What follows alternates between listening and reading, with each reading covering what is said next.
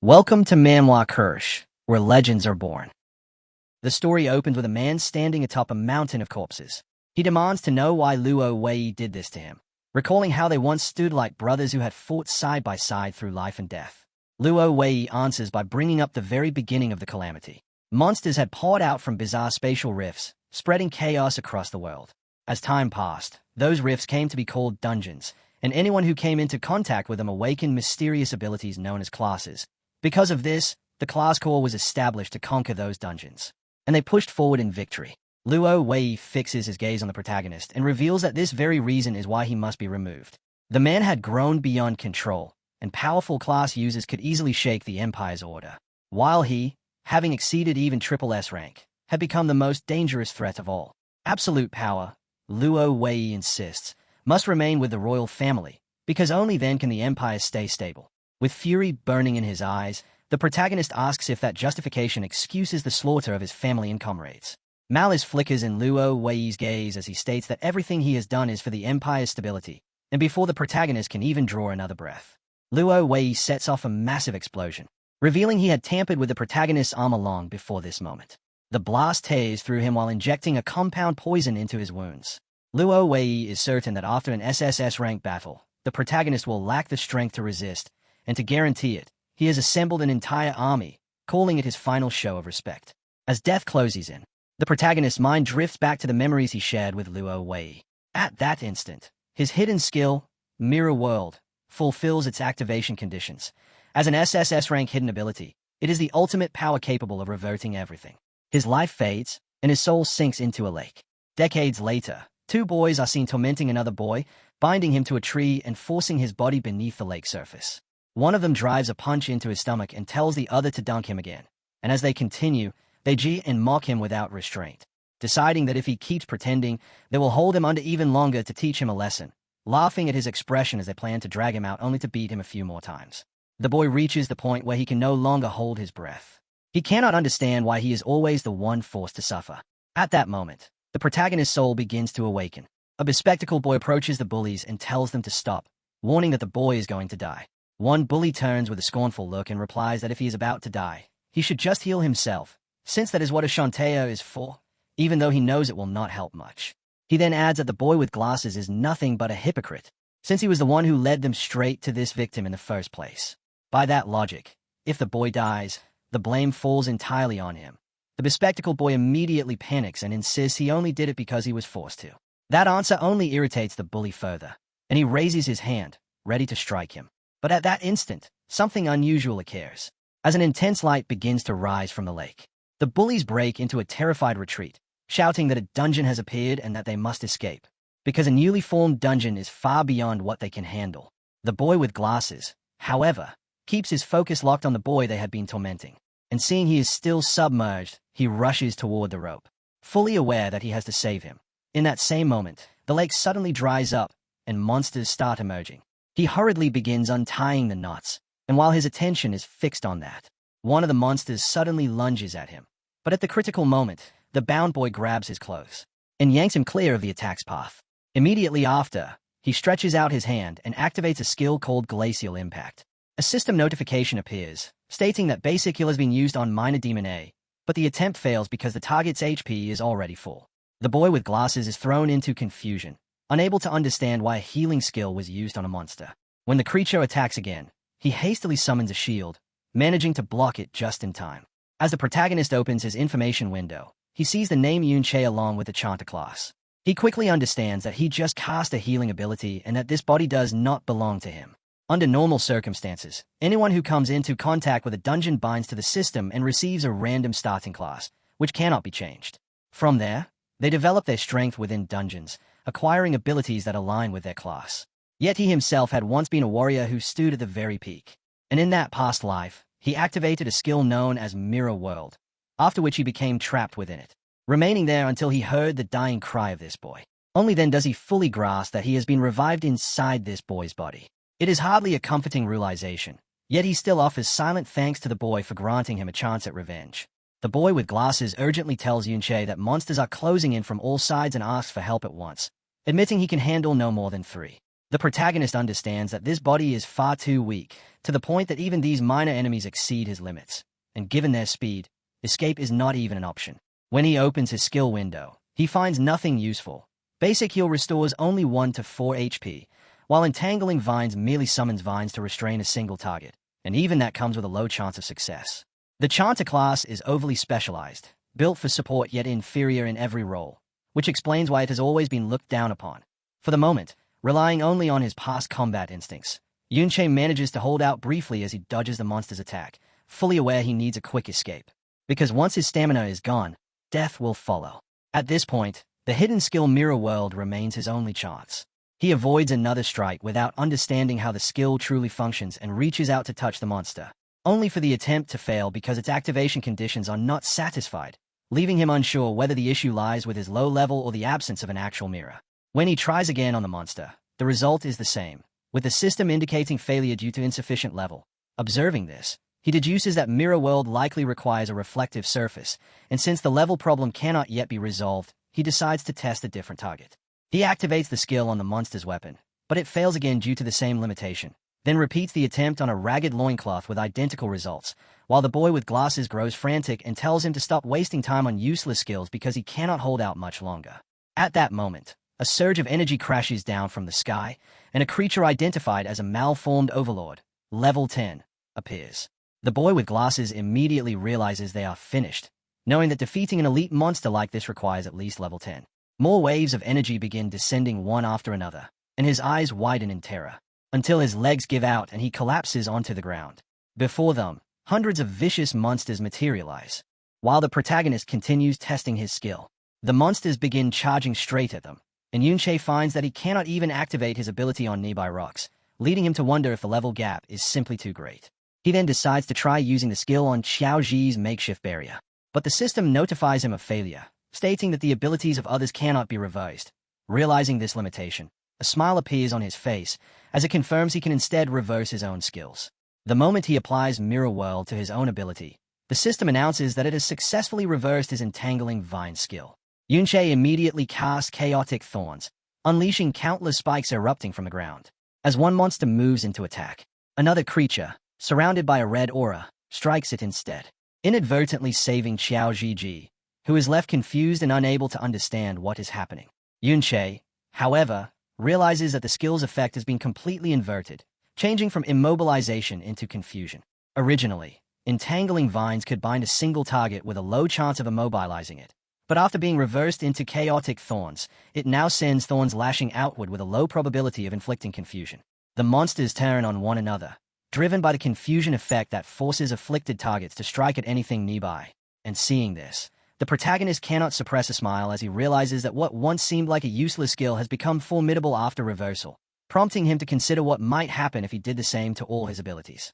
Mirror World proves worthy of its name, as an SSS rank hidden skill that not only inverts the effects of abilities but also enhances them overall. In its normal form, the skill would have had a low success rate, with any restraint lasting no more than a single second, nowhere near its current strength. Picking up a sword lodged in the ground, he continues to wonder about reversing his remaining skills, and his focus settles on Empowered Strike, which consumes 20 mana, lasts 30 seconds, and grants a 5% attack increase to one unit, ending once that unit expends mana. When Yunche reverses it, the skill becomes Trick Blade, now costing 40 mana, lasting 60 seconds, and granting a 10% attack increase every time mana is consumed. He activates Trick Blade, and a powerful aura immediately envelops his sword, making him realize that each skill activation now stacks a 10% boost to his attack, with 60 seconds on the timer. Simply triggering it means every use of a skill will amplify his attack power, revealing enormous potential. Yunche levels up, reaching level 6. He notices that many monsters have already died through their own infighting and understands that they yield a solid amount of experience. When one monster attempts a sneak attack, he reacts instantly and blocks it. His attention shifts to his HP bar, showing 480 health and 120 mana, and he notes that leveling up fully restores his mana. With the monsters still in disarray, he decides to further test Trick Blade.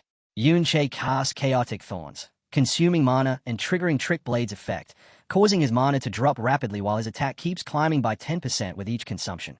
Soon, he is left with 12 mana, but his attack has surged by 120%, with 44 seconds still remaining. His eyes sharpen as he locks onto a monster rushing toward him, realizing this ability defies all norms by letting him reach 2.2 times his attack power with ease.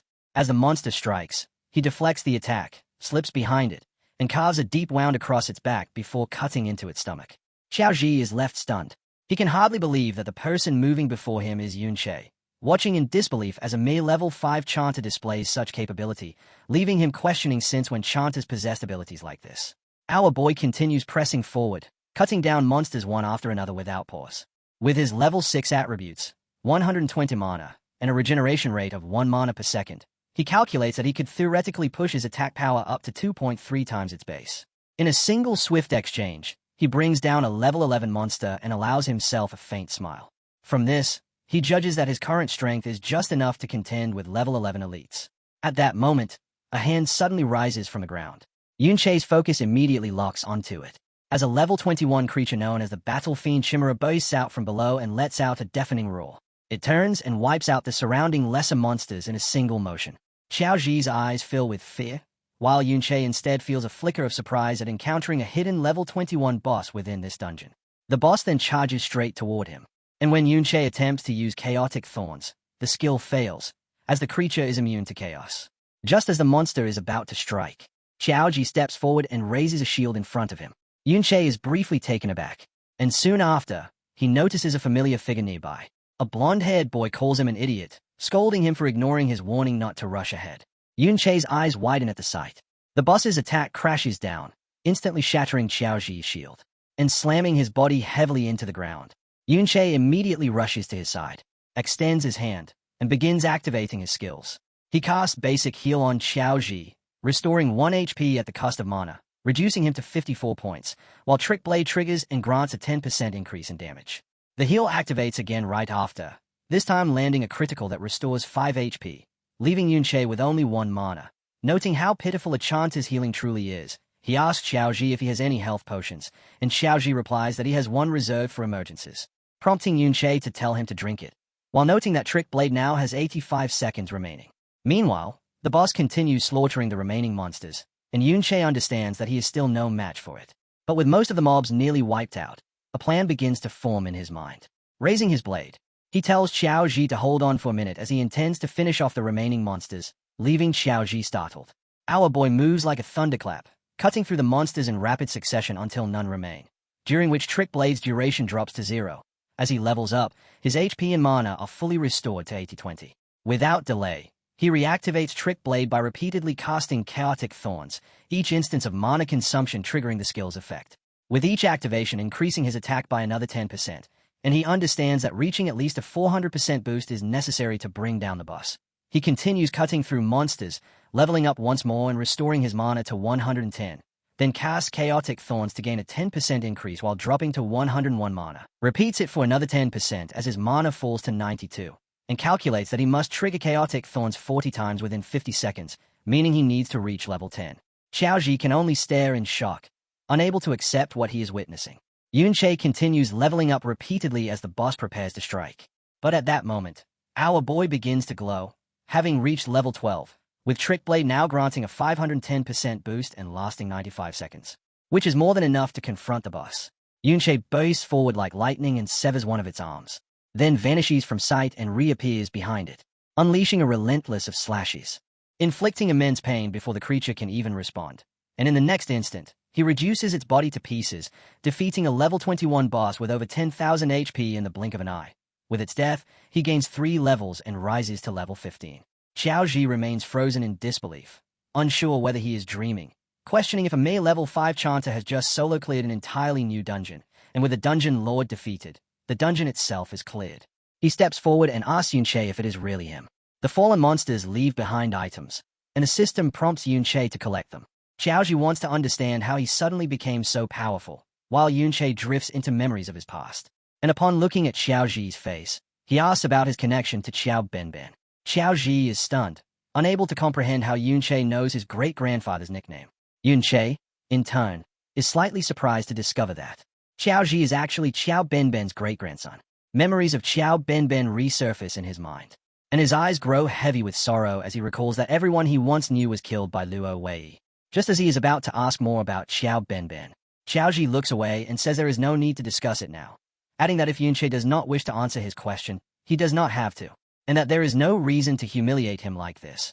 Yunche is left confused, unsure what prompted such a reaction, as Xiaoji explains that, for reasons he cannot understand, Yunche must have been concealing his true strength all along. He then suggests they return to school, since the next day there will be a visit to the Modern History Memorial Hall and skipping classes would draw attention, while Yunche tightens his fist, his anger surging uncontrollably. He chooses to go along with Xiaoji for now, yet inwardly understands that revealing his true identity is impossible at this stage, since any deeper investigation from Xiaoji could easily lead to suspicion. Yunche turns his thoughts toward the Modern History Memorial Hall, realizing it should contain records of everything that happened after his death. The following day, they board the subway on their way to school, with the students buzzing in excitement. So much has changed with time, and after being gone for so many years, he sees that the world itself has undergone massive transformation. He is astonished to find that dungeon-derived materials are now used to power vehicles, and while many of these developments are completely unfamiliar, some resemble things he once encountered inside dungeons long ago. Opening his system inventory, he wonders whether only monster drops can be taken out of dungeons, then equips the Chimera Bone Ring, a level 14 item crafted from the rib of the battlefield Chimera, the Flesh and Bone Dungeon Lord, which grants the ability to attach a Chimera limb to the wearer's body. He retrieves the Robust Physique skill book from his inventory, noting its excellent quality, passive classification, and universal compatibility, and realizes that such equipment and skill books can indeed be brought out through the inventory and even traded outside dungeons. He confirms that the Resilient Physique skill is active, a permanent passive that reduces incoming physical damage. Anything that could not be stored in the inventory after defeating the Dungeon Lord must have vanished along with the dungeon itself. A look of confusion crosses his face, as he still cannot piece together what truly happened following his death.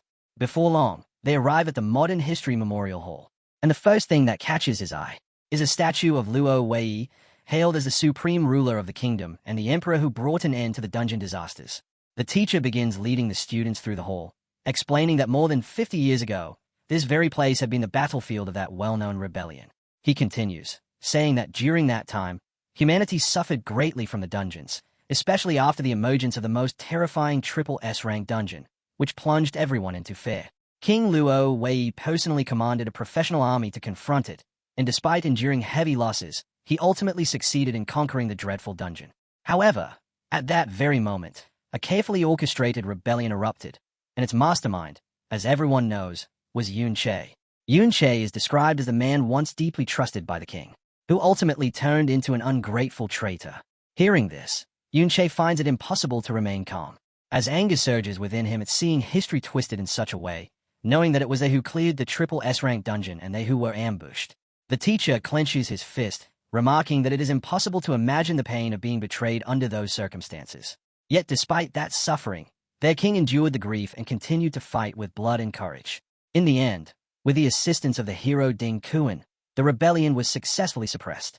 Hearing that name, Yunche's eyes flicker with curiosity, as he wonders whether such a person ever truly existed. At that moment, the same bullies who had tormented him at the lake appear, visibly confused that they are still alive, questioning how this could be possible after being dragged, along with Yunche and Xiaoji, into a newly formed dungeon. One of them explains that the dungeon must have already been cleared, reasoning that for a new dungeon to disappear so quickly, a powerful expert had to be nearby. He goes on to say that they were incredibly fortunate to have encountered such a master. While Yunche fixes his gaze on them, recognizing them as the ones who had abused this body's original owner. Meanwhile, the surrounding students begin crowding around Dingshu, eager to hear what he is talking about. They react with disbelief, questioning whether he truly encountered a newly formed dungeon, and even more astonishingly, whether he survived such a disaster. Dingshu casually drapes an arm over Xiaoji's shoulder and remarks that they were quite lucky to escape with their lives, then lowers his voice, admitting that they had nearly dragged them into that dungeon that day, before demanding to know how they intend to repay that debt. Xiaoji immediately panics and insists that everything was Dingshu's fault, threatening to report him for almost getting both him and Yunche killed. In response, Dingshu grabs Xiaoji by the head, questioning what he is thinking and realizing he seems completely unaware of the situation. He then forces Xiaoji to look toward the statue ahead, telling him to observe how his ancestor is being trampled beneath the hero, revealing that his ancestor was the traitor Qiao Yan and that Xiaoji is his descendant. Finally, he asks whether Xiaoji truly believes anyone would take his side. Dingshu raises his voice, declaring that Xiaoji can insult him if he wants, but he will not tolerate any insult toward his ancestor, leaving Xiaoji frozen in shock. The surrounding crowd gathers even more tightly, fully aware that Ding Shu's grandfather is the hero Ding Kun. At this revelation, Yun Che's eyes begin to burn with anger. The students quickly realize that the person beside them is Xiao Ji, a descendant of Xia. To them, a descendant of a traitor daring to insult a hero feels like the world has been turned upside down, and they recall how his ancestor, Xiao Ji, had slaughtered countless people, believing that without the hero's intervention, even more would have died. Ding Shu continues his display, making it clear that he does not care what is said about him behind his back, but that he will never allow anyone to insult his ancestor to his face. The teacher steps forward, rests a hand on Xiao Ji's shoulder, and tells him to apologize, reminding him that as his instructor he has always been fair, and that in the past, the hero had already shown mercy to his family. He concludes by saying that even if Xiao Ji feels no gratitude, he still has no right to slander the hero. With that said, the teacher turns and walks away.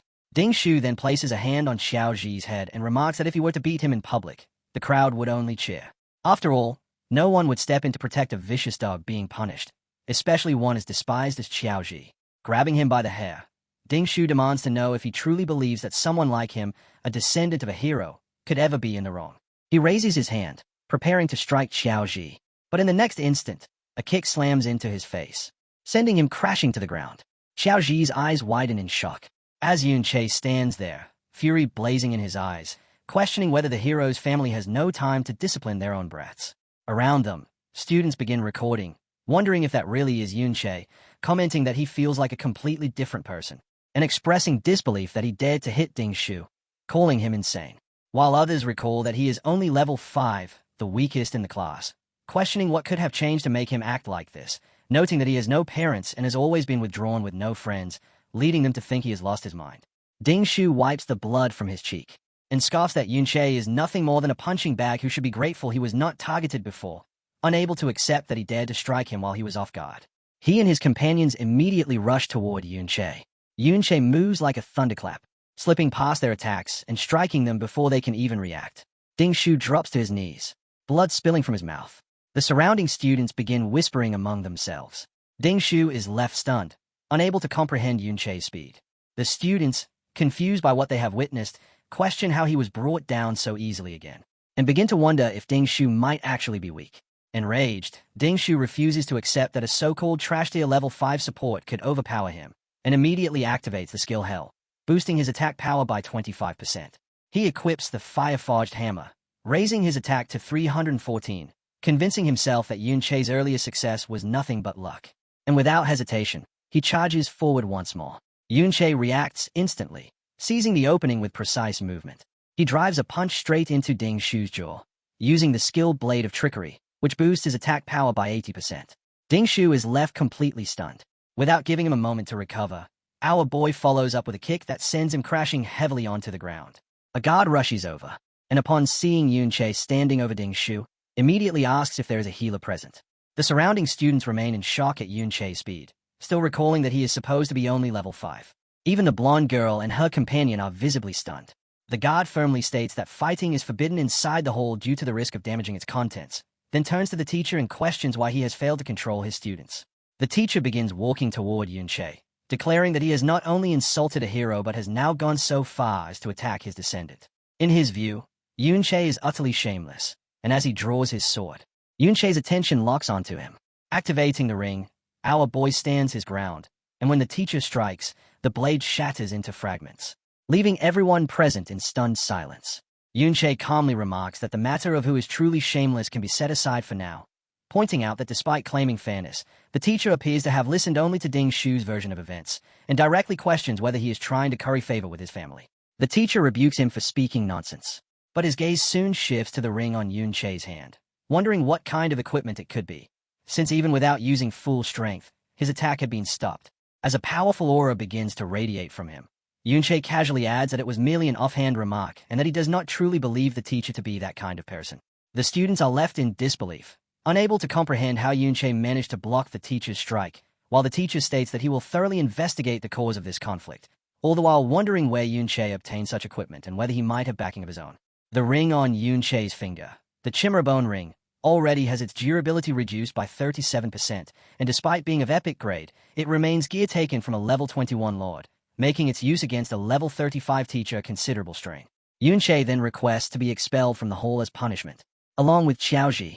Xiaoji rises and follows after him with a confused expression, while the other students continue to marvel at how Yunche managed to block the teacher's attack, questioning whether such a feat is even possible for a student. The teacher instructs the others to cast healing spells on Ding Shu. And in the meantime, Yunche and Xiaoji leave the hall.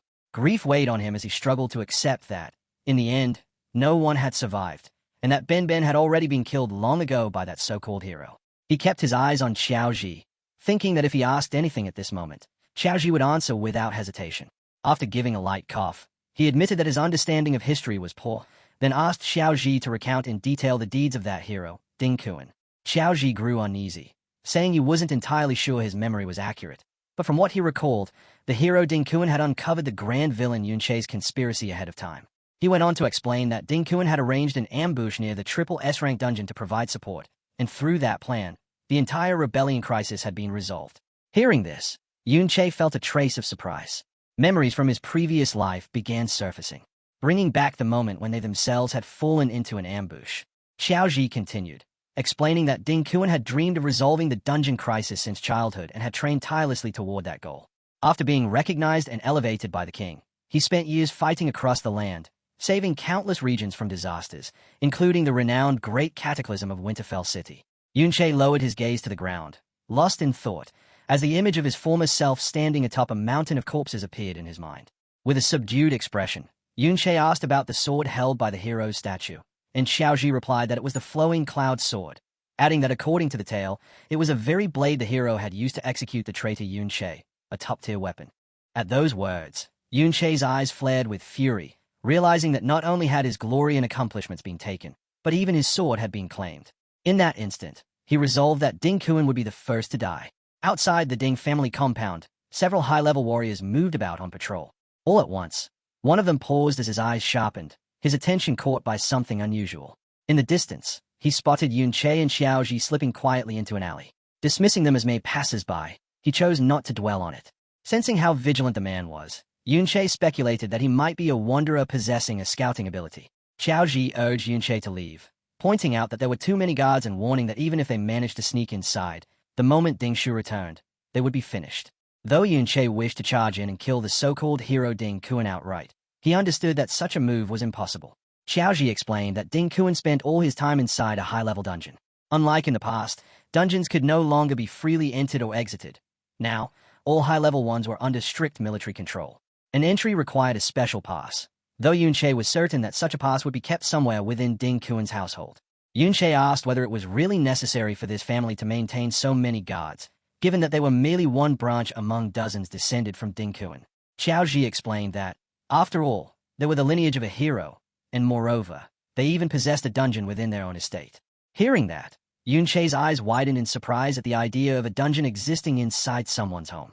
Xiaoji added that low-level dungeons had long since become commodities traded privately, though such things were far beyond the reach of anyone lacking power or status.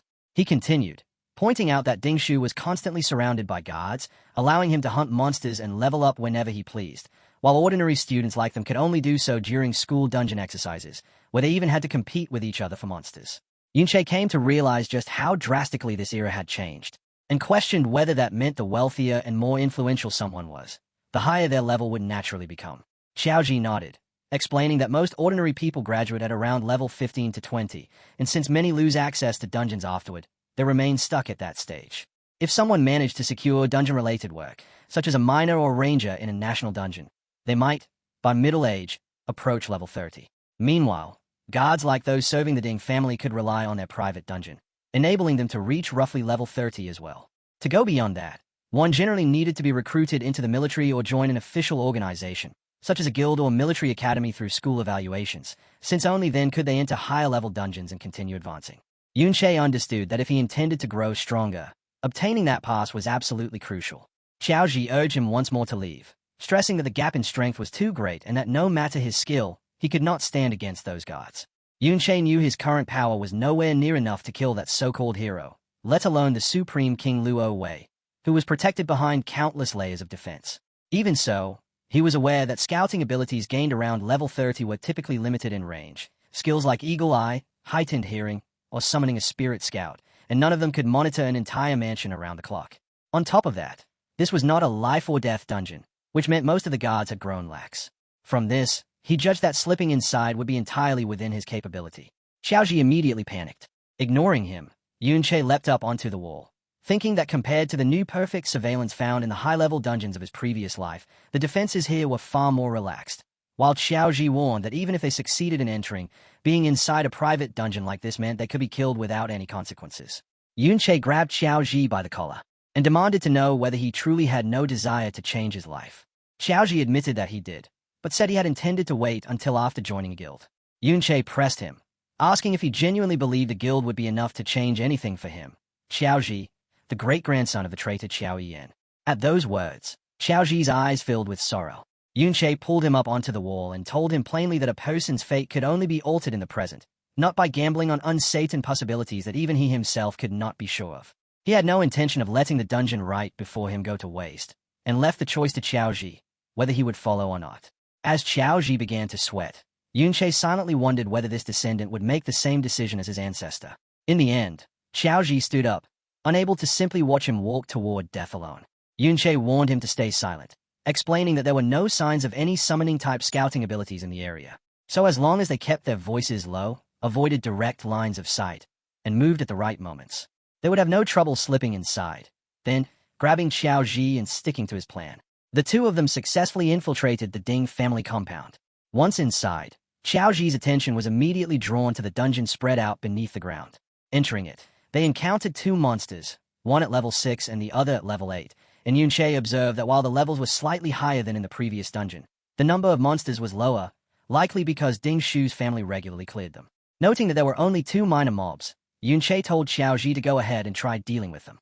Fear immediately gripped Xiaoji, and he refused, insisting there was no way he could defeat them. Ignoring his hesitation, Yunche forced him into the fight as the monsters lunged forward, prompting Xiaoji to summon his shield and defend himself, still unable to comprehend why Yunche believed he could win. His nerves tightened, and regret crept in as he thought he never should have come. All he wanted now was to go back home. Yunche told him to try counterattacking, but Xiaoji anxiously asked how he was supposed to find any opening to strike back. Yunche assured him calmly that he was watching and that nothing would go wrong. Choosing to trust him, Xiaoji steadied himself, then struck out with his shield. But at that moment, the second monster attempted to ambush him from behind, only for Xiaoji to react in time and evade the strike. Just as Yunche had anticipated, Xiaoji's natural talent was actually quite strong. The real issue was his constant fear and tendency to panic, which kept him locked in a defensive mindset, never daring to take the initiative. However, his instinctive sense of spatial awareness was remarkably precise, and because of that, even though he constantly appeared to be in danger, his health barely dropped. Xiaoji struck back at the monster, but his shield shattered into fragments upon impact. In that instant, Yunche moved like a bolt of lightning and killed both monsters. Xiaoji was left slightly stunned as he felt himself level up, reaching level 7. Yunche explained that experience was distributed based on contribution, and that if Xiaoji failed to disrupt the monsters, he would gain very little, since Yunche had dealt the killing blows. In his hand, Yunche held the crescent full bone blade, a weapon forged from the condensed resentment within a leg bone, granting him an additional 62 attack power and 11 spiritual attack. Noticing how nimble Xiaoji's movements were, Yunche asked how he allocated his attribute points, and Xiaoji replied that aside from spirit, he generally spread them evenly. Yunche recalled that shield bearers typically did not invest points into agility. Xiaoji explained that without doing so, he struggled to find a team at school, since no one was willing to wait for a slow shield bearer, and by the time he arrived, the others would have already cleared all the monsters. Yunche let out a quiet sigh and told him that he needed to think long-term. He went on to explain that advanced class promotions after level 60 came with strict attribute requirements, using the Bastion Fortress class as an example, which demanded 60 stamina and 90 defense, emphasizing that attributes could not be assigned carelessly. Xiaoji pointed out that most ordinary people only ever reach somewhere in the level 40 range in their entire lives, questioning how Yunche could even consider level 60, which was already within S-rank territory. Yunche placed a hand on his shoulder, and with a faint smile told him that from this moment onward, he could begin thinking about S-rank, and even heights far beyond it. At the same time, he needed to start planning his own class advancement path. Yunche reflected that his support class had only been revived because of the hidden skill Mirror World, and that unless something unexpected occurred, he would likely switch to a different class. Then, a realization struck him, leaving him momentarily stunned. His Mirror World skill could actually be leveled up. Within the Ding family's private dungeon, Yunche cut through monsters at an astonishing pace. His trick blade skill amplified his attacks, But it wore off just as he faced a level 17 zombie greed demon. And although the creature remained alive, the clash revealed both the strength and the limitations of Trick Blade in prolonged combat, as Yunche's mana and stamina were already running low. The monster eventually fell, confirming that his body could not sustain extended battles. Still, the fight brought tremendous rewards. As Yunche gained 2 levels to reach level 17, his health, mana, and attributes surged upward, and he obtained 2 Shadow Creature Soul from elite zombies, granting his SSS rank Mirror World skill 2,000 experience points and proving that it could indeed be upgraded. After the battle, Yunche gathered the dropped items, satisfied with both the levels he had gained and the experience accumulated from Mirror World. Then, as a sudden sense of danger crept over him, he quickly moved to a higher position, where he noticed that the Ding family guards had begun patrolling more frequently. Below him, Xiaoji, now level 8 and equipped with new gear, nervously suggested they stop, pointing out that the number of monsters had decreased while the guards had grown more alert, making the situation far too dangerous, and wondering if they had already been discovered. Yunche agreed, recognizing that continuing to fight would be extremely difficult, as it would require constant awareness of the guards and precise use of Trick Blade, and with his current strength combined with a heightened security, the risk was simply too great. He then examined a newly acquired skill book, Brick Spell, which could create mana bricks, and realized that when reversed through Mirror World, it transformed into Void Technique, allowing small objects to become intangible, leading him to understand that not every reverse skill was meant for combat, as some offered subtle, non-combat applications. Checking his Mirror World skill, Yunche saw that it still required another 30% of experience to level up. Standing atop the cliff, he reflected on the remarkable power granted by its reversal ability, and even at its current level, his resolve deepened as he imagined how much stronger he would become once it advanced further. With his eyes gleaming, Yunche devised a new plan. This dungeon provided unique experience for Mirror World through its monsters, and he calculated that defeating the boss could push the skill to level 2, a reward far too valuable to ignore despite the danger posed by the guards. They proceeded carefully through the cave, keeping low behind rocks as the guards increasingly relied on detection skills, making their position ever more precarious. Yunche cautiously looked ahead, and spotted their objective, a massive shadowy figure seated upon a throne at the top of a staircase, bound tightly by thick, glowing purple chains, with numerous guards stationed around it. This was clearly the dungeon boss. From their hiding place, Xiaoji was stunned to see a dungeon boss restrained and controlled in such a manner, while Yunche was less surprised, recalling that even the boss in their school dungeon was guarded, suggesting that such practices were common among powerful factions. And as he observed the scene, noting the relatively relaxed guards along the stairs, his attention settled on the glowing purple chains binding the boss, recognizing them as powerful restraints. And quietly assessing the situation, he understood that with so many guards present, any direct attempt to attack the boss would be suicidal and impossible to succeed, as it would immediately draw everyone's attention. Although he knew killing the boss under these conditions was out of the question, Yunche soon noticed an opening when a single guard wandered away from the others. Deciding to eliminate them one at a time, he covered his face, activated Trick Blade for a 150% attack boost, and launched a sudden ambush, which succeeded instantly as the guard was crippled and collapsed. While Xiaoji watched in shock, and Yunche stood over the fallen man with a cold, oppressive presence, ordering him to speak and provide information. Terrified, the guard pleaded for his life, promising to tell everything he knew and admitting that the Ding family did not pay him enough to die for them. Seeing an opportunity, Yunche listened closely, recognizing this as his chance to obtain information crucial to his main objective, penetrating deeper into the compound. When Yunche asked about the hero dungeon pass, the guard reacted with shock before quickly explaining that the old master kept many of them in his study, and that they were not particularly rare. The guard misunderstood the situation, assuming Yunche was some kind of fanatic devoted to the hero's legacy. Growing increasingly frightened by Yunche's silence, he hastily swore that he was telling the truth, insisting that he had personally seen the old master frequently taking out those passes. He added a warning that the passes were only temporary samples, and that without someone on the inside, they would inevitably be discovered. Yunche showed no concern, simply grabbing the guard by the collar, and telling him not to worry, then with a cold expression ordering him to empty his inventory, making it clear that he intended to strip him of everything and likely assume his identity. Back within the Ding family compound, Yunche continued interrogating the guard while holding onto his shirt, only to feel disappointed upon finding nothing more than a single mediocre skill book, as the terrified man swore it was all he possessed, explaining that the Ding family stored all valuable dungeon drops in their inner residence, leaving only scraps for guards stationed on the outside. Yunche then learned Sunlight Baptism, a passive ability that granted temporary defense after healing, and after reversing it with Mirror World into Moonlight Blessing, a powerful offensive skill that provided a temporary attack boost following healing. He noted that skills of this level, much like the dungeon passes, were kept within the inner residence. The guard pointed toward the luxurious inner residence of the Ding family, explaining that outer guards like himself could not enter unless directly summoned. He emphasized that security there was extremely tight, and that aside from Ding Shu, everyone inside was above level 50 and equipped with top-tier gear, making outer guards unnecessary. Pulling him closer, Yunche asked again whether the pass was truly inside, and the terrified guard confirmed it, adding that the powerful family head, who was level 42, was also present there, an opponent Yunche could not defeat, and went on to describe the strength of the family. The current and second family heads were both level 42. The third family head had reached level 52, and the old master stood at level 57.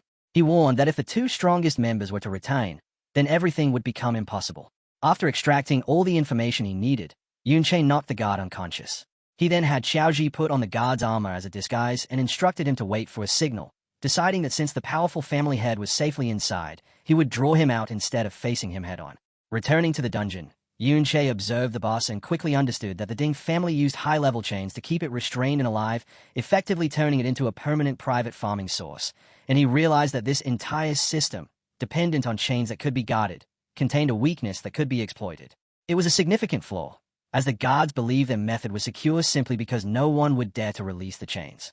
Yet they had no knowledge of Yunche, who, from his past life, knew exactly how to unlock them. Moving quietly, he approached one of the guards and effortlessly released the lock. The chains dropped away, and the enraged boss broke free, erupting into chaos as it rampaged wildly while the guards fell into panic, creating exactly the kind of disorder Yunche needed to lure the family head out from the inner residence using this perfectly timed disruption. The plan unfolded flawlessly, as alarms rang out and the level 42 family head rushed out from the now unguarded inner residence, issuing urgent orders to reinforce the dungeon while leading his guards to deal with the crisis.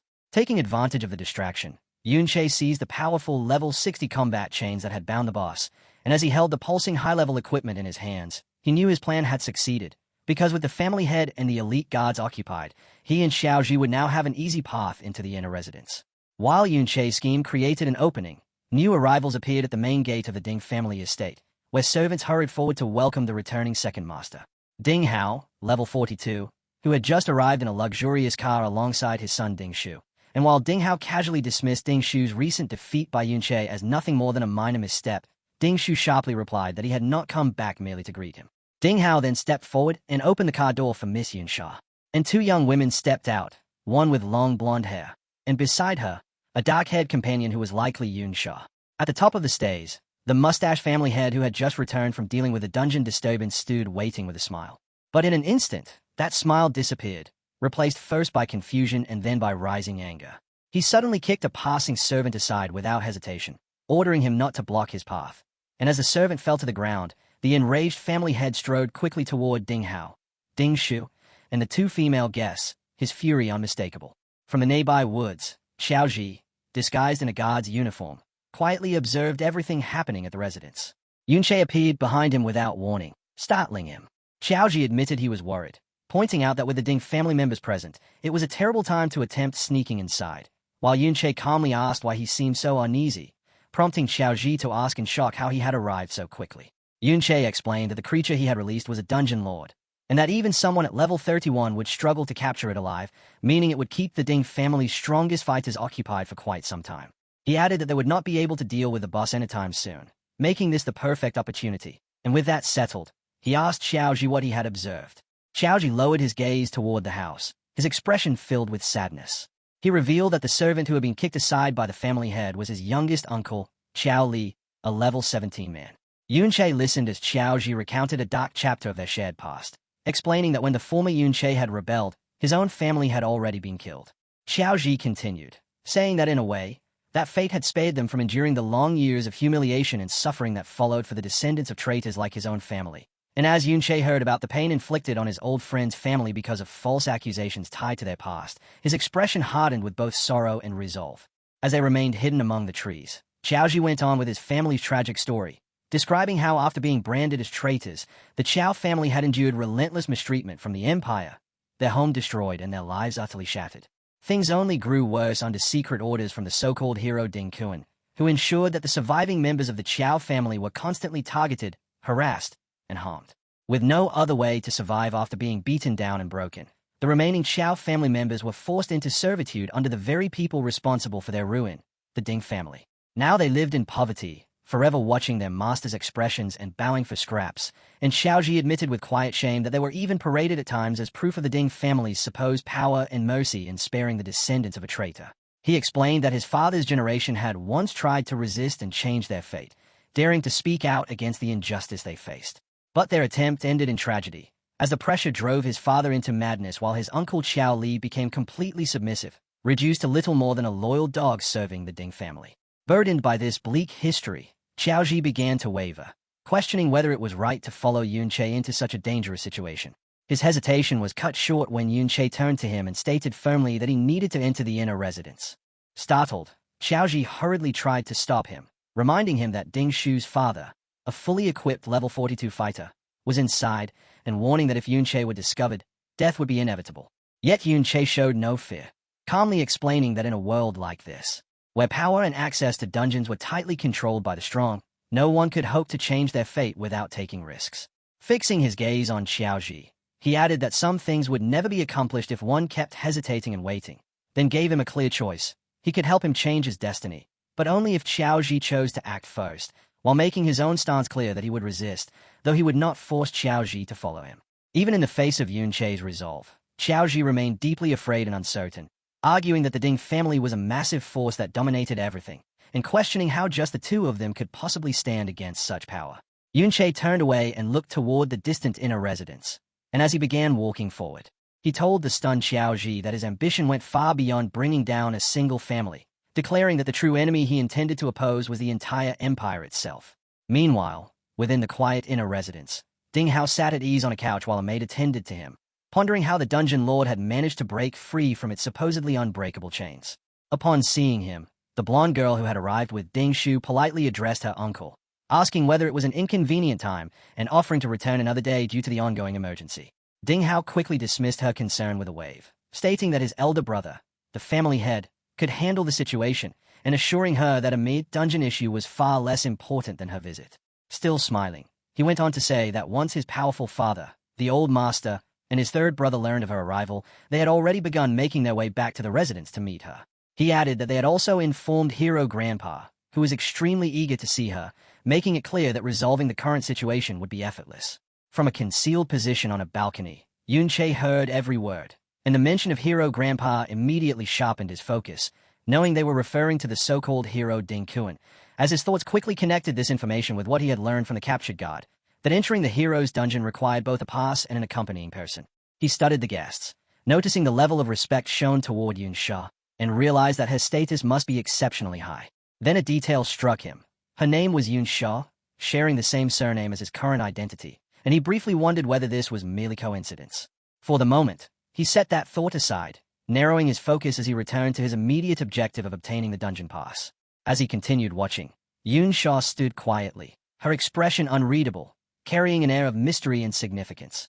With the Ding family's strongest fighters occupied, Yunche seized the opportunity to infiltrate the inner residence, moving soundlessly through the lavish corridors, slipping past two maids engaged in conversation, and blending into the shadows to remain unseen. He advanced through the opulently adorned halls, pressing deeper into the mansion as he closed in on his target. Meanwhile, outside in the dungeon, the disturbance had been brought under control. The family head, Ding Yi, level 42, stood with his forces before the fallen dungeon lord, and as he examined the scene, he concluded that the creature had been deliberately released, though it troubled him that no culprit could be found, as he reasoned that such a risk would not have been taken merely for a single valuable item like the chains. Resolute in securing his estate, he ordered his guard to first surround the inner residence. His primary concern was the important guest, as he could not allow anything to unsettle the young lady. Inside the study, Yunche began searching, heading straight to the desk mentioned by the guard, only to feel a flicker of irritation when he found the drawers empty at first glance. Recalling his newly acquired non-combat ability, he activated phasing, the reversed form of brick spell, allowing his hand to pass through the solid wood of the desk and reveal a concealed compartment within. Inside, he discovered a hidden drawer filled with books and journals. Pulling them out, his gaze first fell upon what appeared to be a diary. But setting it aside, he uncovered what truly mattered, a collection of high-quality, refined skill books, including one for a powerful support ability called Slowing Aura, capable of reducing the speed of all enemies across a wide area, confirming that he had found the family's hidden reserve. At the same time, the entrance to the Ding family's inner residence had become heavily guarded. From his position in the nearby woods, Xiaozhi watched in terror. He wondered why so many guards had gathered, fearing they had been discovered. And as more arrived, his panic intensified until he became convinced the situation was far too dangerous, worrying that if Yunche did not escape immediately, he would surely be caught. That fear dragged up painful memories of his father losing his sanity, and the endless suffering his family had endured, and his first instinct was to run, to slip away quietly and save himself. But when another guard approached his hiding place, he froze, unable to decide what to do. At that crucial moment, Yunche's words echoed in his mind, that he could be helped to change his fate, but only if he chose to act first. With his resolve finally set, Xiaozhi let out a loud shout, deliberately drawing the guard's attention. He burst from concealment and sprinted away, leading them off from the mansion, having made his choice to become the distraction that would keep Yunche from being discovered. From within the mansion, Yunche witnessed Xiaozhi's bold move.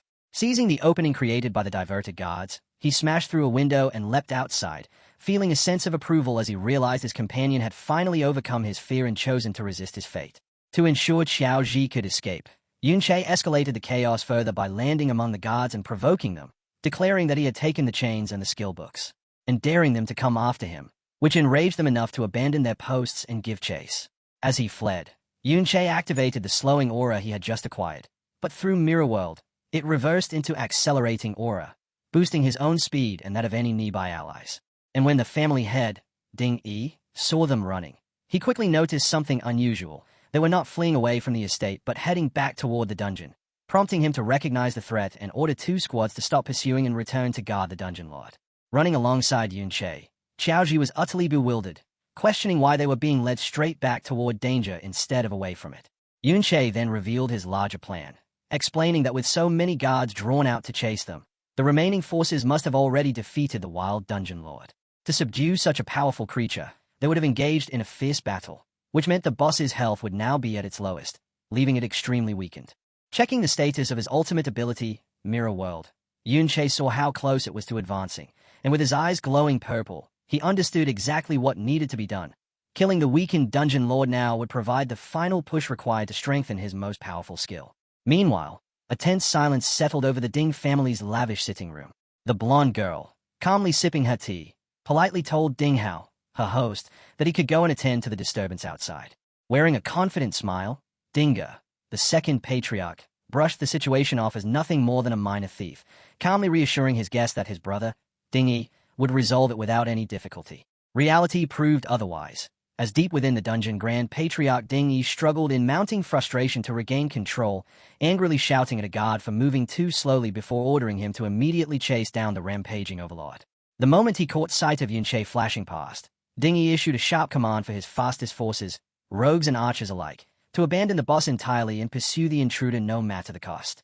Their pursuit quickly fell apart, because Yunche's speed was overwhelming, far beyond their reach, and he understood exactly why, having invested half of his attribute points into agility. When combined with his reversed acceleration abilities, his movement became so extreme that only specialized level 30 rogues or archers had even the slightest chance of keeping pace with him. Without obstruction, he reached the central chamber where the skeletal overlord stood surrounded, its body battered and crippled while the guards struggled desperately to complete a sealing spell. At that sight, Yunche immediately realized his plan had succeeded, the boss now reduced to its weakest state, and as purple energy surged through him, he prepared a single decisive strike to end the weakened dungeon lord. As he closed in, the guards stationed around the overlord finally noticed his presence. They raised the alarm and rushed forward in panic, attempting to block his advance before forming any proper defense. Yunche responded instantly by unleashing chaotic thorns. From the ground, twisting purple vines burst forth and lashed at the guards, leaving them completely stunned since none of them had ever encountered such a skill before. The attack carried a status effect, something humans would normally resist. Yet Yunche's version was abnormally powerful, causing several guards to fail their resistance entirely. The result was immediate and disturbing, as those afflicted fell into confusion, and one mage turned and struck a fellow guard with a powerful spell, throwing their formation into complete disorder. The remaining guards could only stare in disbelief, shaken by the impossibly high success rate of the ability. With the enemies turning on each other, Yunche did not hesitate and seized the opening. He slipped through the collapsing formation with ease, his path now unobstructed as he moved straight toward his target, the low-health overlord that was ready to be claimed. The guards' defense broke apart entirely as Yunche passed through them, their panic escalating as they shouted in confusion over why their shields and control abilities had failed, even as they accidentally struck their own allies. Observing their disarray, Yunche immediately judged them to be a messy, uncoordinated group lacking any real experience in team combat. He reflected that their long period of comfort had dulled them, directly contributing to their current collapse. Amid the chaos, a guard captain attempted to restore order, shouting that if they could just pin the intruder down, he would surely die. At that very moment, the first patriarch, Ding Yi, arrived on the scene and commanded his forces to hold Yunche in place. Clad in blazing armor, the level 42 warrior declared with confidence that he would personally deal with the intruder. With his weapon burning, he launched himself forward, preparing to unleash a devastating strike at Yunche. Yunche watched the patriarch's approach closely, making his own preparations. Letting out a dismissive sound, he chose to confront the attack directly without retreat. From his inventory, he drew the level 60 combat chains he had previously stolen. Although his level was too low to properly equip them, he understood that their exceptional durability would still remain intact. As Ding Yi's blazing strike came crashing down, Yunche raised the chains as an improvised shield and absorbed the full force of the fiery impact, managing to block it head-on. Rather than merely stopping the attack, Yunche turned its overwhelming power to his advantage, using the sheer force of the blast to launch himself backward like a cannonball, smashing through the magical seal the guards were desperately maintaining around their boss. He came down with precision, landing directly in front of the crippled dungeon lord. With a mocking grin, he tossed out a final taunt, cheekily thanking the furious patriarch for the ride. Before the guards could even react, Yunche openly declared his intent to claim the Overlord's experience for himself.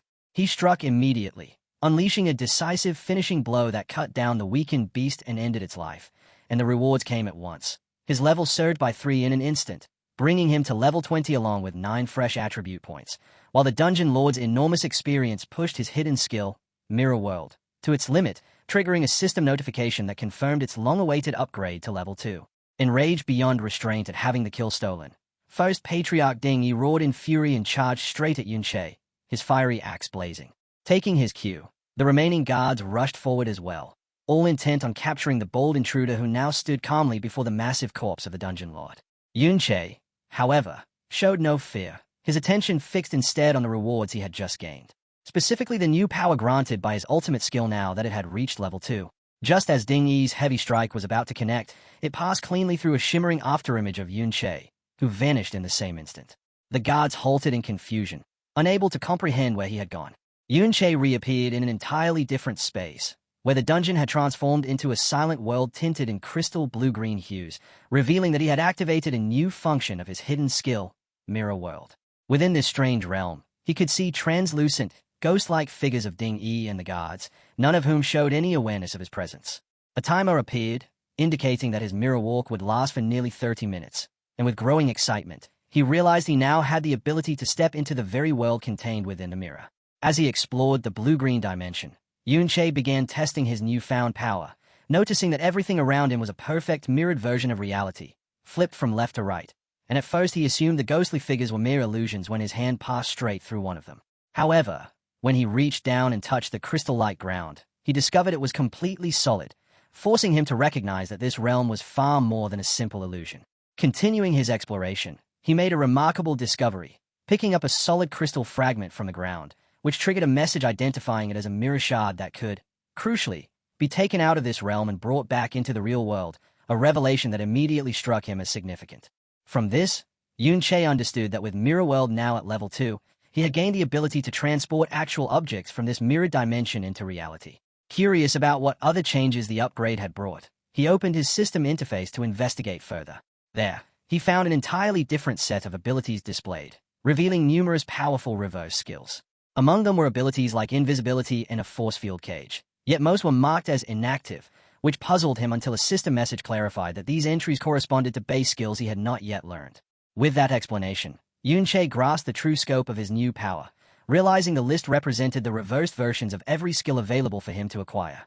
He understood that if he wanted to access any of these advanced abilities, he would first need to locate and learn their original forms in the real world.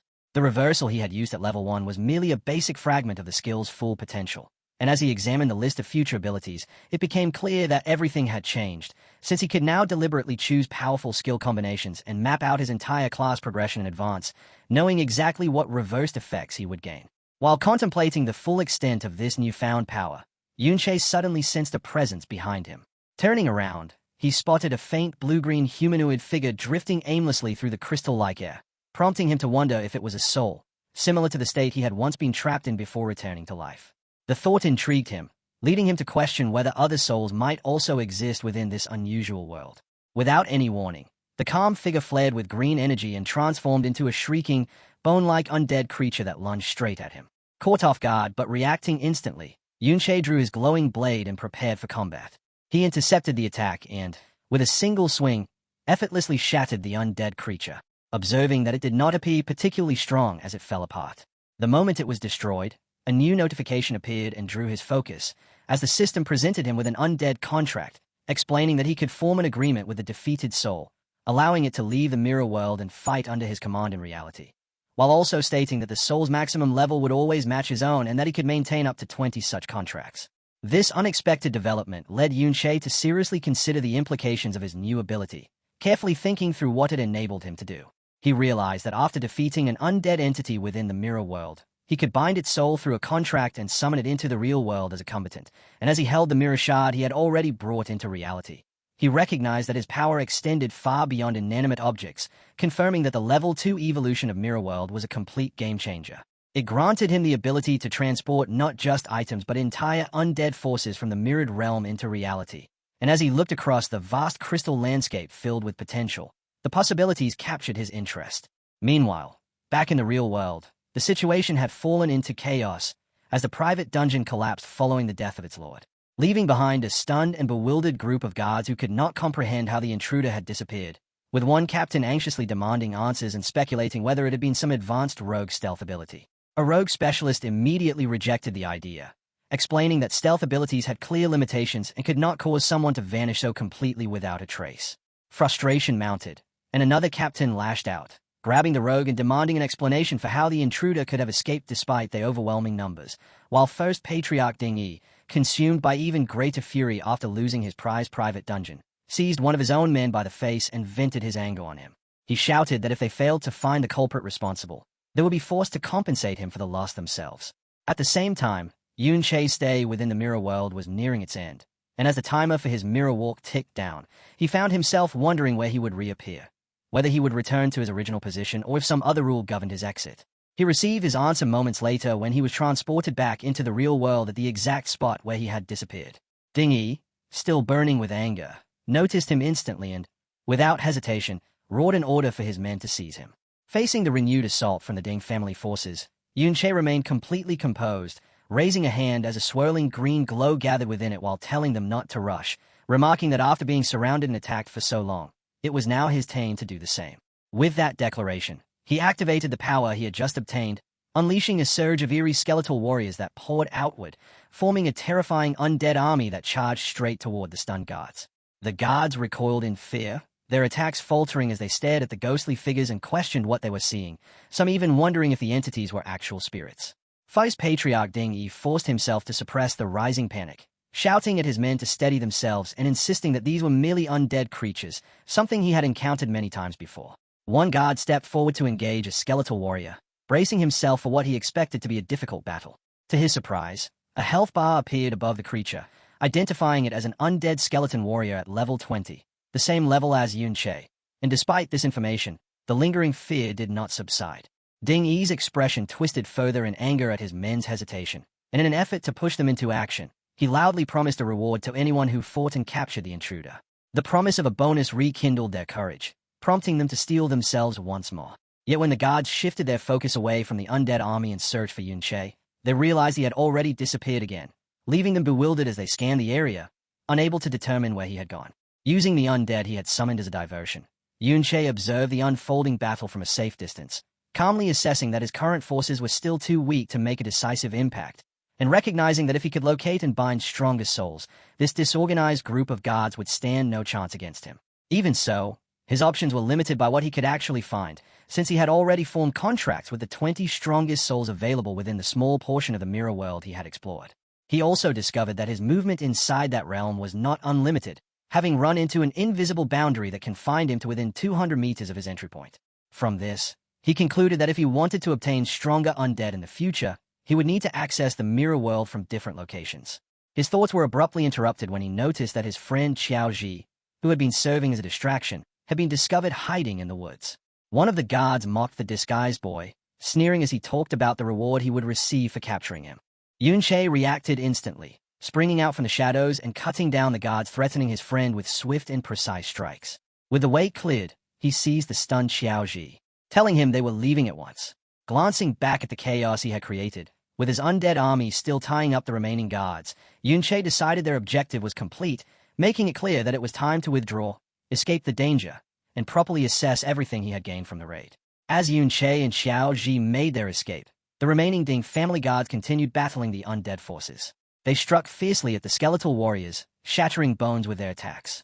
A guard leader observed that the creatures were not particularly strong, but any sense of relief vanished almost immediately. To their horror, each skeleton that was destroyed reassembled itself instantly, returning in perfect condition. They continued fighting, only to watch the skeletons revive again and again without end. Just as the guards' morale began to collapse, Dingay, the formidable level 52 third head of the Ding family, arrived calmly with a cigarette in hand, quickly recognizing that the skeletons were summoned entities and that their regeneration depended on the summoner's energy, and with a confident smile, he concluded that the solution was simple. They only needed to keep destroying them until their master's power was exhausted. Sometime after the chaotic assault, the old master returned, the powerful family head with a long white beard, and his first question was whether their important guest, Miss Yun Sha, had already departed. Inside, his son Ding Hao bowed deeply in respect, apologizing for failing to keep her there, and explained that the intruder had been shockingly brazen, causing a disturbance by shouting loudly and even breaking a window, which ultimately frightened their guest into leaving. The old master, Ding Dan, the formidable level 57 patriarch and son of hero Ding Kuan, was furious, angrily berating his son over the complete collapse of their security and the fact that an intruder had managed to infiltrate and escape without being identified. Ding Hao lowered his head in shame, accepting full responsibility for the failure. However, he quickly added a piece of good news, explaining that despite everything, Miss Yunshaw had still agreed to visit the hero's dungeon, meaning his grandfather hero Ding Kuan's matter had not been jeopardized. This did little to calm the enraged patriarch, as Ding Dan swore that those responsible would be hunted down and killed without mercy. He then issued an impatient order for his son to immediately investigate what else had been stolen. Once safely away from the turmoil, Yunche began reviewing what he had gained, starting with the temporary dungeon access permit he had stolen, which bore Xiaoji's name. Although securing the pass had been his primary objective, he still required an escort to enter the hero's dungeon, and for now, he chose not to rush into solving that issue. He then evaluated the rest of his spoils from the raid on the Ding family residence, noting just how profitable it had been, especially with his level now raised to 20. His Chimera bone ring, a powerful item, had nearly been destroyed while blocking an attack. Yet in exchange, he had obtained more than 10 valuable skill books, one of which contained chant-type abilities that were all support-oriented. From that set, he learned Battle Song Chant, a skill that increased critical hit rate and damage at the cost of reduced defense, and he immediately considered its reverse counterpart, Shield Song Chant, which would invert those effects. It became clear to him that by learning and reversing these support abilities, he could significantly enhance his overall stats, and when combined with a new passive skill that boosted his strength, he understood that he could overpower any opponent at the same level purely through raw attributes. Beyond the skill books, the Dungeon Lord had also dropped a rare level 30 item, Corrupted Knight's Armor, which he noted would be useful at a later stage. However, above all the levels, equipment, and abilities he had acquired, the most important achievement was the upgrade of his hidden skill, Mirror World, which had finally reached level 2. As he reflected on these new capabilities, Yunche acknowledged that his necromantic summons had greatly increased his combat strength, but he also recognized that it still would not be enough, recalling the statue of hero Ding Kuan and estimating that his opponent was at least an S-rank berserker, meaning that to stand any chance of defeating him, Yunche would need to reach level 50 or higher and, more critically, secure a contract with an S-rank necromantic spirit. Later, after putting distance between themselves and the Ding compound, a still-shaken Xiaoji nervously asked whether they might still be pursued. Yunche answered calmly that they had already shaken off any US and were safe, especially since their faces had not been seen. Even so, Xiaoji remained uneasy, and Yunche recognized how difficult the ordeal must have been for him, while also concluding that his current undead forces were still insufficient, prompting him to decide on his next move. He asked Xiaoji if there were any nearby dungeons where a powerful individual had died, and when Xiaoji showed confusion, Yunche clarified that he needed a higher-level dungeon to level up more quickly, adding that the powerful individual would serve a purpose he would explain later. After thinking it over briefly, Xiaoji confirmed that such a place did exist. However, he hesitated as concern set in, explaining that it was the school's private dungeon and that sneaking inside would not be possible. This caused Yunche to pause and consider the implications of a tightly controlled and heavily guarded dungeon, but he did not back down, instead deciding that if normal entry was out of reach, he would rely on special methods to achieve his goal. As part of these methods to gain access to the school's private dungeon, Yunche approached his class teacher and presented him with a valuable rare purple quality skill book for the Wanderer class, one he had taken from the Ding family, and the bribe proved effective, as the teacher, now convinced that Yunche had powerful backing, became noticeably more cooperative. The teacher admitted that access to the dungeon was normally fixed and not something he could easily alter. However, he pointed out a loophole, explaining that the dungeon was open to graduating students. Although Yunche did not meet the usual qualifications, the teacher had the authority to recommend an exceptional student, and convinced of Yunche's potential, he agreed to secure him a place, allowing the plan to go through successfully. In this way, Yunche joined the group of students entering the school's valiant dungeon. Among them, some carried determination while others tried to flatter their way forward, with one student grimly remarking that this might be his final opportunity to level up, while another expressed gratitude toward the hero. And as Yunche approached the glowing portal, he felt an unsettling sensation, a quiet instinct warning him that something about this dungeon was not right. Meanwhile, the teacher spoke enthusiastically, explaining that this was the very place where the hero had once fought and that remnants of his power might still linger within. Not far away, Xiaoji listened with a heavy expression, suddenly realizing with dread that the valiant dungeon was a location where, according to the Empire's fabricated history, hero Ding Kuan had supposedly slain his great-grandfather, the so-called traitor Tiao Yan. Aware of the hidden truth behind that story, Xiaoji hesitated, torn over whether he should reveal to Yunche what he knew about the dungeon's real past. As the students assembled at the entrance, the teacher issued a final warning, reminding them that it was a high-level dungeon and that they must proceed cautiously within their limits, before specifically calling out a red-haired student in armor named Little Xie and instructing him to watch over Yunche and Xiaoji. Little Xie reacted with clear irritation, complaining that being forced to babysit would interfere with his ability to focus on leveling. Another student shoved him forward, telling him to stop whining since the dungeon had already opened, while grumbling about why younger students were even allowed to enter. And with that, Little Xie moved ahead into the dungeon alongside the others. Even so, he spoke down to Yunche and Xiaoji, ordering them to stay behind and avoid causing trouble, warning that he would abandon them immediately if they became a burden. And as the group stepped into the vast interior illuminated by a purple glow, Yunche quietly observed everything around him. He knew the dungeon was supposed to be within the level 20 to 40 range, yet the instincts he had carried from his past life were sounding alarms, filling him with a deep sense of unease as he detected a level of danger that did not match the dungeon's stated difficulty. The students advanced further into the glowing purple expanse of the valiant dungeon.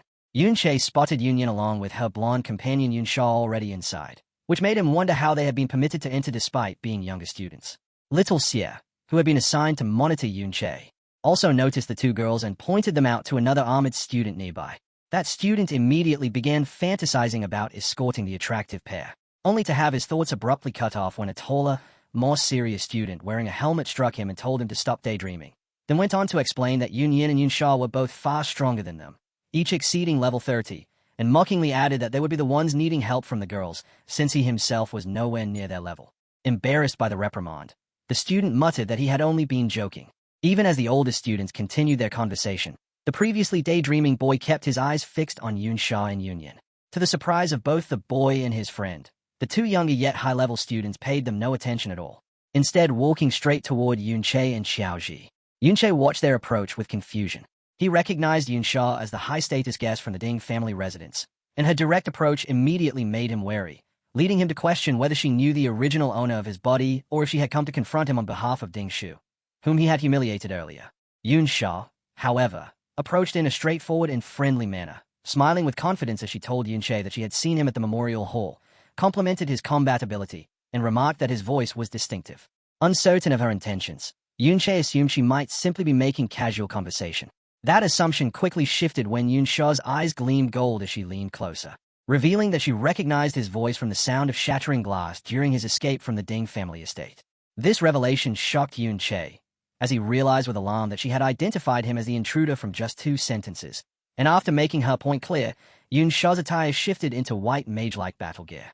Yunyan followed suit, changing into a dark green energy outfit, and Yunsha then told the still surprised Yunche that they would explore the dungeon first before calmly walking away alongside her companion.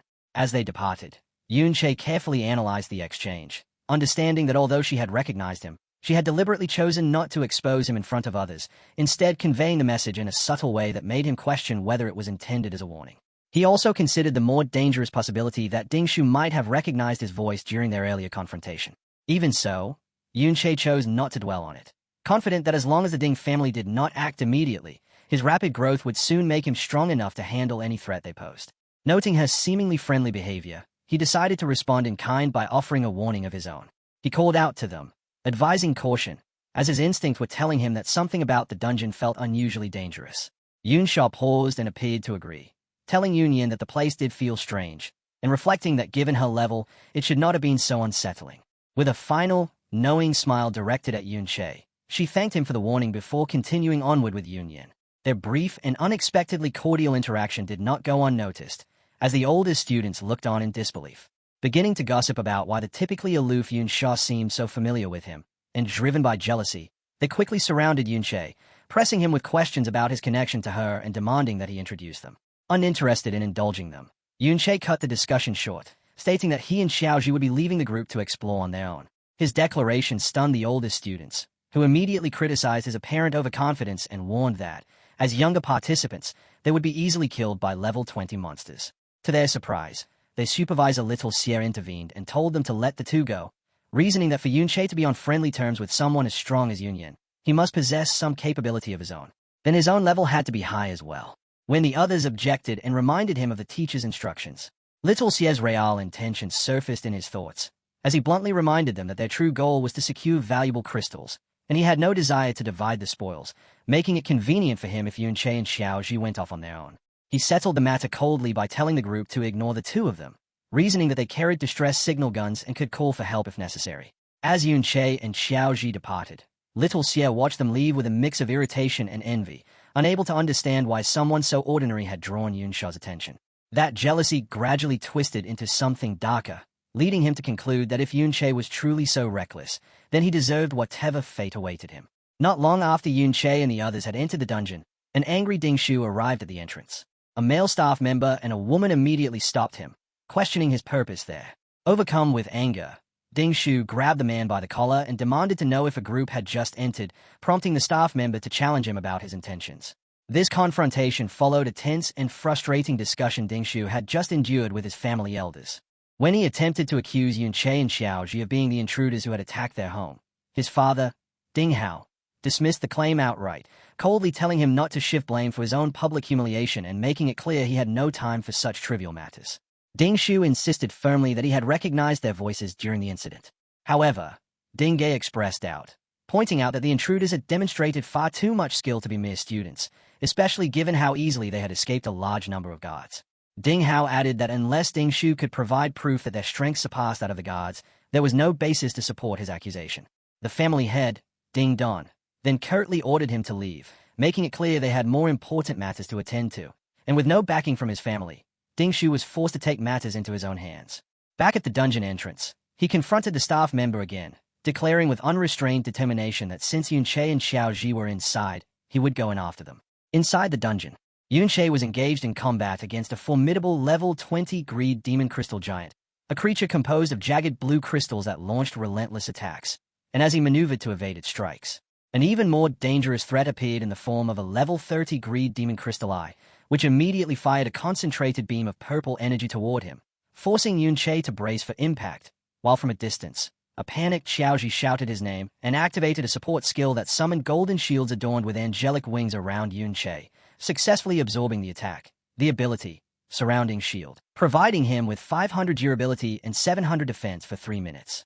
Xiaoji followed up without hesitation, unleashing a motivational shout that enveloped Yunche in an empowering aura, granting him the inspired status and boosting both his attack power and speed by 5%, demonstrating that he was rapidly developing into a highly effective support player. Empowered by Xiaoji's support, Yunche launched a relentless sequence of heavy attacks against the massive crystal creature. With his Trick Blade skill active, granting him a 70% increase in attack power, he delivered a final decisive strike that shattered the formidable level 30 eye of the mountain. The rewards came immediately, as Yunche advanced to level 21 and gained 3 additional attribute points, while Xiaoji, equally thrilled, shouted in surprise upon reaching level 11 and receiving 3 points of his own. Yunche explained that the surrounding shield and motivational shout abilities came from the skill books they had taken from the Ding family, emphasizing that they were highly effective support skills that Xiaoji had successfully learned.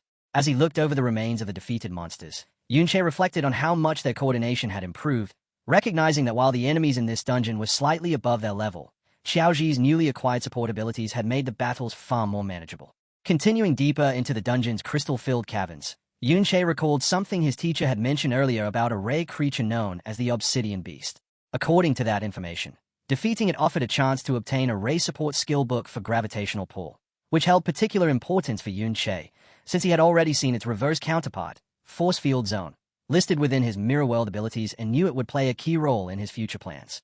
However, that was not his only objective, as he surveyed the vast and eerie terrain, keeping in mind that this dungeon was also said to be the resting place of many powerful adventurers who had died there. From that, he inferred that their souls might still linger where they had fallen, presenting him with an opportunity to locate and bind stronger undead spirits to expand his army, and he hoped to encounter such souls within the area.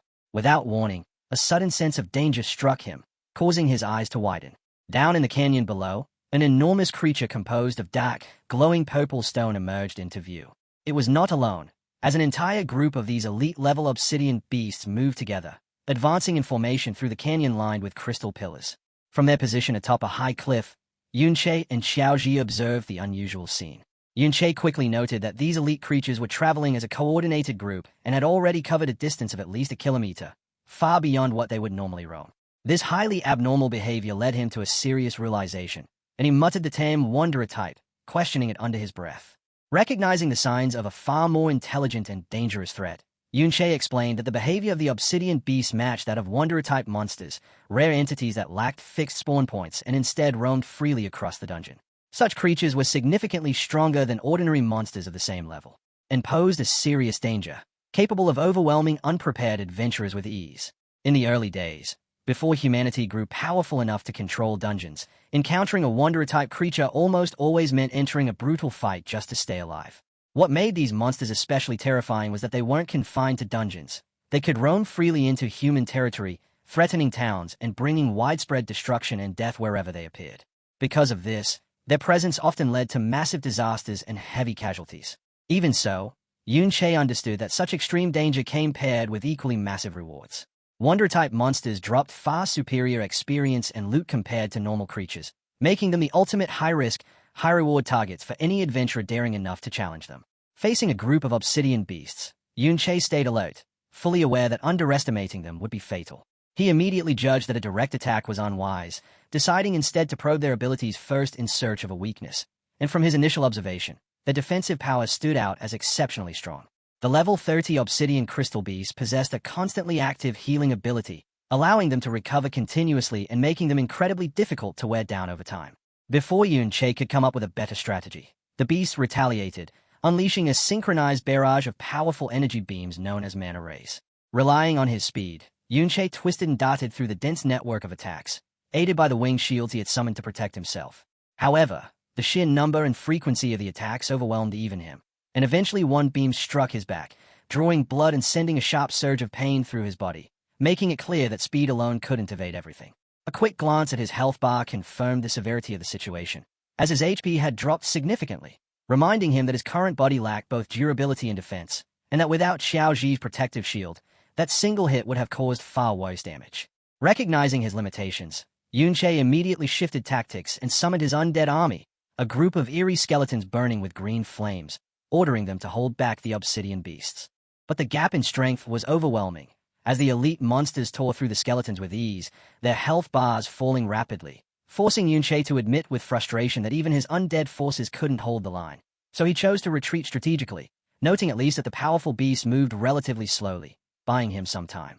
He clearly understood that his low health and weak defenses were flaws that couldn't be fixed in the short term. With that in mind, Yunche concluded that defeating the beast would require relying on Xiaoji's defensive abilities, but for that plan to work, Xiaoji needed to grow stronger. So he turned to him and laid out the strategy to first hunt regular monsters and build up their strength.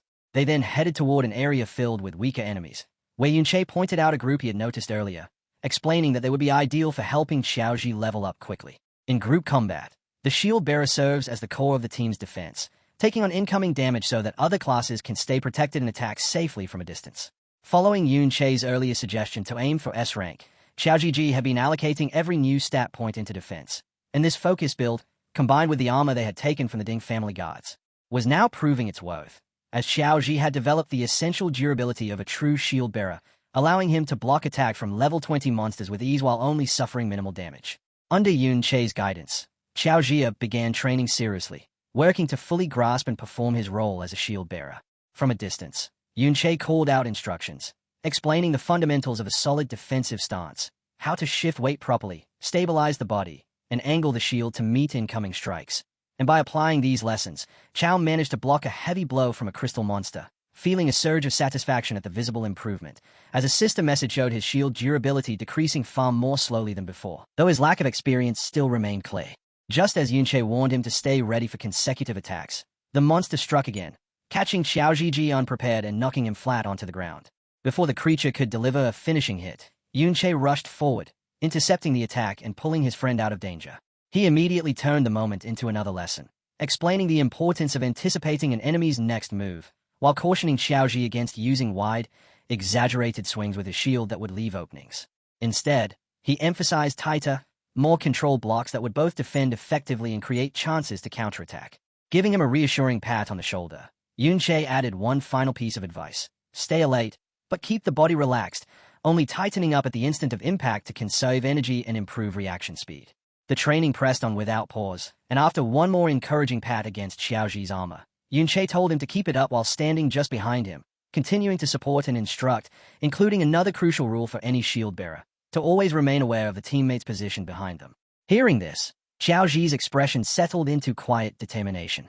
They soon applied what they had practiced, fighting together against the dungeon's monsters as Yun Che reminded him of a fundamental principle of combat. When opponents have similar stats, the deciding factor becomes skill, and with that in mind, their coordination began to show results, as after defeating another monster, Yun Che leveled up again and reached level 22, feeling satisfied with their steady progress. Now that Xiaoji could engage enemies with confidence, their efficiency improved, allowing Yun Che to gain experience much faster as well. Even so, the greatest improvement belonged to Xiaoji, who excitedly announced that he had finally reached the milestone of level 15, a significant breakthrough that marked an important turning point. Xiaoji had finally reached the point where he could learn a powerful new ability from one of the books they had taken, raising a glowing rare skill book for shield armor, a technique that would form an additional outer layer over his shield, massively increasing its durability and defense in proportion to his own stats, further solidifying his role as a tank. Now meeting the level requirement, CHA learned the shield armor skill, the final usable skill book from the Ding family's collection, and as the ability activated, a layer of green, glowing armor wrapped around his summoned shield, significantly boosting its defensive strength. Yun Che immediately recognized how valuable this enhancement would be, noting that the added defense would make a major difference when they eventually confronted the obsidian beasts again. At the same time, elsewhere in Crystal Pillar Canyon, a trio of instructors from the school's teaching team stood observing the very same group of elite obsidian beasts that Yun Che and Xiaoji had encountered earlier. They were puzzled by the unusually large concentration of elite wanderer-type monsters gathered together, quickly concluding that such a threat was far too dangerous to leave for students and needed to be eliminated. Even so, they understood the difficulty of the task, knowing that while standard level 30 monsters were manageable, elite wanderer types were on an entirely different level in both strength and unpredictability, and their discussion was abruptly interrupted when a student's distress signal suddenly flared across the sky. With priorities forced to shift, the teachers immediately decided to abandon their hunt and move out to rescue the students instead. As they prepared to depart, concern lingered heavily among them regarding the wanderers, as they all understood that the creatures pose a severe danger, especially to any unaware student who might accidentally cross their path. While getting ready to leave, one of the instructors, Peng Zhang, acknowledged the risk and offered to remain behind as a precaution.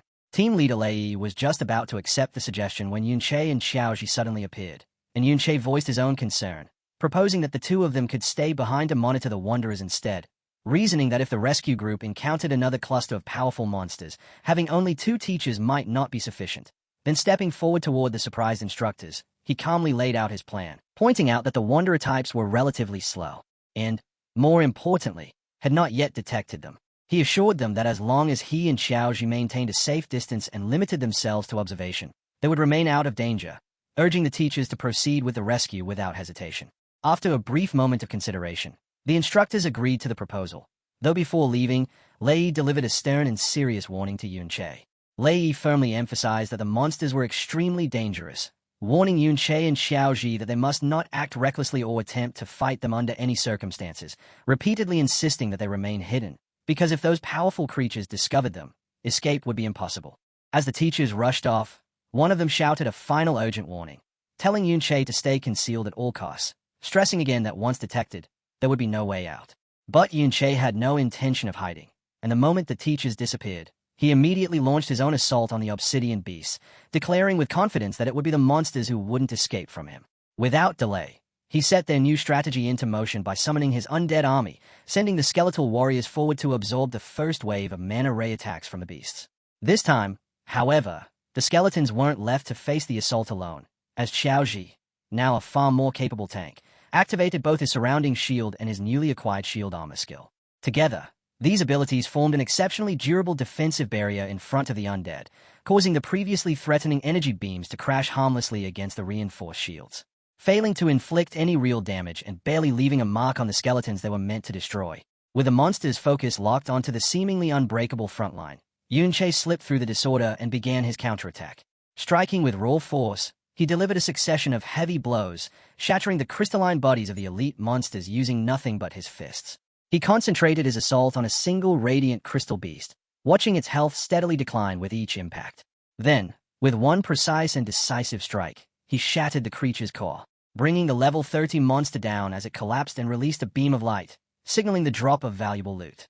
After defeating one of the powerful Wanderer-type enemies, Yunche felt a sense of satisfaction, noticing how much more natural he had become with his current support class. He seamlessly combined his own offensive strikes with Xiaoji's defensive support and the pressure from his undead army, yet he remained aware that his present strength still fell far short of what he once possessed in his previous life, since even though his reverse skills greatly amplified his attack power, he was still limited by the inherently low base damage of a support class, leaving him wishing for a way to further increase his raw output. He then considered the additional gains from the fight, including the titles he had earned for defeating such powerful enemies. The victory had also granted him another level, and he couldn't help but appreciate just how much experience these rare elite monsters provided. As he approached the fallen creature to collect its drops, a system message confirmed that he had successfully obtained the valuable rewards. Looking over the loot from the defeated beast, Yunche's eyes widened in clear surprise. What he obtained was a powerful weapon with high attack, a massive, glowing pink crystal longsword that granted an enormous plus 552 boost to his attack power. A slow smile spread across his face as he realized this weapon perfectly solved his problem, since it more than compensated for the naturally low base attack of his class, and as he equipped it, the blade transformed in his grip into a larger, more menacing form crackling with dark purple energy, filling him with confidence that future battles would become far easier. However, his fortune wasn't flawless, as when he examined the other drop, a skill book, he felt a hint of disappointment upon seeing that it wasn't the specific gravitational pull ability he had hoped for, leading him to conclude that the drop rate for that particular skill must be quite low. Standing at the edge of the cliff, wishing for better luck and another opportunity to hunt high-reward Wanderer monsters, his thoughts were suddenly interrupted when a bright, firework-like red flare burst across the distant sky, instantly drawing his attention. Yunche immediately recognized the signal, understanding that it wasn't an ordinary distress flare but a special one used only by the school's teacher teams, meaning they were in serious danger. The instructors, who had responded to what they believed was a student's call for help, had instead walked into a dire situation, discovering a massive gathering of elite Wanderer-type monsters clustered around a single cave entrance. They couldn't make sense of why so many powerful creatures had assembled in one place. Not long after, Yunche, Xiaoji, Yunsha, and Yunyin arrived at the scene, equally puzzled by the overwhelming number of monsters gathered there. One of the teachers explained that they had only just reached the area after spotting the signal and still didn't fully understand what was happening. He gestured toward the cave, stating that the distress signal was coming from within, which meant the students they had come to rescue were likely trapped inside. Another instructor described the grim situation more clearly, explaining that although they were trying to organize a rescue, the sheer size of the monster group made it impossible, as even with all the teachers present, they lacked the numbers needed to break through. Upon noticing the arrival of the powerful Yunsha and Yunyan, one of the teachers turned to them for assistance, expressing that their help would make a significant difference in the rescue effort. Without any hesitation, Yunsha agreed to the request, stating that saving fellow students was their responsibility. She immediately assumed command of the situation, summoning a radiant, star-shaped magical artifact, and casting a powerful area-enhancing spell known as Starlight Mystic Art. The spell spread across both teachers and students, bathing them in a golden radiance that sharply boosted their spirit and attack power, and the sheer intensity of the enhancement left those who recognized it stunned, realizing it was at least an epic-tier skill. With her allies strengthened, Yunsha shifted her focus to the monsters and unleashed a powerful offensive technique, gravitational pressure, crushing a wide area of the gathered Wanderer beasts under its force. At the same moment, Union entered the battle, executing her own lethal move, Hidden Thorn, which instantly destroyed a level 30 radiant crystal spike and displayed her overwhelming strength. The combined force of their attacks was astonishing, leaving the surrounding students and teachers in awe as the once overwhelming monster group was wiped out, prompting one student to remark that with such power on their side, rescuing those trapped should now be possible, while openly praising the incredible strength of Yunsha and Yunyan. And as Yunche observed this display, he was deeply impressed, noting that not only was their equipment to the highest quality, but their skills matched it, leading him to conclude that with their support, the rescue would succeed smoothly even without his involvement. With the immediate threat eliminated, Yunche's thoughts shifted to the larger mystery, and as the rescue team advanced toward the cave, he questioned what could have drawn so many powerful Wanderer-type monsters to gather in that single location. Choosing to investigate independently, he instructed Xiao Ji to remain with the group while he moved ahead to scout the situation. Activating his newly enhanced ability, Mirror Walk, Yunche phased out of reality and stepped into the parallel mirror dimension. Taking in the strange purple-toned environment, he realized that the dungeon's crystalline structure provided countless reflective surfaces, allowing him to access the mirror world whenever he wished. At the same time, he was aware of the ability's limitations, as he still didn't know how to exit the dimension at will, recalling how he had previously been forcibly ejected when the timer expired during his raid on the Ding family's residence and had been unable to re-enter immediately afterward. As he moved through the mirrored version of the cave, passing the intangible phantom forms of other adventurers, he noticed something unusual. While people appeared as ghostly projections, the monsters were entirely absent. Looking more carefully, he discovered that the bodies of monsters he had previously killed existed here as physical entities. From this, he deduced an important rule of his ability, that aside from himself, living beings did not possess physical forms in the mirror dimension, while only the dead remained tangible. Moving quietly and unseen within this space, Yunche followed the phantom traces of the other adventurers deeper into the cave, soon recognizing them as a group of senior students, including the one known as Little Xie, and he inferred that they were likely responsible for attracting the massive group of Wanderer monsters before becoming overwhelmed and sending out the distress signal. From his position, Yunche could see that the group was using the cave's narrow passage to hold their line, a strategy that would keep them safe for a while. Yet the real question still lingered. What inside this cave could possibly draw so many powerful creatures together? He continued forward, venturing deeper into the mirrored version of the cave to investigate. Though the maze of crystal reflections made navigation difficult, with countless mirrored surfaces distorting distance and direction. Then he suddenly stopped, his body going still as his eyes widened in shock and disbelief at something entirely unexpected, something that should not exist in a place like this. As he pushed further in, Yunche finally saw it clearly. The dungeon's true treasure, a massive vein of rare glowing green crystal ore. And in that moment, he understood why Little Xie and his group had taken such a risk to come here. Dungeons often contained unique resources unavailable in the outside world. Materials used to forge powerful and one-of-a-kind equipment. These green crystals were one such resource, far more valuable than gold. When he examined one of the crystals, a system message appeared, identifying it as Mirror Image Crystal and confirming that he could collect it and bring it out of the mirror dimension, while also presenting an option that read, "Return to the real world from here." This discovery immediately struck him as extremely important. To test his assumption, he reached for a different, ordinary blue crystal and received the exact same message. A slow, knowing smile formed as he grasped the full implication of his ability, realizing that any reflective surface could serve as an exit point, allowing him to return to the real world whenever he chose. Walking among the luminous green crystals, Yunche bent down and collected a piece of the valuable ore. He reflected briefly on his upgraded skill, aware that its full potential was still far from understood and that he would need the right opportunity to study it in detail. But for now, he chose to focus on examining the vast crystal vein before him. As he advanced deeper, the sheer scale of the deposit left him stunned, the enormous quantity of ore enough to make any ordinary miner unimaginably wealthy. And at last, the mystery was resolved. This treasure was the reason so many powerful Wanderer-type monsters had gathered at the cave entrance, drawn to it and likely acting as its guardians. Meanwhile, in the real world, the rescue effort continued, with Yunsha repeatedly casting powerful spells like gravitational pressure to crush the Wanderer monsters. while Union followed closely behind, unleashing her deadly dual blade dance to cut down the remaining enemies. Not content with only supporting her allies, Yunsha revealed her own offensive strength by unleashing Star Rain Art, a large-scale, devastating spell that blanketed the battlefield, leaving both students and teachers watching in utter shock as they questioned whether all her abilities were of epic rank, given that her power clearly surpassed that of the instructors.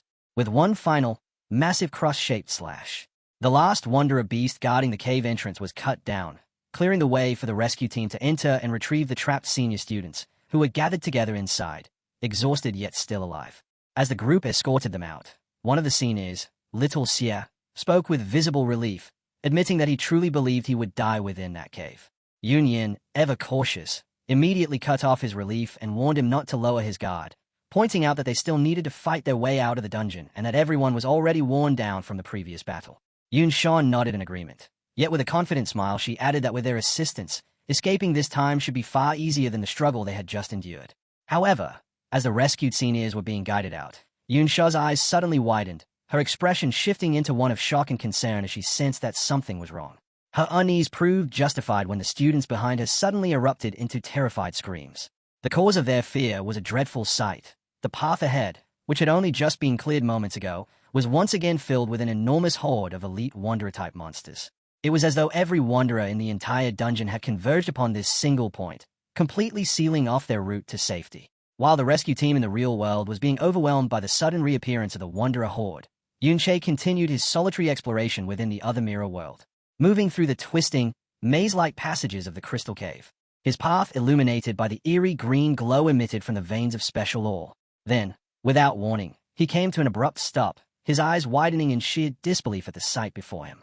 What he had found was astonishing, a massive, tree-like crystal structure that stretched all the way to the cavern ceiling, and at its peak rested a radiant, star-shaped crystal core that pulsed with immense energy. He recognized it instantly as the dungeon's legendary secret treasure. As he approached the core, memories of the stories surrounding such items surfaced in his mind.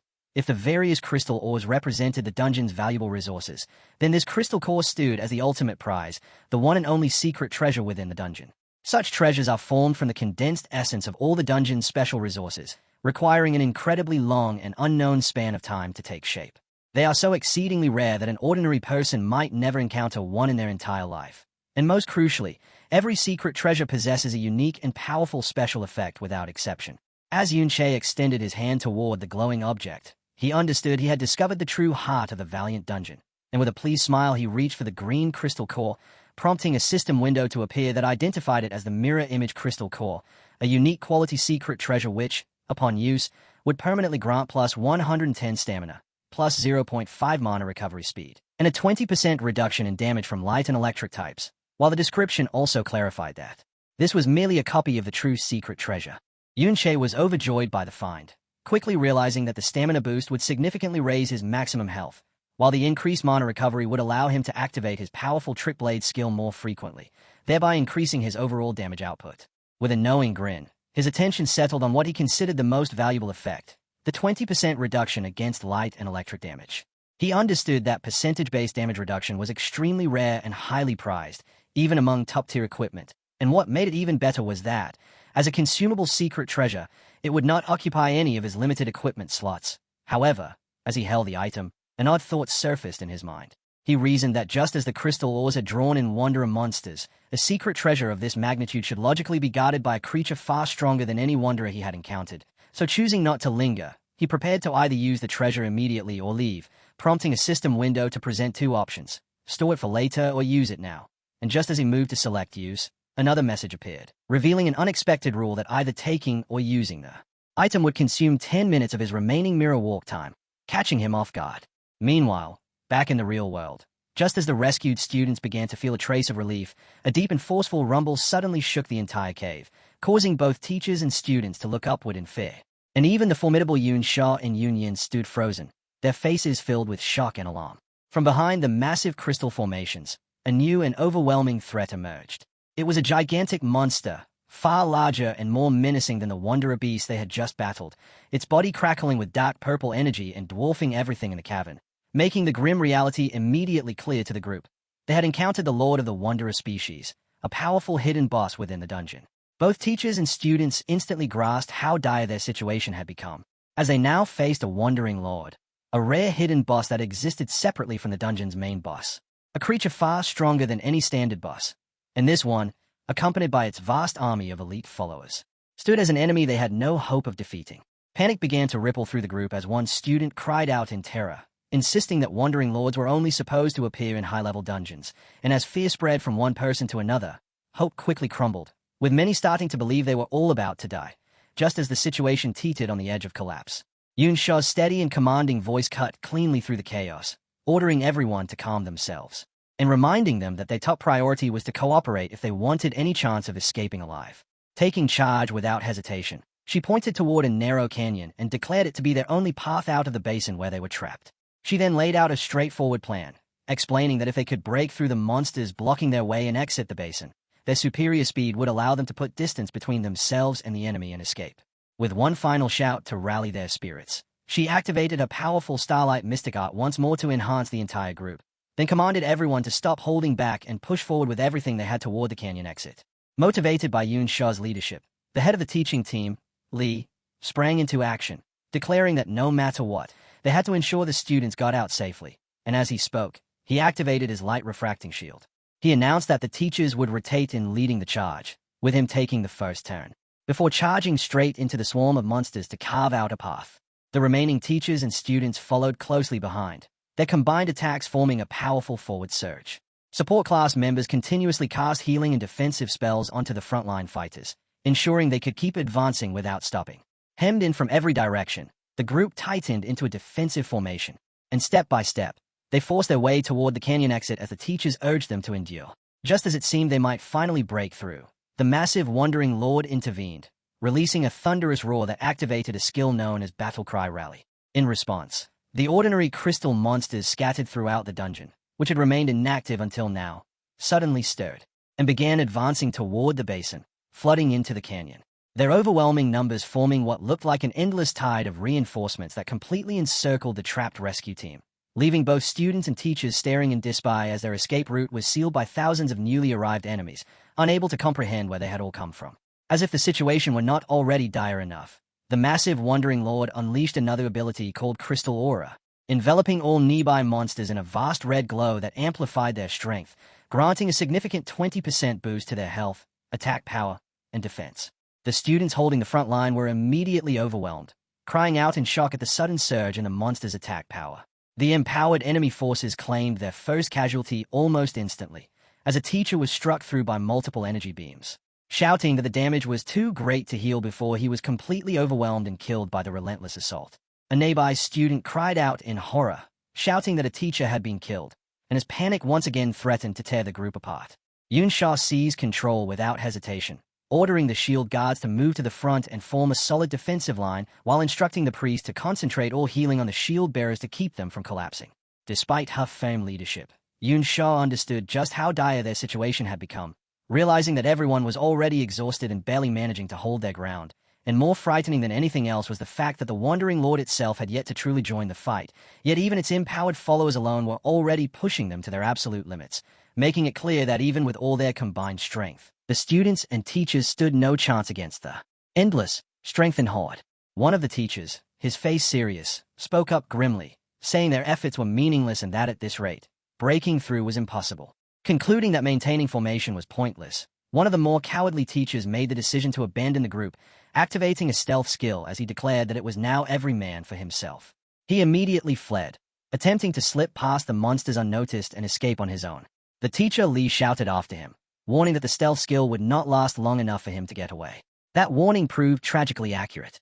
The fleeing teacher was quickly discovered when a smaller, turtle-like crystal monster emerged from the ground and blocked his path. As the teacher froze in sheer terror, the massive Wandering Lord, which had been observing the battle up to this point, finally took action. It unleashed a devastating beam of pure energy that struck the ground where the lone teacher stood, instantly annihilating him and reducing him to ashes under the overwhelming force of the attack. The explosion carried such immense power that it not only killed the teacher, but also caused the entire canyon to collapse, sealing off the only escape route beneath a massive landslide of rock. The remaining students and teachers could do nothing but stare in horror at the incomprehensibly terrifying display of strength. One of them, his face filled with despair, stammered that escape was no longer possible.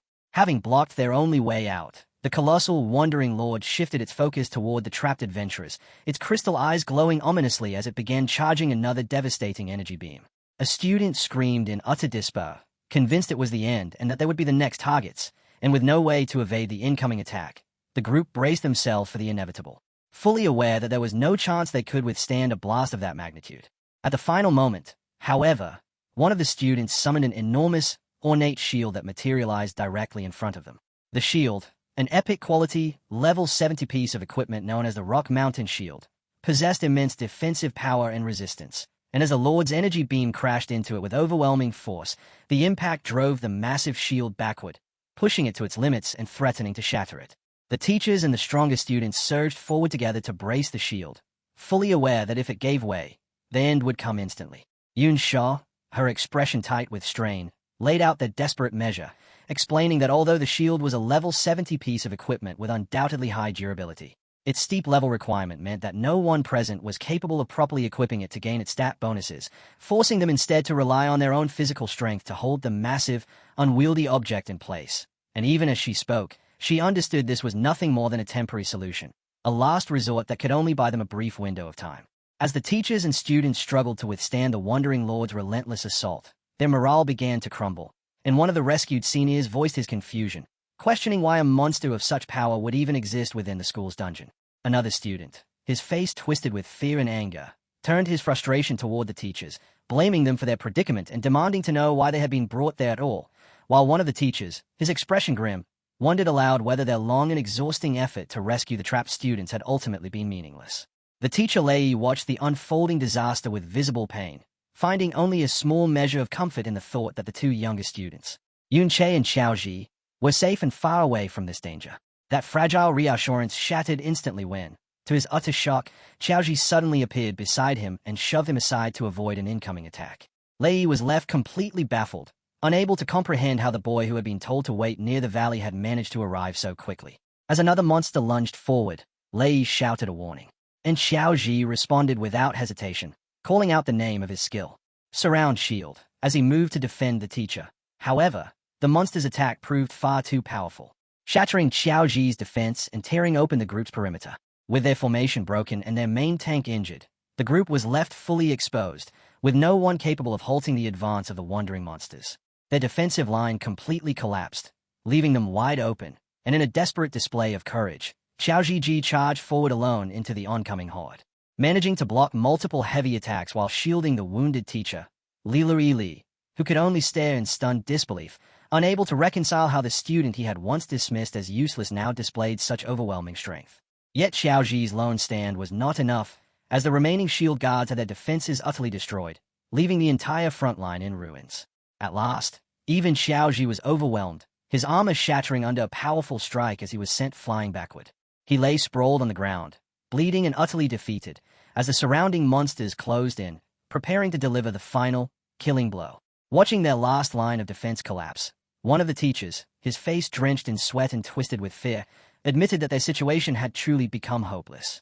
Just as the monsters surged forward to overwhelm the defenseless group, a sudden blur of motion sliced through the chaos. To the teacher's astonishment, Yun Che appeared, standing atop the corpse of a fallen monster, gripping his massive, glowing crystal greatsword as his eyes reflected a chilling, lethal calm. He glanced down at his battered and blooded friend, Xiao Ji, and commended him for his courage. Then, turning toward the encroaching horde, he spoke with unwavering confidence, declaring, "Leave the rest to me." Not long earlier, within the mirror world, Yun Che stood facing the crystal core, realizing that if a replica existed here, then the original in the real world must also still be present. That conclusion meant his mirror world ability could, in practice, let him claim double the yield from any valuable resource, though he was fully aware this advantage came with strict limits. He had already collected 75 pieces of the valuable crystal ore, yet bringing every single one out would demand 750 minutes of mirror walk time, an amount far beyond what he currently possessed. He understood clearly that, just like the crystal core, each individual ore required 10 minutes of his time to extract. Faced with that restriction, Yun Che made a firm decision. He would take the real-world crystal core, but for now, he would rely on the mirrored version he had found to immediately gain its powerful enhancements. A system notification confirmed the result. By using both the real and mirrored cores, his stat boosts were doubled, and he gained a formidable 40% immunity to both light and electric damage. After absorbing the core's power, as he stood atop the enormous crystal formation in the real world, a violent tremor suddenly rippled through the entire cave, causing his eyes to widen as he sensed the disturbance. Unsure of the cause, he reacted instantly, leaping down from the crystal formation to track the source of the noise. Mid-descent, Yunche chose to test his newly gained ability to leave the mirror world at will, phasing through the crystal walls as he slipped back into the parallel dimension, where he noted he still had nearly 13 minutes of mirror warp time remaining. A confident smirk crossed his face as he confirmed a crucial detail. So long as any time remained, he could freely move in and out of the mirror world whenever he wished. The skill would only enter cooldown after all the allotted time had been fully consumed, and he wasted no time verifying this. Passing back through the crystal walls and returning smoothly to reality, where he was met with a shocking scene. The number of monsters had surged dramatically, far beyond what the crystal ore alone could have attracted. Looming above them all stood the giant Wandering Lord, and in that moment, Yunche understood that this creature had been the true source of the ominous danger he had sensed from the very start. Recognizing the severity of the threat, his thoughts immediately turned to his companion, knowing Xiaoji and the others were in grave danger. Yet with his newfound command over the mirror world, a different plan began to take shape in his mind. Now aware that he could freely enter and exit the dimension at will, he saw an opportunity to overturn the situation against the seemingly invincible boss. With greater control over his ultimate skill than ever before, Yunche swiftly devised a new strategy. He started slipping in and out of the mirror world, using that parallel space to reposition instantly, avoiding monster attacks with ease before reappearing in reality to deliver precise strikes. This hit-and-run approach proved highly effective, and after cutting down several additional elite monsters, he advanced to level 24. He paused briefly to assess his strength, determining that with his expanded mana pool and the doubled recovery granted by the crystal cores, he could stack his Blade of Trickery to reach an enormous 330% boost in attack power. Even so, Yunche remained grounded, fully aware that despite how overwhelming his current strength felt, it still fell short of what was needed to confront the giant Wandering Lord, a being surpassing even a standard dungeon boss, and he concluded he would need to reach at least level 30 to stand a genuine chance, knowing he was still far from that mark. The narrative then shifts back to the desperate scene in the real world, where the students and teachers stand on the brink of death. At the very moment hope seems to vanish, Yunche emerges from the mirror world one final time, appearing directly in the center of the battlefield. Standing atop the corpse of a fallen monster, he looks toward his battered yet steadfast friend Xiaoji, praises his courage, and with firm resolve tells him to leave everything from here on to him, fully prepared to face the massive horde alone. After exiting the mirror world for the last time, Yunche lands solidly on the ground, ready for battle. He immediately takes command, instructing those with support abilities to strengthen him while he handles the wandering horde.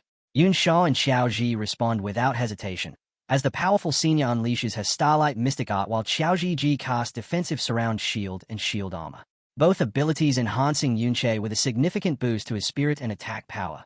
And with these amplifications, he transforms into a force of devastation, his massive crystal greatsword sweeping through clusters of elite monsters effortlessly. He understands that although the sheer number of enemies is absurd, he himself is no longer truly at risk.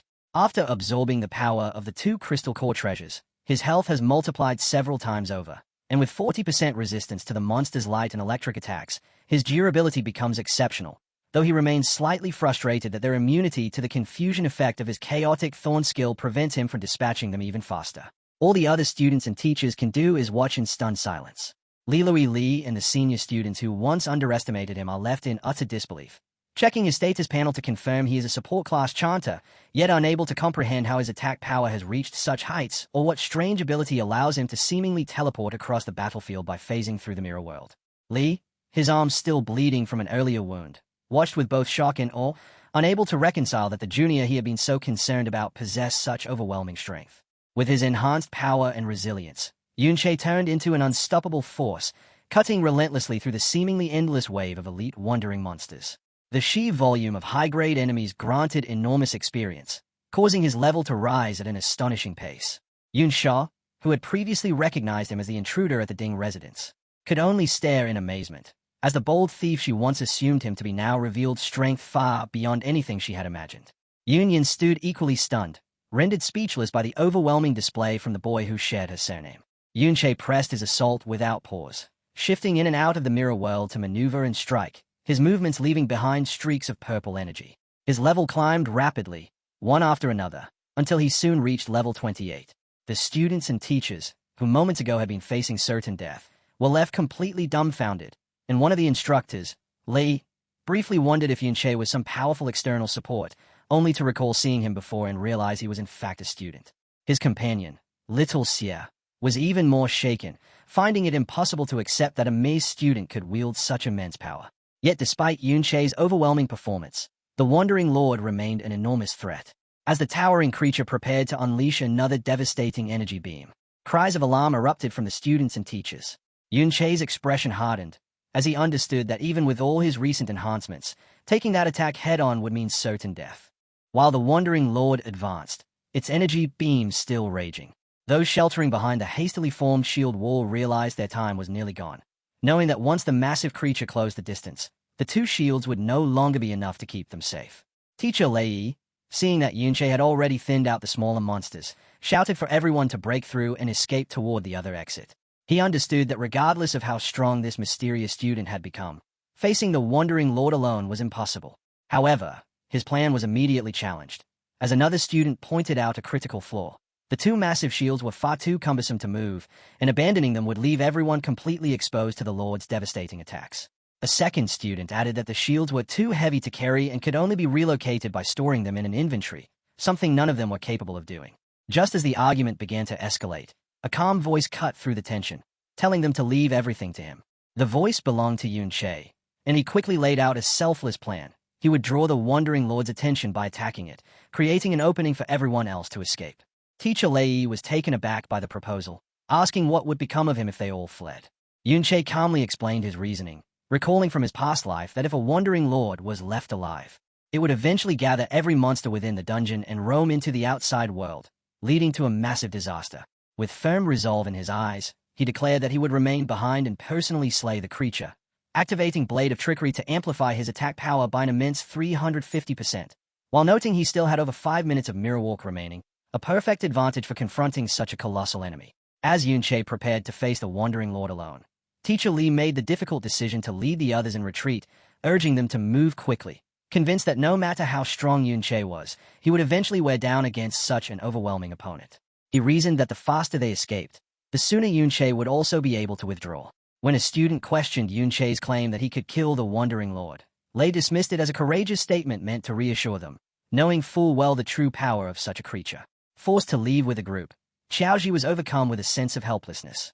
He glanced back with a heavy expression, hating that at a moment like this he could only run while his friend faced such extreme danger, and silently offered a prayer for Yunche's safety. Meanwhile, Yunche was far from powerless, continuing to cut through the remaining smaller monsters, growing stronger with each kill as he quickly gained another level. When the massive Wandering Lord unleashed another energy beam, Yunche activated Mirror Walk and phased out of reality, allowing the attack to pass harmlessly through the space he had just occupied. In the next instant, he reappeared behind the creature and delivered a powerful strike with his glowing blade. Yet the result revealed a harsh truth. The Wandering Lord, a level 42 stone golem, possessed such immense defense along with a potent healing ability that the minor damage he inflicted was restored immediately, making it clear that at his current level, his efforts were insufficient. Its defenses were simply too great, and as he continued evading its attacks, Yunche's initial exchanges confirmed his assessment. He identified the large crystal embedded in the creature's head as its core, marking it as the obvious weak point. The challenge, however, was reaching it, because even with all his enhancements, his attack power still could not overcome the Lord's formidable defense and regeneration, and to make matters worse, his available time was steadily running out. A quick glance at his status made it clear that the powerful buffs granted by the others were beginning to fade. His own mana reserves were nearly depleted as well, and he understood that he would not be able to maintain Blade of Trickery for much longer, leaving him with a single viable path. He had to grow stronger, which meant leveling up by eliminating the weaker monsters first. Just as he prepared to shift his focus back to the smaller enemies, a bright beam of light suddenly burst forth from a nearby crack in the rock. Yunche's eyes widened as he immediately recognized that light. At the same instant, the massive Wandering Lord noticed it as well, and with alarming intelligence, it fired a powerful energy beam directly at the crack. Yunche reacted at once by phasing into the mirror world to evade the attack. But the moment he reappeared, shock hit him. The beam had been aimed precisely at the spot where he would emerge, making him realize with a jolt that the cunning boss had already read his pattern and was predicting his movements.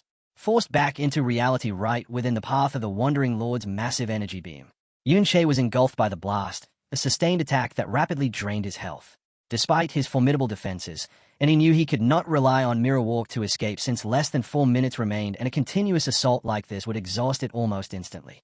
That left him with only one option: summon his undead army to absorb the damage, though he was fully aware of how costly that choice would be. Reviving his summons would consume a large portion of his already dwindling mana, leaving him without enough power to build up his attack for counterstrike, and for a brief moment, he considered whether retreating to regroup might be the wiser move.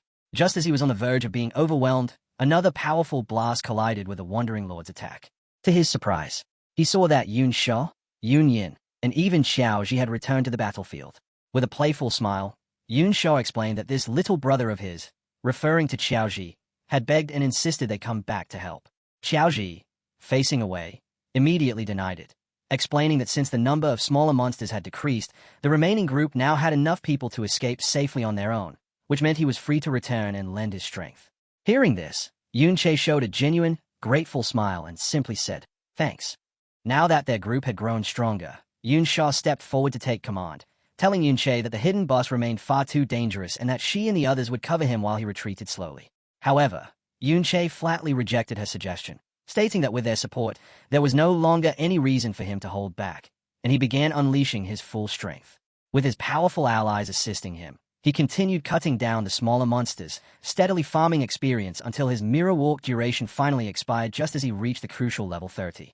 Now having attained his target level, he understood that his attack power had finally reached the threshold needed to challenge the Wandering Lord. Without hesitation, he equipped the rare level 30 Corrupted Knight's armor he had obtained from the Ding family's dungeon, significantly boosting his defenses. Watching him, Yun Sha questioned whether he truly intended to strike the Lord's weak point atop its head, pointing out that reaching such a height was impossible. But Yun Che had already anticipated this, revealing that he had acquired the exact tool he needed, the gravitational pull skill book, looted from one of the wandering monsters, which allowed the user to draw a target toward themselves, and more importantly, its reverse form, gravitational traction, did the opposite by pulling the user toward the target, with the force increasing as the user's strength decreased. With this new mobility, the Lord's weak point was no longer beyond reach, and as he activated Blade of Trickery, rapidly stacking his attack power, he gave the others a confident smile and assured them everything was under control. With his plan finalized and his strength fully built, Yun Che extended a hand wrapped in purple energy, locking onto the Wandering Lord's massive head. He then activated his new skill, gravitational traction, and an immense force seized him, launching him forward at incredible speed as he tore through the air like a rocket, shattering the rocky ground beneath him while hurtling straight toward the towering monster. In a stunning display of precision and power, he landed flawlessly atop the Wandering Lord's head, positioning himself right beside the glowing crystal core, his energized blade crackling and poised to strike. Below, Yun Sha and Yun Yin, who had just declared such a feat impossible, could only stare upward, their expressions frozen in utter shock and disbelief at what he had just accomplished. Having reached the creature's weak point, Yun Che unleashed everything he had, driving his heavily empowered sword deep into the radiant crystal core and sending a web of cracks spreading rapidly across its surface. Even so, the massive beast refused to fall quietly, and in its final moments, it released a violent eruption of pure energy from its core, a desperate attempt to drag its attacker down with it. As Yun Che was caught at the center of the explosion, his health plummeting while a flood of system messages confirmed the immense, continuous damage overwhelming him. Yet his newly strengthened defenses and expanded health pool held firm, allowing him to grit his teeth and endure the blast, and when the light at last faded, he remained standing, wounded, but alive. As the Wandering Lord's crystal body began to shatter into countless fragments, a stream of notifications confirmed his extraordinary triumph. He had slain the Wandering Lord, earning a massive reward of 5,000 experience points along with the prestigious title of Wanderer Killer.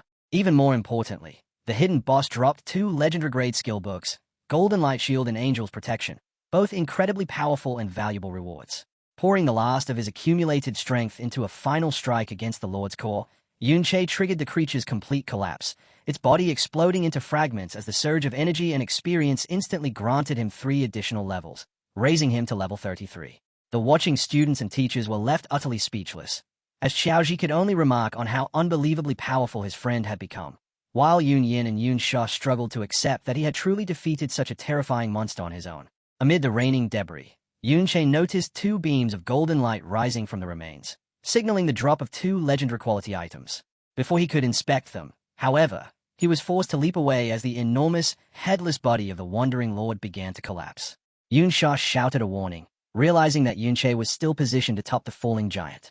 Displaying precise agility, he moved swiftly across the crumbling remains, leaping from fragment to fragment until he reached the ground safely. As the dust gradually settled, a massive opening appeared along the mountainside where the Lord had fallen, revealing that the mountain's interior was hollow, and exposing a vast, dark cavern filled with the skeletal remains of both wandering monsters and humans.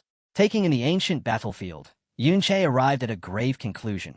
Long ago, an even more powerful and ancient wandering lord must have been born in this very place. He finally understood the reason behind the numerous intense battle scars spread throughout the dungeon. As his gaze lingered on the hollow mountain, it was drawn upward to a lone figure silhouetted against the dim light at the very top. His heart skipped as he recognized the armored warrior, frozen in a final, defiant stance with a greatsword firmly planted in the ground, while a system message confirmed the unbelievable truth. It was the corpse of Qiao Yan, also known as Qiao Benben. Yunche could only whisper his friend's name in disbelief. The other students and teachers soon arrived, equally shaken by the sight. As Yun Sha, her voice filled with awe, identified the figure as the infamous traitor, Qiao Yan. She admitted that although she had long heard this was the place where he had been slain by the hero Ding Kuan, she had never imagined the scene would look like this. The battlefield itself told a story of a desperate final stand against countless monsters and people. She pointed out that the proud, unyielding figure before them was nothing like the statue in the Modern History Memorial Hall, which depicted him being trampled, and declared that this did not resemble someone who could have been defeated so easily. Yunche remained silent, his expression heavy with grief as he gazed at the remains of his fallen friend. Xiao Ji, his great-grandson, finally broke the silence, telling Yunche that although it might be hard to believe, he now felt that his great-grandfather may not have been a bad person after all. Standing before the remains, Xiaoji began explaining the truth he had pieced together. He said that throughout his childhood, he had searched through historical records about his great-grandfather. Yet whenever those records reached the parts describing his actual experiences, the details always became frustratingly vague, though he still managed to uncover a few important clues. Among them was the discovery that his great-grandfather had a pattern of entering dungeons far below his true level, which led him to a crucial question. Why would an S-rank professional, someone above level 60, come to a low-level dungeon like this one? And as he spoke, he answered that question himself with newfound certainty. It was because this dungeon was one of the rare places capable of spawning a wandering lord, a creature that could gather every monster within a dungeon and lead them into the outside world, triggering a large-scale disaster. He went on to explain that in those earlier times, the government lacked enough forces to guard against the constant threat of monsters emerging from dungeons, forcing them to depend on a handful of powerful and responsible professionals to regularly eliminate the most dangerous risks. His great-grandfather, he said with quiet pride, had been one of those individuals, not a traitor, but someone who entered this dungeon to prevent a disaster before it could begin. As Yunche listened without interrupting, Xiaoji's confidence gradually began to waver. He admitted that others likely believed he was simply making things up, and that even his own family thought he was seeking emotional comfort by bending unclear historical records into a story he wanted to accept. Just as he seemed ready to lose hope, a hand gently came to rest on his shoulder. And when he looked up, he saw Yunche wearing a calm, understanding smile as he simply said, "I believe you." While Yunsha and Yunyan watched with visible shock and admiration, Xiaoji was left overwhelmed, unable to speak after hearing Yunche's simple yet sincere words of trust. At that moment, a flood of memories surged through Yunche's mind. As memories surfaced of his fallen companion, Qiao Benben, whose heroic legacy had been cruelly distorted. He remembered the boy's youthful arrogance, how he would brag that his natural talent made a master unnecessary and that he would soon surpass even Yunche himself. Yet he also recalled the fear that appeared when things went too far, when Xiao Benben would panic after being overwhelmed by a swarm of monsters, shouting for his master to save him, only to stubbornly deny needing any help afterward, his pride clearly wounded. He remembered his friend's peculiar habit of training hard in secret, only to later flaunt his newfound strength in front of others, and how he consistently chose the weakest shield-bearing class, the Sword Guard, simply because no other defensive class was fast enough to keep up with Yunche's reckless offense. He remembered how he would always manage to track Xiao Benben down, even when the latter tried to sneak away alone to grind levels, and how his friend would always come up with excuses, claiming he was just drawn to a good fight, insisting that saving people was merely something he did along the way. With a renewed sense of purpose and a burning desire for retribution, Yunche fixed his gaze on his friend's remains and declared that, for Xiao Benben's sake, he would settle the debt with the Ding family, the ones responsible for tarnishing his friend's legacy after death. Back at the Ding family residence, Ding Shu recounted the events of the dungeon expedition to his skeptical father and uncle, insisting that everything he said was true, that Yunche was truly that extraordinary, and that they could confirm it with the supervising teacher if they doubted him. He explained that he had originally been barred from entering the dungeon due to his low level, but had remained outside, waiting until the survivors emerged. The scene shifts to the moment the students exited the dungeon, buzzing with excitement after witnessing the fall of the giant Wandering Lord from afar. All of them astonished by the fact that someone had managed to defeat a rare hidden boss exceeding level 40, a feat far beyond what they could imagine. Listening in, Ding Shu confirmed that the one responsible was named Yun Che, leaving him unable to believe that someone even stronger than the high-level Yun Yin had been among the students, as he began to question Yun Che's true identity. Returning to the present, the third head of the family, Ding Ge, fell silent after hearing his son's account, before rising from his seat and issuing a command to gather the Ding family guards and follow him to the traitor's dungeon, the very place where Qiao Yian had died. His brother, Ding Yi, stopped him, recalling a detail from Ding Shu's earlier report about the intruders at their residence, and with a sinister glint in his eyes, instructed him to bring along the members of Qiao Ji's family as well. Meanwhile, back inside the dungeon, Yun Che examined one of the legendary skill books dropped by the Wandering Lord, Golden Light Shield. Without any hesitation, he handed the powerful skill book to Qiao Ji, telling him to learn it since it had no level requirement. Yun Sha, observing the exchange, was visibly shocked and questioned why he would give away a legendary skill so casually. Yun Che answered calmly that the skill was meant only for shield bearers and held no value for him, then added a meaningful remark, suggesting that Qiao Ji's great-grandfather had likely used this very ability in his time, which moved Qiao Ji to accept it. Watching thoughtfully, Yun Sha commented that while Qiao Ji might lack strong skills, Yun Che clearly possessed many powerful ones. She admitted that even though her own abilities were considered high-tier, she still felt far inferior to him, specifically mentioning his near-teleportation movement and his ability to summon large numbers of undead creatures. At the mention of the undead, Yun Che's expression shifted, his gaze sharpening as a serious look took over. A crucial detail about his power suddenly resurfaced in his mind. His undead summons were formed from souls he encountered within the mirror world, leading him to a profound realization. If all souls passed into that dimension after death, then it was possible that his old friend Qiao Yian's soul was there as well. This realization brought a flicker of nervous excitement across Yun Che's face. A system notification then appeared, confirming that his mirror walk ability had fully recharged, granting him 30 minutes to explore the mirror world, and he immediately considered whether he could use this opportunity to search for his friend's soul. With resolve in his eyes, he activated the skill, his body once again enveloped in the familiar purple glow as he stepped into the alternate dimension. And within the strange blue-green expanse of the mirror world, he quickly found what he had been searching for. Before him stood a powerful spectral figure clad in full armor, emanating a calm yet imposing presence, and overwhelmed with emotion. Yun Che softly spoke the nickname of his fallen companion, Qiao Ben Ben, confirming that his friend's soul had indeed remained here all this time. Back in the real world, time had passed, and Yun approached Yun Sha to remind her that they should be leaving soon, as she had an important audience ceremony to attend. Yun Sha appeared reluctant, admitting they had already stayed for quite some time but that everything happening here was far too intriguing, her gaze drifting toward the place where Yun Che had been standing. She wondered aloud what he could possibly be doing and why he had been gone for so long, unaware of the reunion taking place in another dimension. Inside the mirror world, Yun Che stood with a solemn expression as he spoke to the armored soul of his old friend, Qiao Ji Ben, saying he could hardly believe they were able to meet again. He said there was so much he had wanted to tell him, words that had been waiting for this moment. Yet the reunion ended almost as soon as it began.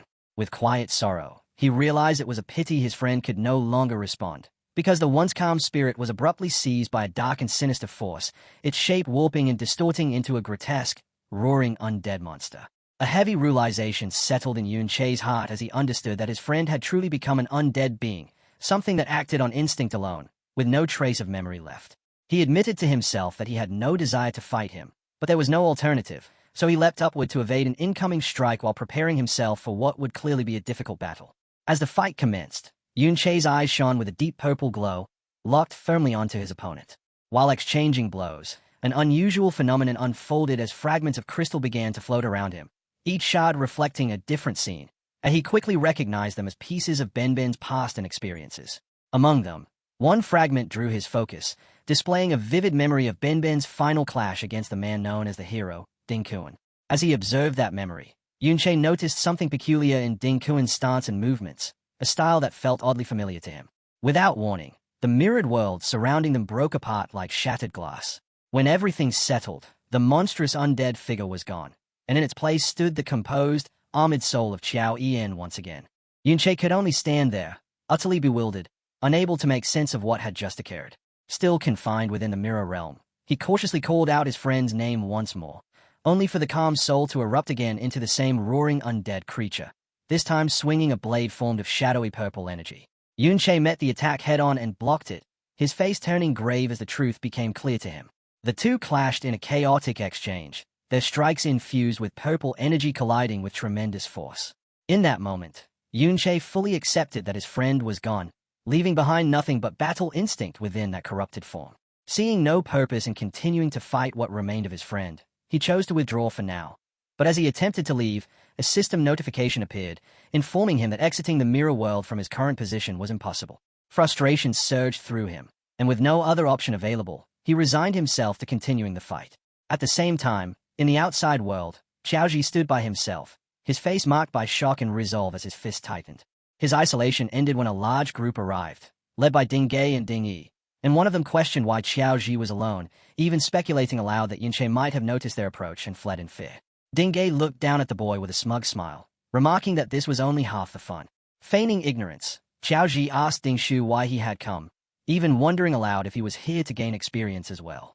Ding Shu dismissed the act with a scoff, telling the brat from the Qiao family to drop the pretense, then bluntly accused him of helping Yunche sneak into his home and steal their belongings. When Xiaoji tried to deny it, Ding Shu leaned in with a threatening presence and coldly asked whether he thought his screams would go unrecognized. The words sent a chill through Xiaoji, draining the color from his face as fear took hold. Waving the matter away with cruel indifference, Ding Hao stepped forward with a sinister smile and said none of that mattered anymore, as he had brought Xiaoji a small gift. Terror completely overtook Xiaoji's expression. Ding Hao repeated his unsettling remark, preparing to reveal what he meant by that gift. Xiaoji's eyes widened in horror. A group of exhausted figures was pushed forward by Ding family guards, and to his disbelief, he recognized them as his own relatives, whispering the names of his grand-uncles and grand-aunts. At last, his gaze fell on his mother, who looked back at him with weary, defeated eyes. Before he could process anything, his second grand-uncle erupted in fury, shouting at him to kneel and beg forgiveness from the hero's family and from Ding Shu. Looking down, Xiaoji began to say that he didn't want to keep living like this anymore. But his grand-uncle cut him off sharply, angrily demanding whether he had forgotten everything he had been taught about how to behave before the Ding family, screaming again for him to kneel. And this became the breaking point for Xiaoji. All the resentment and humiliation he had endured burst out at once as he shouted back, asking if the Qiao family was destined to live as dogs for the Ding family generation after generation. His outburst stunned the rest of his family, leaving them staring in shock. Yet another relative stepped forward and sided firmly with the elder, shouting that for descendants of a disgraceful traitor, living as dogs was already more than they deserved. The pressure tightened further as a female relative, on the verge of tears, begged him to reconsider, asking if he intended to get the entire family killed and pleading with him to think about his father. She continued, reminding him how his mother had struggled to support them ever since his father lost his sanity, trying to weigh him down with guilt and force him to yield. After a brief silence, Xiaoji's demeanor shifted completely. He turned and pointed passionately toward the skeletal remains of his ancestor on the mountain, declaring that the truth was his great-grandfather had come to this dungeon to prevent a catastrophe, and insisting that he had only fallen because he was ambushed by many, turning his defeat into a heroic sacrifice. He went on to explain that he had spent a long time gathering clues about his great-grandfather, always lacking the final decisive proof, but now, with the scene of that last battle right before them, he finally had the evidence he had been searching for. With blazing determination in his eyes, he declared that his ancestor was not a traitor, and that the so-called official history was nothing more than propaganda. Turning toward his stunned relatives, he told them that if they revealed this truth to the world, they could clear their ancestor's name and finally free themselves from a life of servitude. His voice rose, filled with righteous fury, as he insisted that the Ding family had no right to treat them this way, and that the rest of their relatives should never have died for such a faucet. Instead of denial, his impassioned words were met with condescending laughter from Ding Ge, who found the whole speech childish and amusing. Ding Ge then stepped forward calmly with a smug expression and confirmed that everything Xiaoji had said was true, openly admitting that Xiao Yian had been killed in an ambush and was not an evil man. Then, without the slightest trace of remorse, he revealed the most damning truth of all, that his own grandfather, the so-called hero Ding Kuan, had orchestrated that ambush in order to build his fortune, leaving Xiaoji standing there, stunned into silence as he listened to the casual confession behind the tragedy that had destroyed his family for generations. With a manic grin, Ding Hao leaned in close to the horrified Xiaoji and cruelly brushed aside the truth, questioning who would even care about it. He declared that only the official narrative mattered, that Xiao Yan was labeled an imperial traitor, and therefore he was vile. Spreading his arms before his armored guards, he continued to mock Xiaoji, asking what it mattered whether his father had been driven insane or his relatives had been killed, proclaiming that as descendants of traitors, they deserved such a fate. He then struck the most devastating blow, pointing directly at the terrified Xiaoji family and revealing that they had known the truth all along, asking Xiaoji how else he thought those relatives had died, making it clear they had been silenced for knowing too much. With the psychological torment complete, Dingyi casually adjusted his tie, wearing a smug smile as he issued a simple and chilling command for them to kneel. Without hesitation or protest, every member of Xiaoji's family, including the elderly, dropped to their knees in submission. Kneeling on the cold ground, Xiaoji's mother pleaded desperately with her son, begging him to admit he was wrong and to stop resisting, telling him it was pointless. Tears streamed down her face as she revealed her deepest fear, that after her husband had gone mad, she could not endure losing her son as well. Hearing his mother's anguished plea, Xiaoji stood frozen in place, overwhelmed by despair and inner conflict, just as his resolve was on the verge of shattering. At that breaking moment, a soft and gentle voice cut through the suffocating tension as a woman with long brown hair reached out toward him, telling him not to listen to them, her kind smile steady as she assured him that he was the best. Yet that warmth seemed to fade almost instantly when Ding Shu stepped forward, his face still wrapped in bandages from his last clash with Yunche, wearing a mocking sneer. Irritated by Xiaoji's hesitation, he called him ignorant and lashed out with a brutal kick, shouting that he would make him kneel no matter what. But this time, everything changed, and to Ding Shu's shock, Xiaoji's eyes flared with power as he calmly raised his forearm and blocked the strike with ease.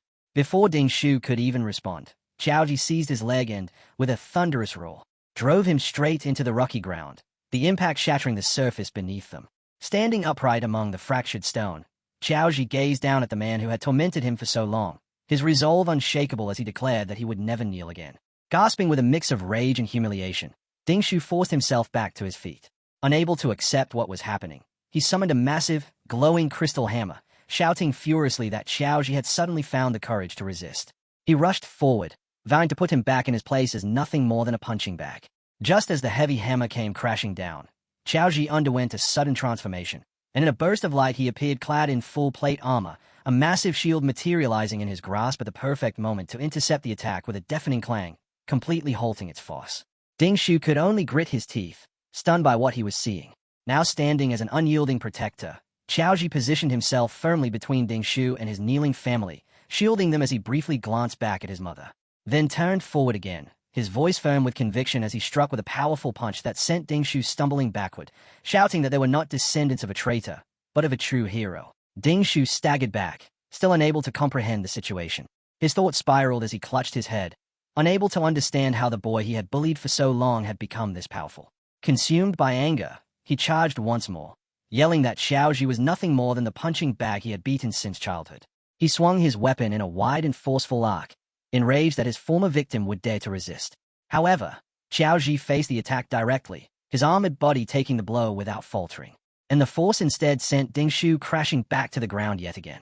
As his family looked on in stunned silence, Xiaoji lowered his gaze to his defeated tormentor and declared with unwavering confidence that he was no longer the same person he used to be. At the same moment, within the mirror world, a far more desperate struggle was unfolding.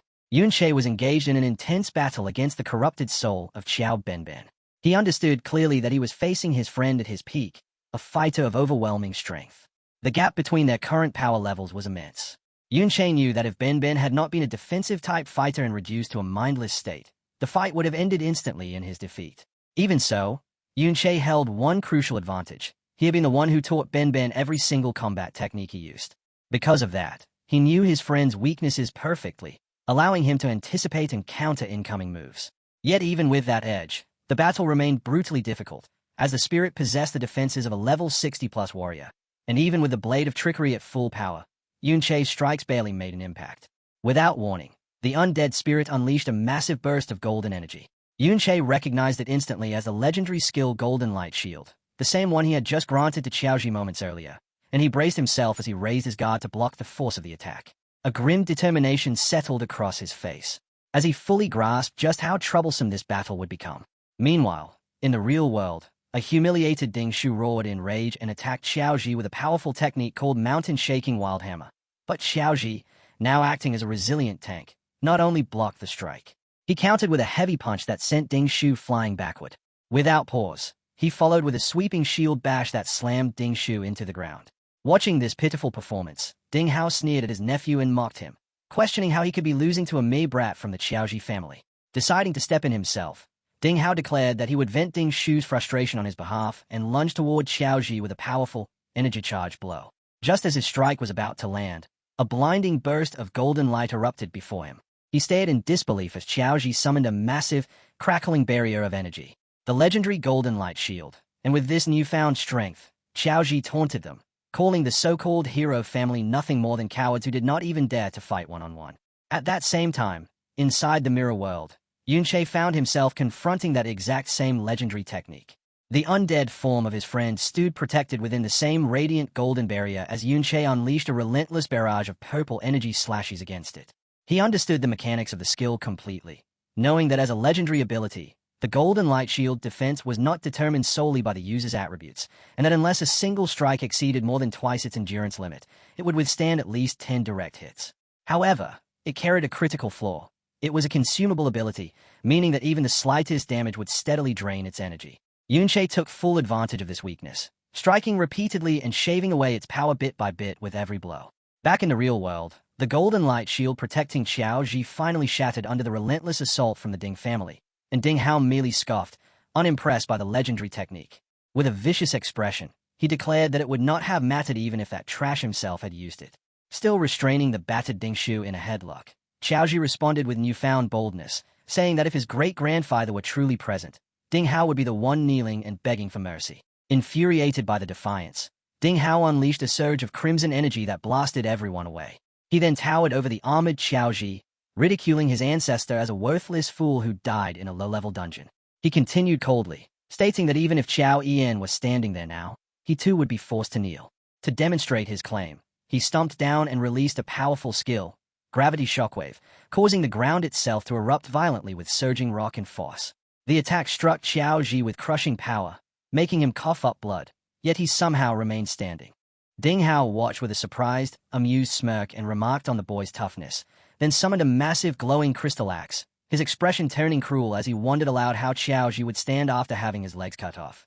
As the axe was lifted to strike, Qiaoji's mother rushed forward and threw herself in front of him, desperately begging the third master to spare her son, insisting he was only young and foolish. She dropped to her knees and offered herself instead, pleading with Ding Hao to do whatever he wished to her in place of her child. Her desperation sparked a new, twisted idea in Ding Hao, and a wicked smile slowly spread across his face as his gaze shifted between mother and son. He then delivered a horrifying ultimatum to the wounded and cornered Qiaoji, stating that if he refused to kneel, his mother would be killed right in front of him. Growing impatient, Ding Hao brushed aside even his own threat, remarking that there were plenty of others he could kill, and swung his axe toward Qiaoji's mother. In panic, Qiaoji shouted for him to stop, his resolve finally collapsing as he prepared to surrender. But before he could speak further, the entire area was suddenly shaken by a massive explosion of dust and debris, erupting upward from the ground and obscuring everyone's sight. As the dust slowly began to settle, both the Ding family guards and the Qiao family could only stare in stunned silence at what had appeared before them. Before them stood a towering, ghostly figure clad in dark armor, its body radiating an intimidating blue aura, and Ding Hao, his axe still raised, froze in disbelief as he recognized the impossible presence and stammered out the name, Qiao Yan. That single realization sent shockwave through everyone present, as Qiaoji's mother stared ahead and whispered grandfather, her voice trembling between awe and fear, while the Ding family guards broke into panicked confusion, questioning how someone dead could possibly return. Amid the chaos, one of the Qiao family elders identified the figure correctly, recognizing the ghostly presence as an undead. At that same moment, another figure stepped out from the lingering dust cloud, calmly taking position beside the imposing undead warrior. It was Yunche, and with a cold, accusing gaze sweeping over the stunned crowd, he reminded them how they had mocked Qiao Yan moments earlier. Then, with a grim smirk, stated that it was only natural for Qiao Yan to crawl back from hell to settle accounts with all of them. The towering undead form of Qiao Yan stood silently like a shield before the crowd. Recovering from his initial shock, Ding Hao scoffed, dismissing it as nothing more than a trick, and angrily ordered his guards to attack. A group of armored warriors charged forward with weapons raised, only to be met by a level of skill they could not comprehend. The undead hero moved with fluid precision, its sword and shield becoming a blur as it blocked every incoming strike at once with effortless control. The Qiao family elders could only watch in awe, one of them whispering in disbelief, questioning whether that extraordinary warrior was truly Qiao Yan. Qiaoji himself was stunned, recognizing the mastery behind the parries and how a single defender could halt so many trained fighters simultaneously. From a distance, Ding Hao observed carefully and concluded that the undead was one of Yun Che's summons, like the lesser ones used during the attack on their home. And upon noticing it was only level 33, he let out a scornful sneer.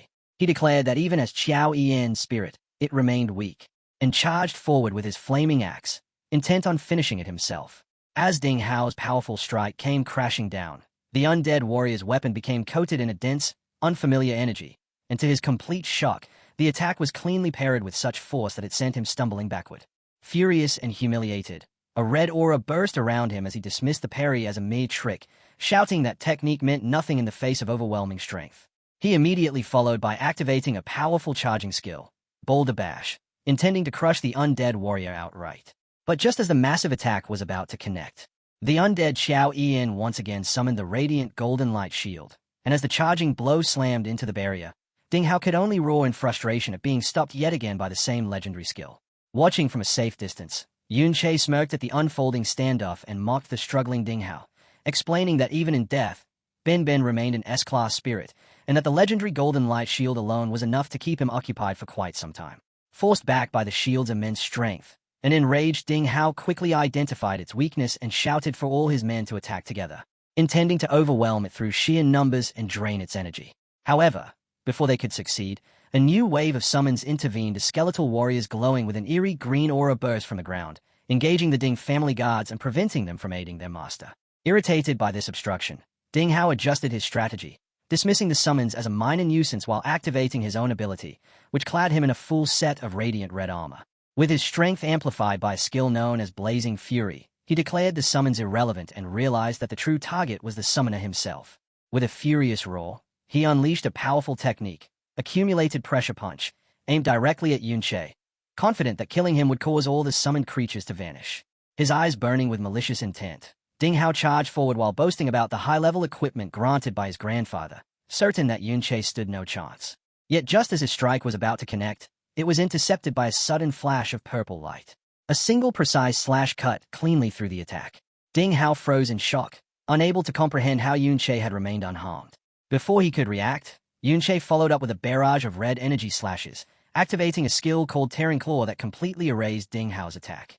He could only stare in disbelief as his powerful technique vanished without a trace. In that brief moment of confusion, Yun Che vanished and reappeared behind him, driving his sword into his back.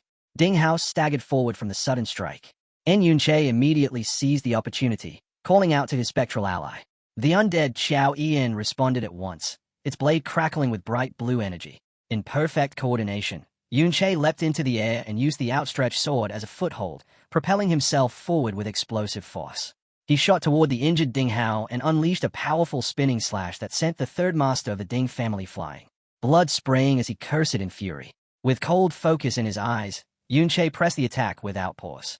He released a relentless surge of purple energy slashes that completely overwhelmed Ding Hao. Moving with blinding speed, Yun Che closed the distance and cleanly severed Ding Hao's arm with a single strike. Ding Hao screamed in agony, clutching the bleeding stump as he desperately called out for a priest to heal him. In his panic, Yun Che appeared directly behind him once again.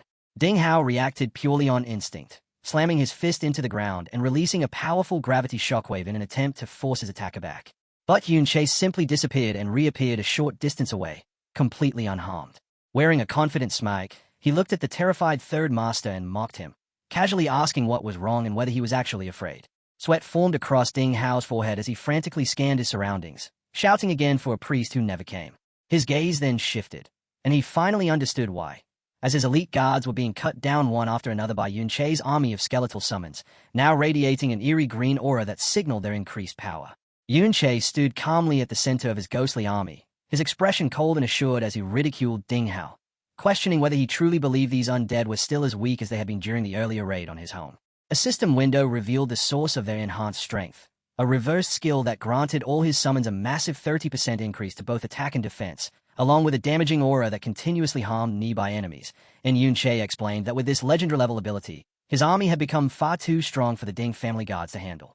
Terror fully overtook Ding Hao's face as he finally grasped how hopeless his situation had become. With his forces defeated and his own strength proving ineffective, he made a desperate decision, muttering a curse under his breath before turning to flee. His attempt at escape ended instantly. The ground behind him suddenly burst open as the undead Qiao Yin drove its massive sword into the earth, sending violent tremors through the ground. From the fractured terrain, towering spectral swords rose upward, forming a prison that completely surrounded Ding Hao and trapped him within an unbreakable cage of blue energy. Standing just outside the barrier, Yunche now appeared with hair turned bright white and an aura radiating immense, composed power, and he calmly named the technique for the trapped man, calling it the Sword Shield Absolute Array, a specialized skill of the Sword Guard class. He added a final chilling remark, stating that no one below S-class had ever escaped it, then mockingly invited Ding Hao to test his luck. In a last desperate move, Ding Hao raised his remaining gauntlet as it began to glow with violent red energy, shouting at Yunche to stay back while revealing that he held a void bomb, a powerful S-class item passed down from his grandfather. He threatened to detonate it, boasting that the explosion would be more than enough to kill everyone present given their current condition and levels. Yunche, however, remained completely unfazed, his expression calm and almost indifferent as he looked at the panicked man. With a single cold word, he called Ding Hao's bluff and told him to go ahead and set it off. The order caught Ding Hao completely off guard, leaving him frozen for a moment before he shouted that Yunche must have a death wish, then quickly tried to steady himself by claiming that with his high health, he alone would survive the explosion even if everyone else perished. But Yunche answered with a final, decisive counter, calmly stating that it made no difference, because even if the blast destroyed the undead Qiao Yin, he could simply summon him again. And as sweat poured down Ding Hao's face inside the trap, Yunche appeared behind him like a phantom, his voice cutting through the silence. He continued, telling the trapped man that while he might endure the explosion, Yunche himself would remain completely unaffected by it. Before Ding Hao could even process the claim, Yunche moved with blinding speed, his glowing blade flashing as it cleanly severed the man's remaining arm, the one clutching the void bomb. The detached arm, along with the dangerous weapon, dropped uselessly to the ground with a heavy thud. With his opponent now entirely disarmed and powerless, Yunche, still radiating that immense and composed aura, issued a single cold command, telling him to kneel. As if compelled by an invisible force, the ground around Ding Hao's legs cracked apart and reformed, locking him in place and forcing his broken body down onto his knees. Witnessing this overwhelming display of dominance, Qiaoji, despite the blood on his face, allowed himself a smile filled with pride and relief. Not far away, Ding Shu's unconscious body remained within the ghostly sword cage, tears streaming as he cried uncontrollably. Yunche then approached the defeated third master, placing his foot firmly against his back as he looked down at the man responsible for so much suffering, his glowing sword poised for the next move. With a calm yet chilling expression, he asked the broken man what value he believed he still had left. After the fierce battle, Yunche checked the items he had obtained from Ding Hao and found a wide assortment of loot, including hundreds of life potions. Examining one, he noted that it restored 100 health points over 10 seconds, but he understood that even if Ding Hao had used them, the recovery would have been far too slow to save him from the damage he had taken, meaning his death had been inevitable. That conclusion was confirmed when Yunche noticed a new presence beside him, the undead spirit of Ding Hao now standing there, cloaked in a dark blue aura, and he recalled how, after killing him, the man's soul had appeared within the mirror world. Taking advantage of that moment, he had successfully turned him into one of his undead. A serious realization formed in Yunche's mind, that by killing powerful human opponents, he could continue expanding his army with high-level undead. Nearby, Ding Shu's unconscious body lay still on the ground, serving as a quiet reminder of just how brutal the battle had been. At the same time, the members of the Qiaoji family stared at Yunche in stunned disbelief, while the second granduncle found it impossible to accept that someone so young could possess such overwhelming strength. His gaze shifted toward Qiaoji Zhe, who was gently consoling his mother, and in that moment he understood that it was Yunche who had been guiding him, strengthening both his resolve and his spirit. Yet that realization quickly gave way to fear, and one of them, panic written across his face, asked what they were supposed to do next, his voice trembling as he expressed his certainty that the Ding family would unleash brutal retaliation for the death of the third master, while another immediately agreed, insisting that regardless of how powerful the young man appeared, he would stand no chance if the hero Ding Kun personally intervened. In his mind, he reasoned that if the hero had once slain their mighty ancestor decades ago, then his current strength could only have grown far beyond that point. Yunche listened to their anxious discussion and, inwardly, found himself in agreement, fully aware that once news of this incident spread, the time left for him to grow stronger would shrink drastically, And with the image of that legendary hero fixed firmly in his thoughts, he understood that he needed to raise his power as quickly as possible if he hoped to stand against an opponent like Ding Kuan. At that exact moment, a system notification appeared before him, catching him off guard as he wondered whether something had advanced, only to realize that the alert was informing him that his undead army had leveled up. He immediately recognized that sending his scattered undead minions to battle monsters throughout the dungeon had proven highly effective. And with their current levels and equipment, his undead forces were now capable of completely dominating the entire dungeon. Even so, he understood that this place could no longer provide the rapid growth he required, which was precisely why he had dispatched his undead with a far more critical objective in mind. Their true mission was to locate the dungeon's real final boss, the Dungeon Lord, a level 41 creature known as the Giant-Eyed Demon, which he knew was fundamentally different from a hidden boss like the Wandering Lord he had faced earlier. Unlike those hidden entities, the Dungeon Lord served as the core of the entire dungeon, and once it was slain, the dungeon itself would be cleared, causing the entire space to collapse and vanish. This objective formed a crucial part of a much larger and more urgent plan. From a distance, Yunche kept his eyes fixed on the dungeon's entrance, where the teacher and the other students were still standing guard. And he knew they must have already witnessed Ding Hao bringing the Qiaoji family inside, meaning that if the family attempted to leave on their own now, it would immediately arouse suspicion, leaving him with only one viable solution: to create a massive distraction. Because by defeating the Dungeon Lord and triggering the dungeon's collapse, the resulting chaos would provide the perfect cover for the Qiaoji family to escape without drawing any unwanted attention. This strategy carried an additional advantage, because destroying the dungeon would prevent the Ding family from uncovering the truth behind Ding Gei's death, effectively buying Yunche precious time.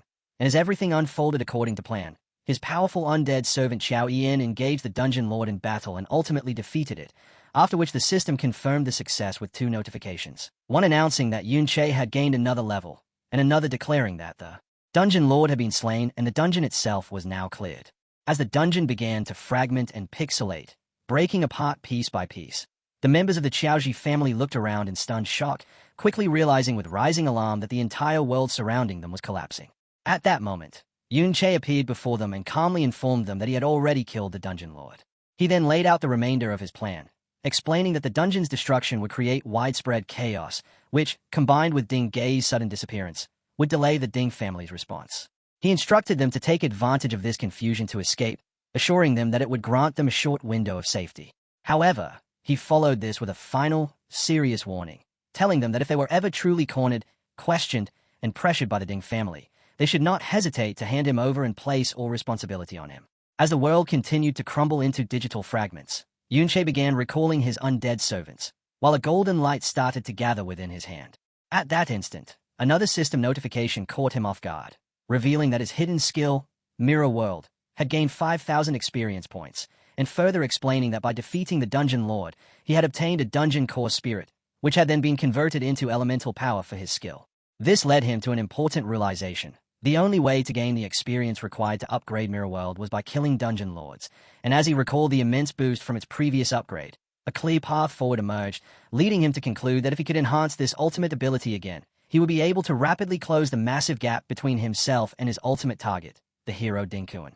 The scene shifts to a privately owned dungeon belonging to a wealthy individual, where a mustache guard clad in full armor stood on patrol alongside his partner. Feeling that such vigilance was unnecessary, he questioned whether they really needed to remain so alert. With a casual tone, he suggested sneaking away to play cards, reasoning that no one would be foolish enough to attempt breaking into a private dungeon. At that very moment, a shadowy figure, Yunche, silently appeared behind him. In a brief flash of light, Yunche fully entered the dungeon. The mustache guard suddenly froze, sensing something unusual behind him. But after a moment, he dismissed the feeling as nothing more than his imagination. Hidden within the shadows, Yunche observed them quietly, his plan already unfolding as he recognized that guards assigned to these private dungeons rarely exceeded level 30, making such supposedly secure locations seem nearly defenseless in his eyes. A sequence of moments from his relentless campaign followed, each one reflecting how steadily he was advancing toward his objective. He charged through one private dungeon after another, moving like a blur that left frightened guards in his wake. With every step, he drew closer to the moment he sought, the day he would possess enough power to kill Ding Kuan. And the thought ignited a fierce anger within him, his eyes burning with hatred even as he reminded himself that he had to keep his emotions under control until that time arrived. To achieve this, he carried out a deliberate hunt for dungeon lords, confronting a massive beast-like creature while internally urging himself to remain calm. and as the system announced both his level increase and the dungeon's completion, he immediately advanced to the next, facing lizard-like monsters with a mind fixed on the belief that staying composed was the key to avoiding mistakes. Soon after, he stood against a towering centaur-like demon, his resolve unwavering. By the end, clad in powerful new armor and surrounded by surging purple energy, he cleared yet another dungeon, his strength continuing to rise with every victory. Yunche's continuous assault on private dungeons did not go unnoticed, as newspapers became filled with headlines reporting the mysterious clearing of multiple dungeons and the panic it caused, while each defeated dungeon lord granted his ultimate skill, Mirror World, another 5,000 experience points, rapidly accumulating over time. The media began referring to the unknown culprit as the Dungeon Vandal, and authorities launched a high-level investigation into the incidents. Far away in a concealed safe house, the members of the Qiaoji family read these reports, staring at the pages in disbelief as they questioned whether Yunche was responsible for it all. The second granduncle, his expression heavy with concern, came to understand the truth, realizing that the sudden clearing of so many dungeons would eventually be traced back to the incident they had been involved in. He concluded that Yunche was intentionally drawing the Ding family's attention toward himself in order to create a massive diversion. Overcome with emotion, the second granduncle recognized the extent of Yunche's sacrifice, understanding that everything he was doing was meant to ensure their safe escape. The family reflected on their new circumstances, hidden in a secret location several days' journey away from the Ding family's reach, having successfully concealed themselves without leaving any trace, and a growing sense of hope began to take hold. One man remained in awe of how much Yunche had done for them, while another male relative voiced his relief, convinced they no longer had to live in constant fear and were finally safe.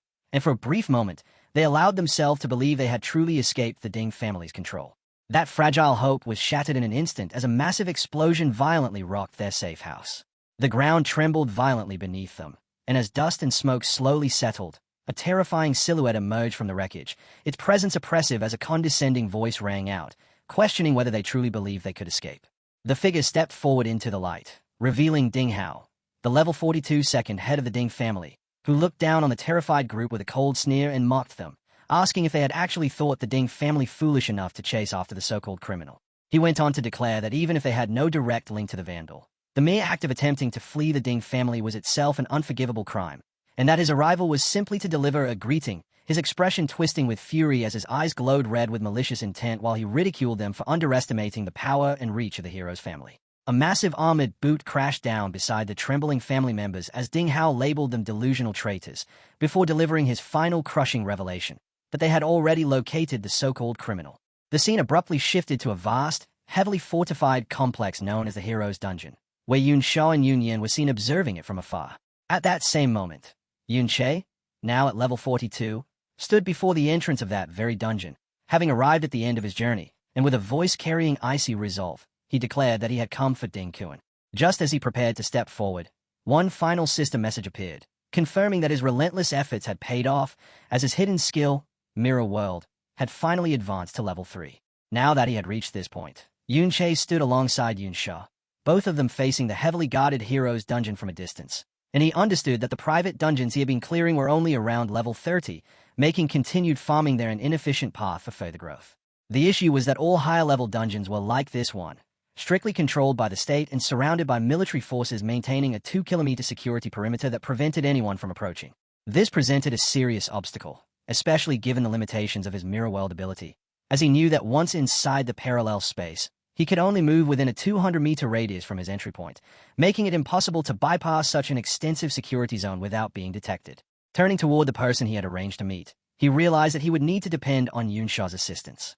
Yun Sha responded with a playful, knowing smirk, immediately guessing his intention as she asked whether he had really called her all the way here just to have her bring him inside the dungeon, before teasingly adding that such a thing was impossible. She continued by explaining that regardless of what he might know about her, even she could not simply walk in without proper authorization, at which point Yun Che revealed 2 temporary access permits, the same ones he had taken from the Ding family, demonstrating that he had already prepared for this situation. Upon seeing them, Yun Sha accepted the passes, though she quickly pointed out an important detail. She pointed out that a temporary pass alone was not enough, since it required an official escort to prevent suspicion and avoid an investigation. Her expression then sharpened, her eyes taking on a piercing intensity as she demanded his true motive, asking why he needed to bypass the Ding family and secretly enter this particular dungeon. Yun Che began his explanation by gesturing toward a distant mountain, reminding her of what she had witnessed in the traitor's dungeon, the heroic final stand of Qiao Yian. He reasoned that if Qiao Yian was clearly not the villain that propaganda had portrayed, then the entire narrative surrounding the rebellion was likely questionable and deserved to be re-examined. Yunsha, however, remained unconvinced, her face flat as she asked if he truly took her for a fool. She proceeded to dismantle his argument, pointing out that it made no logical sense for him, a complete outsider, to risk provoking a powerful hero solely for the sake of Qiaoji. More critically, she reminded him that he had already infiltrated the Ding family's residence before the events in the traitor's dungeon had even occurred, pressing him further by asking whether he expected her to believe that he had somehow predicted the truth about Qiaoji and stolen the access permits in advance for this exact purpose. She then revealed another crucial detail she possessed. Not long ago, Ding Hao had entered that same traitor's dungeon with the intention of targeting both Yun Che and Qiaoji, only to disappear shortly afterward without a trace. As she assembled these details, Yun Sha fixed him with a sharp, calculating gaze and concluded that his actions did not align with someone merely seeking to confront a hero. Instead, she inferred that his behavior suggested a deep, personal hatred directed at the hero himself. As she continued, her stare hardened further, and a slow, dangerous realization formed as she connected the final pieces, noting his name, Yun Che, and narrowing her eyes as she voiced a suspicion that he might be related to the original traitor from the rebellion who bore the same name. Yun Che responded to the accusation with a light, disarming smile, choosing not to answer directly, but instead turning the question back on her by pointing out that her surname was also Yun, then asking if that meant she too was connected to the infamous traitor. The unexpected counter left her visibly unsettled, causing her to stammer as she insisted that she had not engaged in any of the suspicious actions he had. Frustration broke through in that moment, leading her to reveal a hidden truth, that Yun was not her real surname, and that she had only adopted it to avoid unnecessary trouble. Yun Che immediately seized on her admission, playfully noting that if her name was not genuine, then she had no grounds to be certain that his was either, before his tone shifted into something more challenging as he pointed out that her demeanor did not resemble someone asking for a favor and questioned whether she was not concerned that he might expose a secret. And as she regained her composure, Yun Sha lifted the access pass, her lips curling into a calm yet threatening smirk as she warned that if she chose to report him to the guards, he would be the one truly finished. The two remained locked in a tense silence, facing each other as unspoken threats and hidden truths lingered heavily in the space between them. When her warning hung in the air, Yun Che simply smiled, answering with quiet confidence that he believed she would not go through with it. His response only left her irritated and unsettled, prompting him to explain his reasoning by reminding her of what she had done back in the dungeon. He stated his belief that someone willing to risk their own safety to protect fellow students would never choose to stand with people like the Ding family. To support his claim, he produced the diary he had taken from their residence and offered it to her, revealing that it contained proof of the many cruel acts committed by the descendants of the hero Ding Kuan, who had abused their reputation to oppress and harass innocent people. Yun Sha accepted the diary but showed little interest, coolly asking if that was the only reason, then dismissing his argument by saying that if he was relying on her sense of justice, he was mistaken, as she did not care about such matters. With a faintly superior smile, she mocked him for being naive enough to entrust his life to someone else so easily, before abruptly asking him a pointed question, whether he had ever experienced betrayal. A shadow passed over Yun Che's face as memories from his past life resurfaced, and he quietly acknowledged her question about betrayal. Her expression shifted in surprise at his reaction. He continued, explaining that whether he had been betrayed or not was irrelevant, as it would not prevent him from trusting others. He added that his trust in her went beyond that, rooted in his belief that her fundamental nature was not malicious. This unexpected sincerity visibly flustered Yun Sha, who muttered under her breath that he did not seem like a good person himself. Having reached a decision, she issued him a challenge, telling him that if he truly trusted her, he should follow her, daring him to find out whether she might change her mind and betray him along the way. Yun Che followed without hesitation, and as he did, a single drop of sweat slid down her face. Inside, she was shaken, struggling to comprehend how, after everything she had experienced, someone could still look at her and place such trust in her as a good person. Once they stepped into the grand, purple-lit halls of the hero's dungeon, Yun Sha and the cloaked Yun Che were immediately stopped by a guard. The guard recognized Yun Sha at once and saluted respectfully, greeting Miss Yun Sha while informing her that the hero had been expecting her for several days and that she could proceed directly inside. However, his welcoming demeanor quickly shifted into suspicion as he mentioned that old Master Ding Dan had just entered moments earlier, then questioned why she had not arrived together with him. The guard's attention then shifted to the cloaked figure beside her, asking if he was her guard, and though he quickly attempted to clarify that he meant no disrespect, he explained that old Master Ding Dan had issued strict orders, warning that several temporary passes had been stolen from the family and that they were to exercise extreme caution with every visitor. Yunsha's expression hardened with irritation as she challenged him, asking whether he intended to interrogate her. Caught off guard, the flustered guard hurriedly denied it and proceeded to reveal the true reason behind the heightened security, explaining that they had received an official notice stating that the dangerous criminal responsible for rampaging through private dungeons was believed to be heading toward the hero's dungeon. At those words, Yunsha cast a subtle, knowing smirk toward Yunche, clearly aware of the irony. Meanwhile, the guard continued nervously, insisting that these measures were merely routine and meant to ensure her safety, prompting Yunsha to release a quiet sigh before leaning toward Yunche and whispering that the guard seemed intent on thoroughly checking him. With the situation escalating, Yunsha suddenly laughed, then casually draped her arm over the cloaked Yunche and told the guard to go ahead and carry out the inspection. She then leaned closer to the guard, her eyes shining with authority as she coldly questioned whether he truly believed she could fail to recognize her own guard, before mockingly suggesting that perhaps she herself was an imposter and inviting them to verify her identity as well. Overwhelmed by her presence and status, the guard immediately lost his composure, stammering that he would never dare, and quickly conceded that if Miss Yunsha was so certain, there could be no mistake, stepping aside and allowing them to pass. As they moved beyond the checkpoint, Yunsha let out a soft breath of quiet satisfaction. While crossing through the dungeon's portal, she reflected inwardly, concluding that Yunche's true identity must carry far greater significance than she had initially assumed. Once they were safely inside, she turned to him and stated that she had honored his trust by bringing him in, adding that she would not interfere with whatever he intended to do next, though she made it clear that her assistance ended at that point.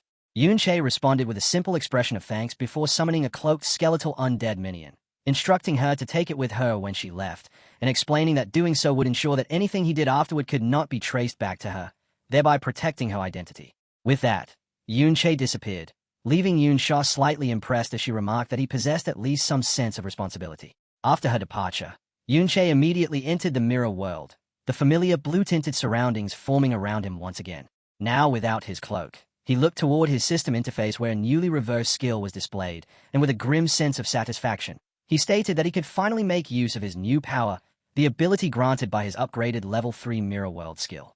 Yunche focused on the system window displaying his hidden abilities, noting that his ultimate skill, Mirror World, had now reached level 3, and with that realization, he chose to put this newly gained power to the test. He activated the level 3 Mirror World, prompting the system to announce the creation of a secret area. Within this newly formed dimension, Yunche found himself confronted by ghostly replicas of powerful monsters, some reaching as high as level 45.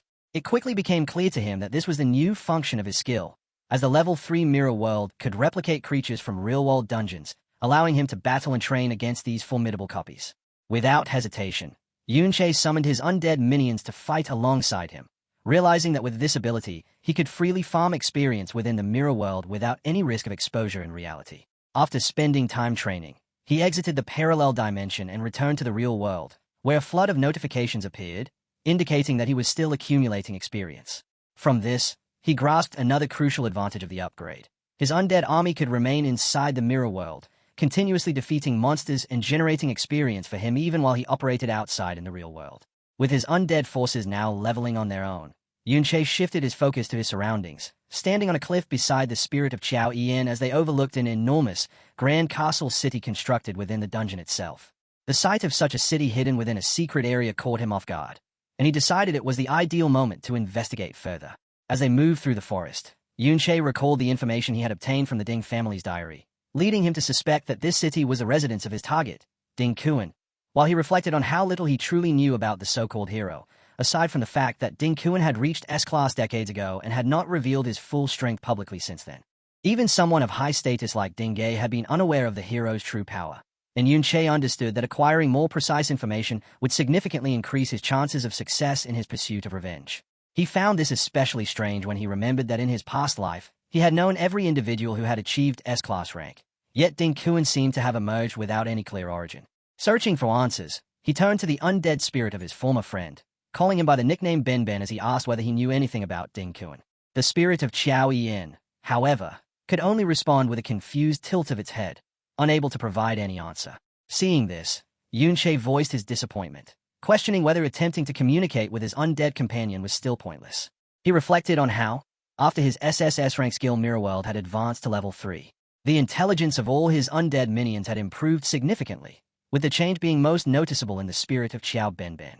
Even so, He concluded with frustration that his friend's soul had yet to recover enough to allow for proper communication. Gazing out across the vast castle city hidden within the dungeon, Yunche held onto a small but persistent hope, thinking that if he continued upgrading Mirror World, Ben might one day regain more of his lost consciousness.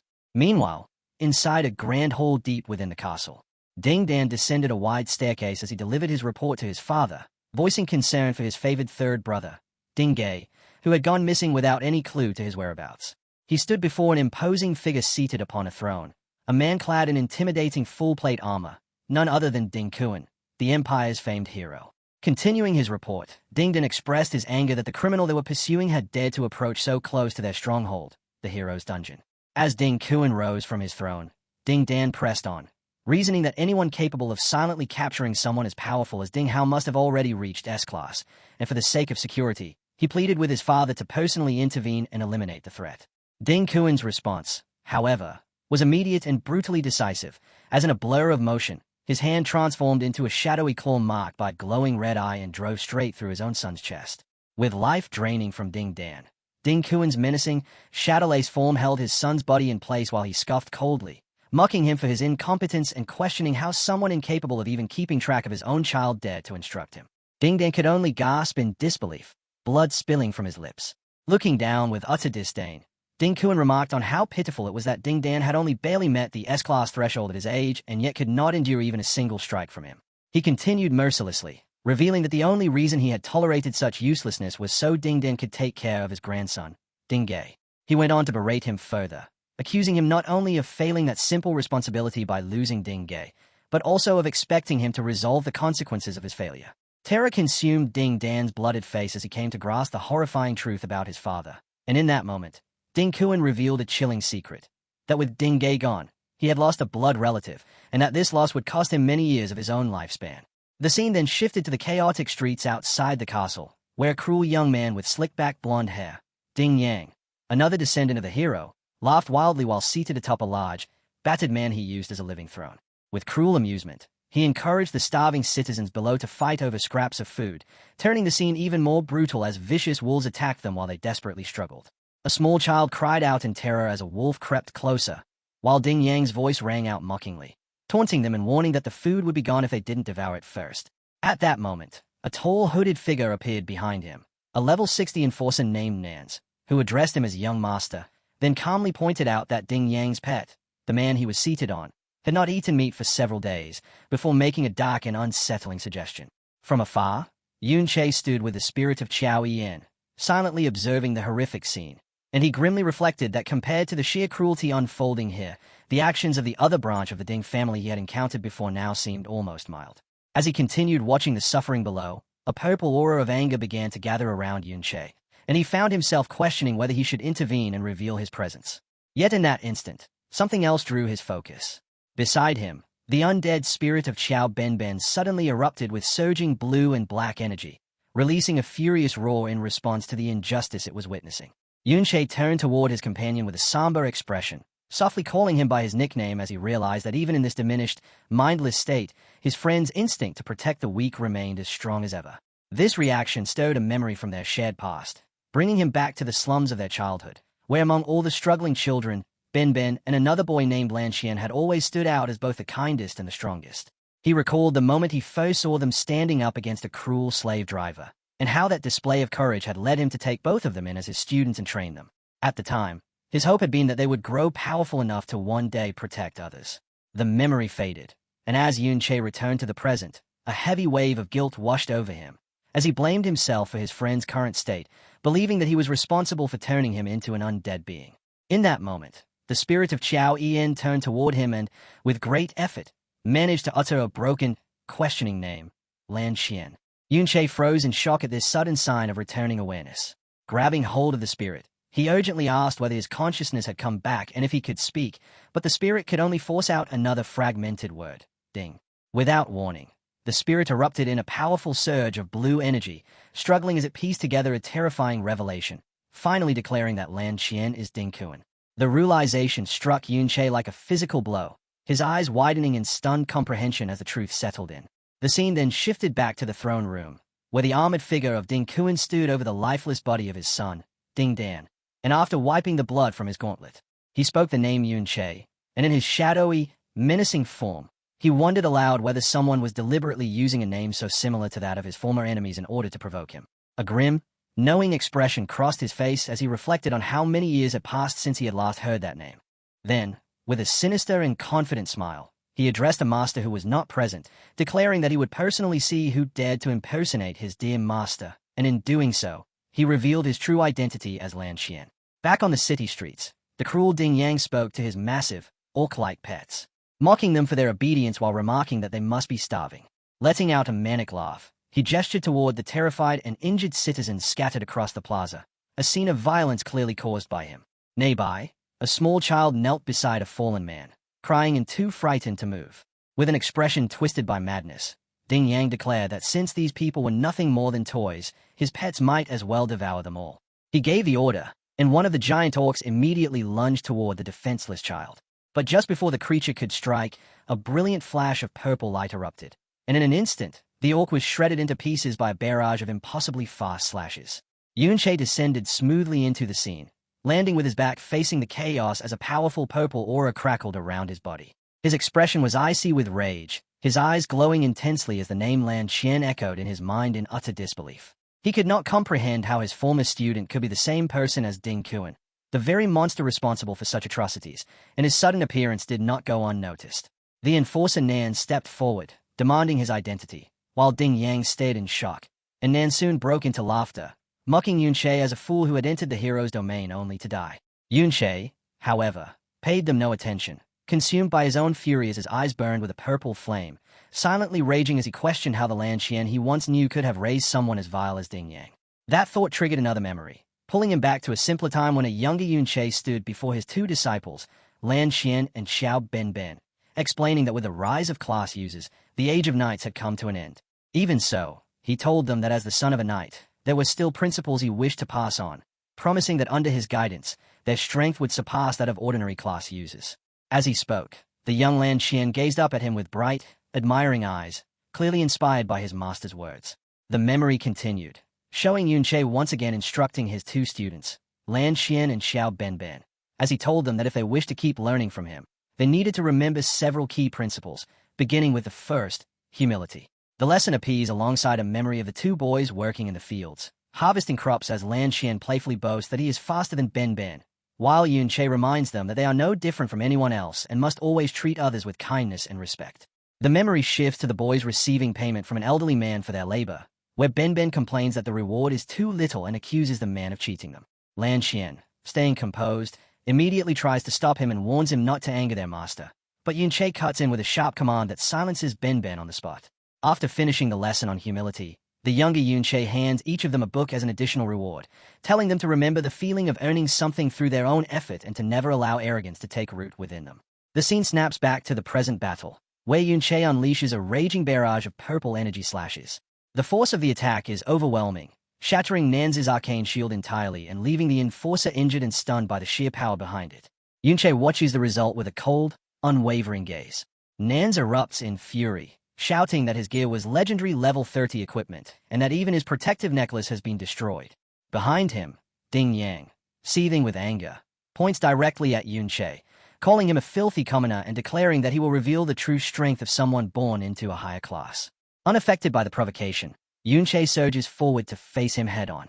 This motion triggers another memory tied to his second principle, compassion, showing him and the two boys in a ruined city as they offer food and aid to a starving, helpless man. Yun-che explains that they must show kindness to the weak and always use a righteous heart to oppose violence, followed by a scene where the two boys bravely confront and fight off a large man to protect someone defenseless. The final memory centers on Lan Xian, with Yun-che standing behind him as they look down at a captured criminal, telling him that because he himself was once rescued from the same group of slavers, he should understand the helplessness of the weak and deliver a fair judgment. As Yun-che closes the distance, he swings his glowing purple blade in a wide and powerful arc aimed at Ding Yang and his enforcer. The strike passes straight through them as though they are intangible, their forms dissolving into black smoke before the real Ding Yang and Nancy appear a short distance away among the frightened citizens, with Ding Yang mockingly remarking that Yun-che must feel satisfied striking one of their illusions.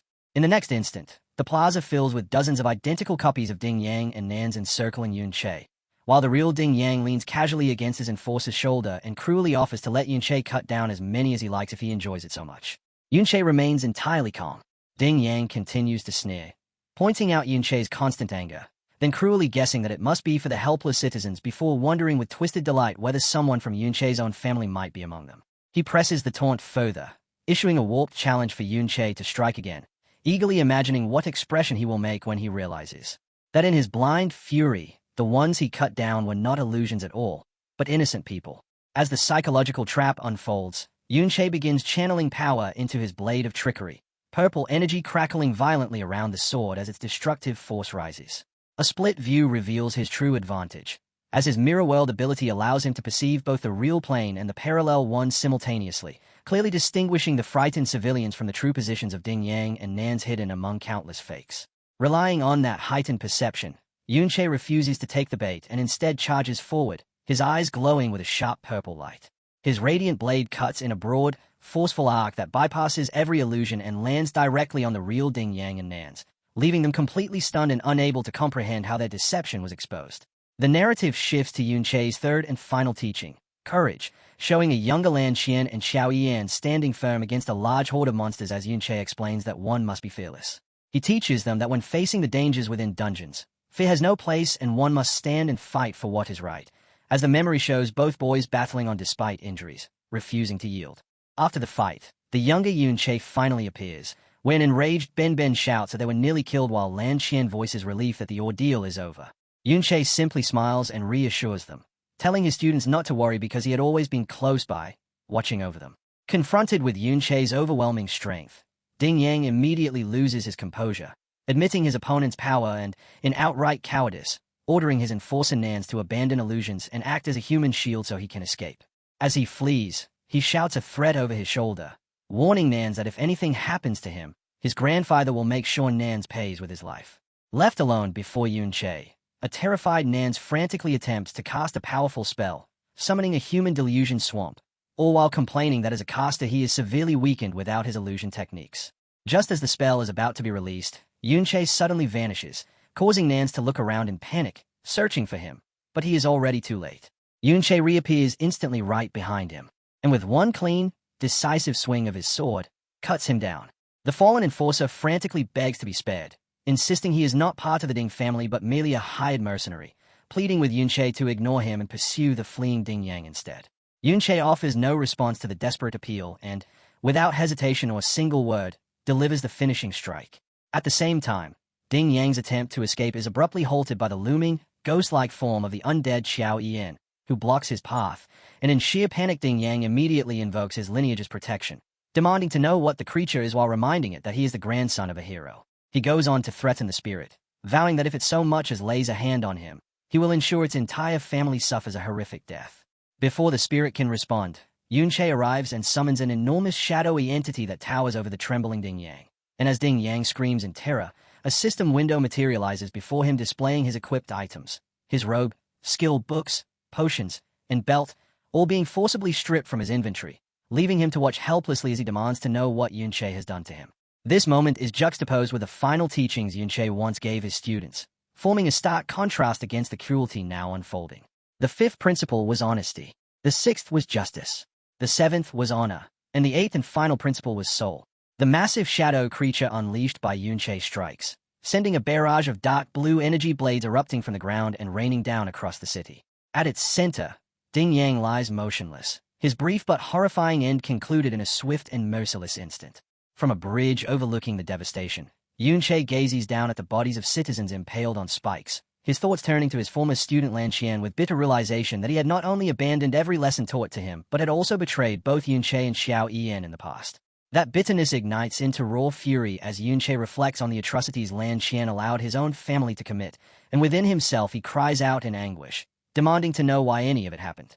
A voice suddenly interrupts his thoughts, asking, "Why what?" as the shadow-clad armored figure of Ding Kuan, revealed to be Lan Qian, appears behind him. Before Yunche can respond, Ding Kuan drives a heavy punch into his back, mocking him by remarking on how much he seems to be enjoying himself in this hidden place. The sheer force sends Yunche hurtling into the castle wall, where he crashes with explosive impact, shattering stone into a cloud of debris and dust. Pinned beneath the rubble, Yunche immediately begins restoring himself, rapidly casting basic healing spells while assessing his newly acquired powerful equipment. Now equipped with the spider pearl necklace, the distant raw robe, the nether serpent's pants, the nether cave belt, and the nether cave pottery boots, as his blade of trickery continues amplifying his attack power. Covered in blood yet unyielding, Yunche drags himself out from the shattered debris, his thoughts still locked onto the same question directed at his former student, Lan Qian.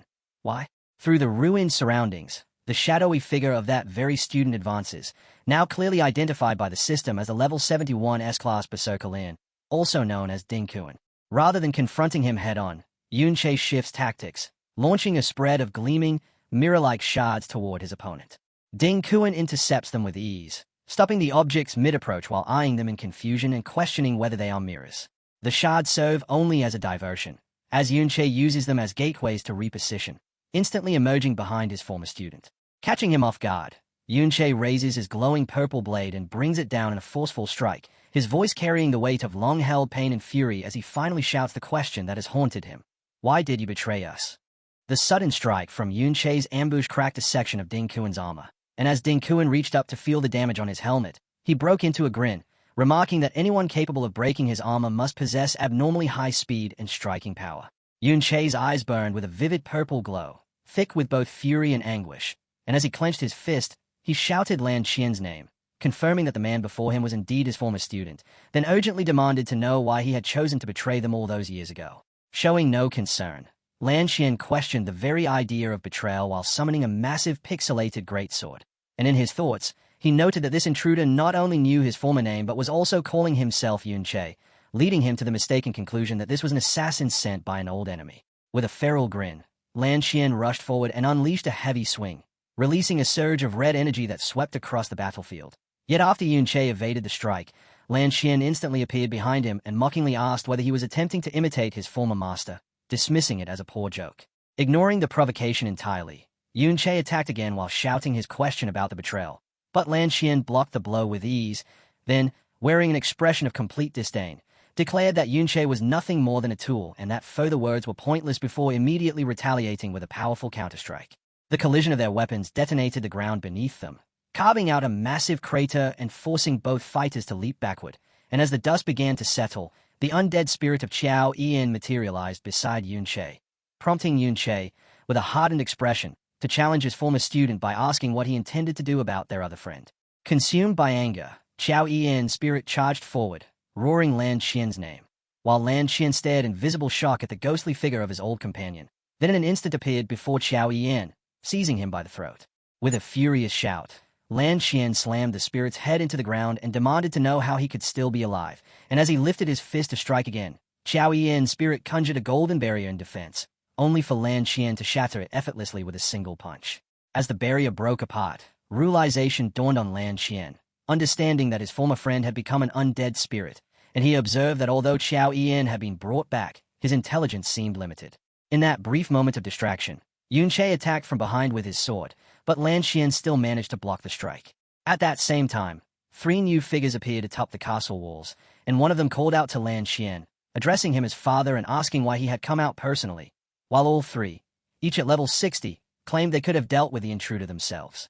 Irritated, Lan Qian ordered them to leave, and in response, Yunche summoned reinforcements of his own, calling forth the undead spirits of Nans and Ding Hao to join Qiao Yian, commanding them to hold off the 3 men. Lan Qian's eyes snapped wide with shock as he recognized one of the newly summoned spirits, asking if it was his 3rd nephew, then narrowing his gaze at the undead Ding Gai until he confirmed the truth, that his nephew was truly dead, after which he muttered, "My blood relative," a brief trace of sorrow crossing his face. That fleeting sadness quickly twisted into a dark, sinister grin, and as he looked back at Yunche with renewed interest, he admitted he was beginning to find him intriguing before charging forward once more, noting Yunche's ability to revive others as undead.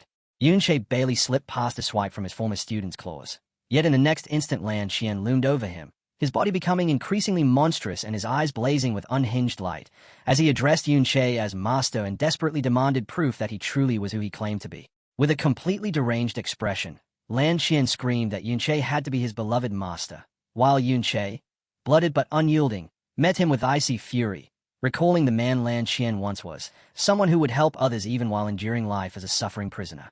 As the blade of trickery continued siphoning his magic to amplify its strength, Yunche swung his glowing purple sword and shouted in frustration, questioning how his student could have fallen into such madness and corruption. Yet Lan Xian still managed to intercept the strike. Lan Xian answered with a frenzied roar, placing all the blame on his dear master, which only provoked Yunche further as he seized him and fired back with sharp, furious questions, demanding to know what nonsense he was spouting while reminding him that it was Yunche who had freed him from slavery and granted him power. He pressed on, asking whether Lan Xian had forgotten everything he had been taught, but the only response he received was wild, uncontrollable laughter. That laughter abruptly warped into pure fury as Lan Xian shouted the true source of his resentment, demanding to know why Yunche had taken so long to rescue him. Their weapons colliding again as his warped mindset unraveled through a painful flashback.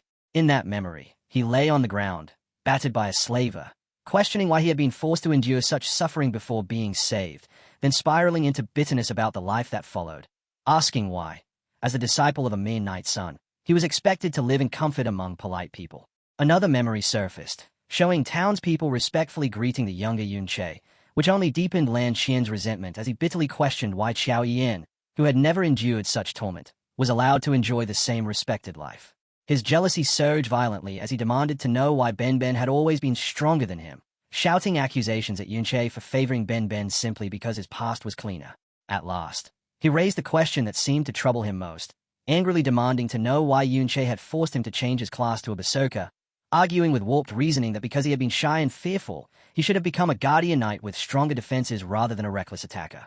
Yunche fell silent for a brief moment, visibly shaken, before finally responding by asking when he had ever shown any favoritism, reminding Lan Xian that he himself had always wanted to grow braver and stronger, and that this desire was exactly why that path had been chosen for him. Lan Xian rejected the explanation outright, shouting that it was all because Yunche preferred people like Ben Ben, insisting that he too had tried his hardest to appear brave, only for his voice to shift into mocking laughter as he questioned whether those efforts had ever made Yunche favor him more, then accusing his former master of looking down on him from the very beginning because of his past as a slave and telling him to stop pretending. That accusation shattered Yunche's composure, his eyes igniting with raw fury as he shouted back about compassion and humility, angrily brushing aside the very knightly values he had once tried to instill. Lan Xian immediately countered, asking whether any of those values could actually help him live a better life, then coldly pointing out that the respect Yunche received came solely from his own strength, sneering that unlike Ben Ben, who he claimed had been fooled, he would never waste time or opportunities to level up just to save others. With clear disgust, he once again questioned how Yunche could even speak of betrayal, before turning his words into a proud declaration, stating that since Yunche had been free to choose Ben, he himself had every right to make his own decision. He revealed that their good old brother Luo Wei had offered him far greater power and a much higher status. Then, in a near-manic tone, told Yunche to look at the outcomes of their choices by comparing Ben Ben's descendants to his own, laughing cruelly as he boasted that Ben Ben's family now lived only as slaves beneath his Ding family. He went on to mock Yunche's current condition before pointing toward a golden statue of a powerful figure, telling him to observe the lofty position Luo Wei now held. Yunche remained silent, his body surging with a massive purple aura that crackled around him, as Lan Xian delivered one final taunt, asking who he believed had truly made the right choice. In response, the immense purple energy surrounding Yunche erupted violently, his blood-streaked face contorting into pure rage as he finally broke, screaming at Lanin and branding him a heartless, ungrateful bastard. Driven entirely by fury, Yunche launched himself into the air and hurled a barrage of glowing mirror shard toward his former student, then followed with an incredibly fast and intricate assault, blinking between the shards to strike from multiple directions at once as a torrent of purple energy slashes crashed down on Lan Xian. Lan Xian struggled to defend himself, but the overwhelming force proved too great, and his sturdy armor began to fracture under the relentless barrage before completely breaking apart. When the attack finally ended, Yunche descended and landed, lowering his gaze to his own hand as he delivered a cold, final judgment, stating that on one point, at least, he agreed with his former student. He declared coldly that he truly could not be compared to Qiao Ben Ben. Then, with undisguised disgust, delivered a final crushing insult by stating that Lan Xian was not even worthy of being measured against a single toe of Ben Ben. Collapsed on the ground in his shattered armor, Lan Xian suddenly burst into wild laughter, and at that moment a system window appeared, announcing that the conditions for his skill, Berserker's brand, had been fulfilled. Wrapped in a violent red aura, his scarred body now exposed, he pushed himself back to his feet while laughing like a madman, shouting that Yunche had finally admitted he had a favorite, as another system notification displayed a massive surge in his power, his attack increasing by 300% and his speed by 200%, while the skill description made clear that the lower his health dropped, the more his strength and speed would rise. Entering a complete rampage, he screamed that Yunche had confirmed his bias toward Ben and called him a hypocrite as he charged forward at blinding speed, while the system added that this Berserker-exclusive rampage greatly boosted strength and speed at the cost of intelligence and defense. Yunche was left stunned by the sudden increase in his former student's speed, and as Lan Xian moved so fast that he could barely react, Yunche was forced to retreat into the mirror world just to stay alive, causing Lan Xian's devastating strike to slice through a mirror shard instead. The sheer force of that missed attack carved a massive trench across the battlefield and even split the castle itself in half, and when Yunche re-emerged from another shard amid the rubble, Lan Xian quickly deduced that he was using the mirrors to teleport and evade his assaults. To counter this, Lan Xian activated another berserker skill, Furious Blood Rain, while mocking Yunche for being powerless without his tricks, and instantly a storm of sharp, blood-red projectiles poured down from the sky, smashing into the ground as he sarcastically challenged him to fight head-on, reminding him that knights were supposed to be brave. Caught within the relentless barrage, Yunche began taking continuous damage, while Lan Xian advanced through his own destructive aura, also receiving minor damage that repeatedly triggered Berserker's brand, further amplifying his attack power and speed with each hit. Certain of his own reasoning, he sneered that Yunche only spoke of virtue when he was safe, branding him a spoiled noble who had never truly suffered and therefore understood nothing, before charging again and shouting that someone who had never endured his pain had no right to speak about compassion. As Lan Xian brought down another overwhelmingly powerful strike, Yunche narrowly evaded it, only for Lan Xian to appear instantly in front of him, leaving him visibly shocked as he mocked his former master's ideals as nothing more than a childish game. With another heavy swing, he released a massive wave of red energy, laughing at the naive belief that friends and students would remain loyal forever, and when the brutal attack connected, the impact shattered the ground beneath them. Forced down onto his knees and trapped within the damaging aura of the furious blood rain, Yunche had no choice but to endure the relentless hits as his health steadily declined, while Lan Xian laughed at the pitiful sight and mocked him for how powerless he had become without his mirrors. With his magic nearly depleted, Yunche hurriedly drank a healing potion, barely managing to offset the continuous damage eating away at him, as Lan Xian slowly advanced, smugly remarking that even without lifting a hand, Yunche could do nothing but struggle to survive the storm's damage. Seizing a fleeting opening, Yunche suddenly lunged forward in a desperate counterattack, yet Lan Xian blocked it with ease and commented that his master had never been so fragile before. Wearing a cruel sneer, he went on to say that this was the cost of naivety and that Yunche should be grateful for the lesson. But in a swift motion, Yunche summoned a small ghostly dagger and attempted to stab him at close range. Lan Xian caught the blade effortlessly, continuing his warped lecture as he claimed that only through betrayal could a person truly grow, then launched his own counterattack while taunting Yunche about how miserable it must feel to fall from such heights. Yunche managed to block the incoming strike, but as their weapons locked together, Lan Xian delivered his harshest taunts yet, boasting that Luo Wei had risen to become a revered king loved by his people, while Yunche himself had been branded a traitor and despised by everyone. Straining with everything he had, Yunche fought to hold back the overwhelming force pressing against him, until Lan Xian, with one final mocking question asking if he felt jealous, easily overpowered him and sent him crashing into the rocks, leaving him buried in debris and still suffering under the relentless damage of the blood rain. As his health fell to a critical level, Lan Xian's laughter rang out wildly while he approached like a victor, declaring that Yunche's life was about to end and that his only chance of survival now rested in his hands. With a twisted, merciless expression, Lan Xian made his offer. If Yunche admitted he was wrong and knelt to beg for forgiveness, he might be spared and allowed to live as a pet. But there was one crucial condition. He had to reveal the secret behind his ability to bring the dead back to life. Shrouded in darkness and appearing utterly defeated, Yunche quietly said, "I was wrong." Yet as the words left his mouth, he summoned a new pair of weapons, the ghostly daggers, and clarified that his mistake had been saving Lan Xian from the slavers all those years ago. As a powerful golden aura began to surge around him, he continued, stating that his second mistake had been trusting someone as heartless as him. And at that moment a system notification flashed, announcing that Yunche had leveled up. Lan Xian stayed in shock, realizing that his opponent's status had been completely restored, while Yunche went on, continuing to list the mistakes of his past. He admitted he had been wrong to believe he could win people over by leading through example, and wrong to assume that those who were good could never fall into evil, revealing that all this time his undead minions had been relentlessly farming experience within the mirror world, ultimately providing the final push he needed to level up.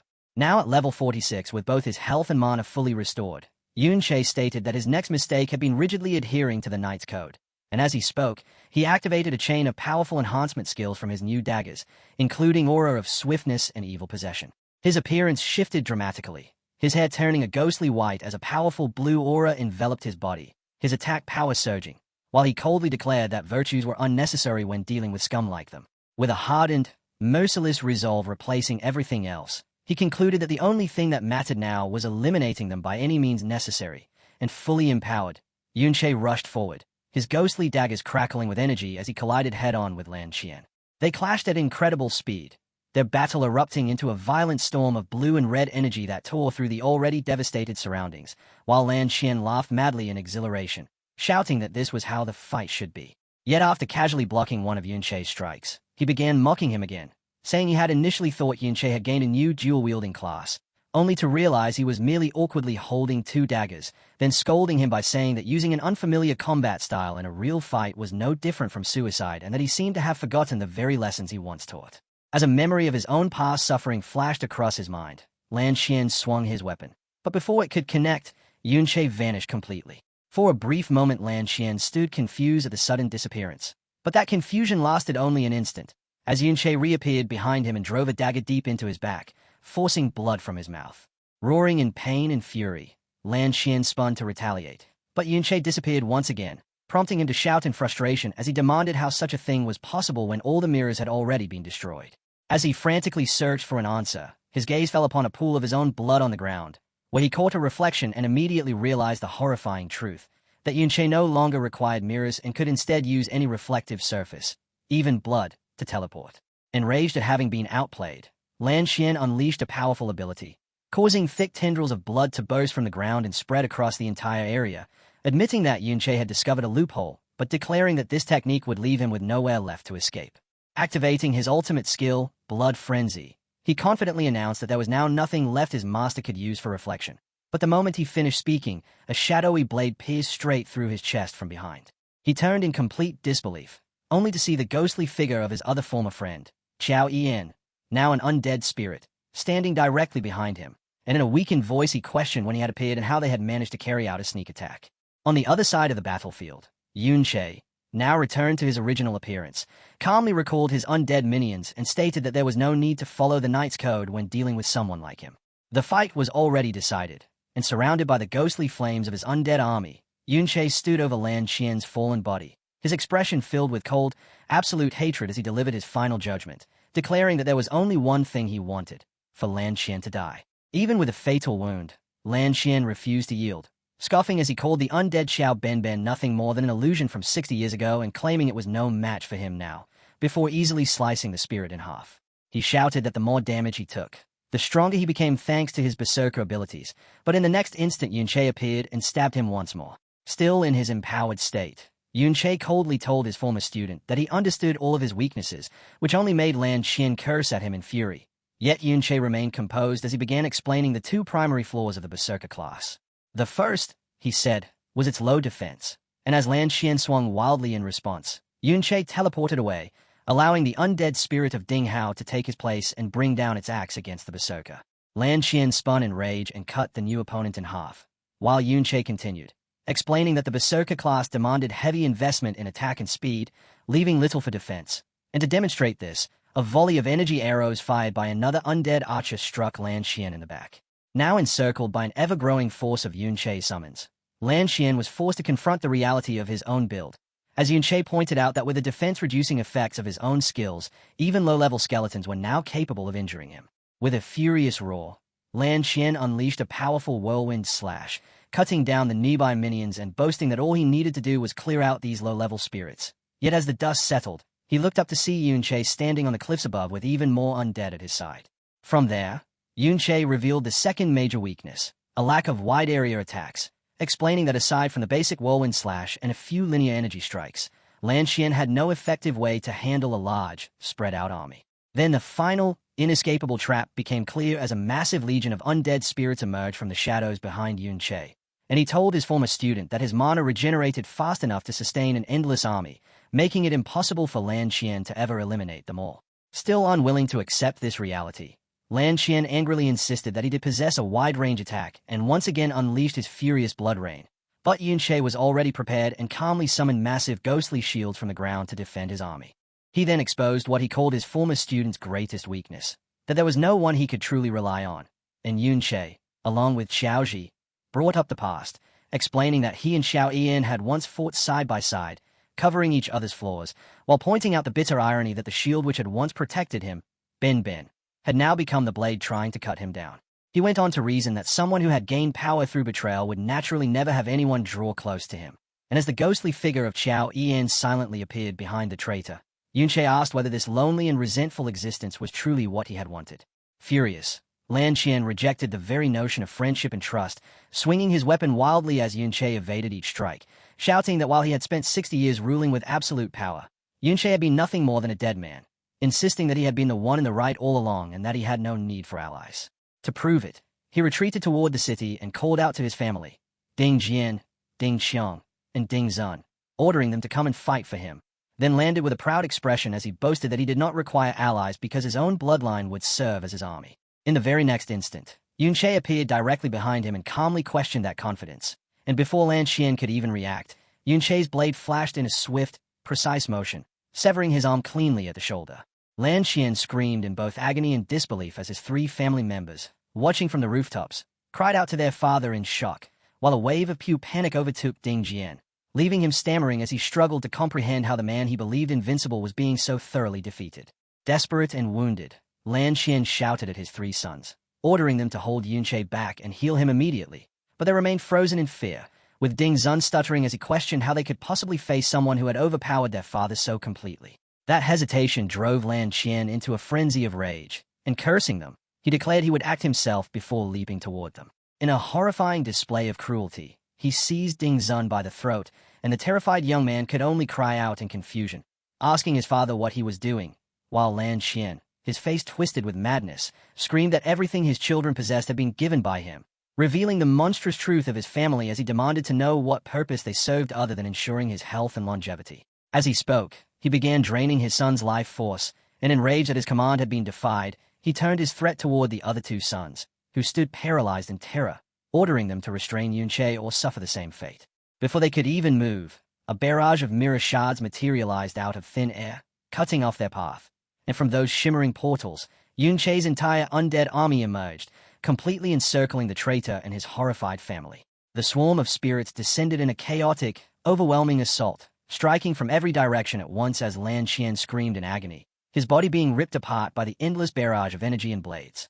In a final act of desperation, he unleashed a massive explosive swing, the force carving out a huge crater and blasting dust and debris high into the air, and when it finally settled, he was left standing alone amid the ruined battlefield, breathing heavily as he scanned the empty surroundings, unable to understand where everyone had gone.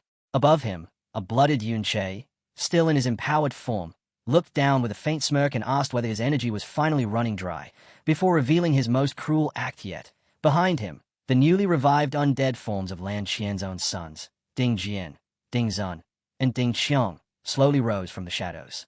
Yunche coldly remarked that despite his youthful appearance, Lan Qian was still an old man at heart, then mockingly told him to enjoy this family happiness, and in that instant, overwhelming terror and despair flooded Lan Qian as he realized his own children had been turned into undead puppets. Completely shattered, he let out a broken sound and tried to flee, but Yunche followed calmly, asking if he truly believed escape was still possible. His attempt ended immediately, as he was surrounded and relentlessly cut down by ghostly blue slashes from his own undead sons, and as they tore him apart, his mind finally collapsed, his voice reduced to faint mutters, first comrades, then master, and finally, with blood spilling from his mouth, children.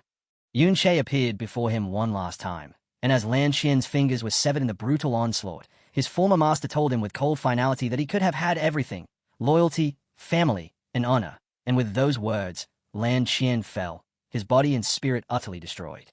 Yunche stood over him, expression empty and cold, surrounded by his entire undead army, gazing down at the man who had betrayed him as he stated that where he could have had love and loyalty, he now possessed only the hatred of those he had sacrificed, and with his final words, he told him to face the dead end he himself had chosen.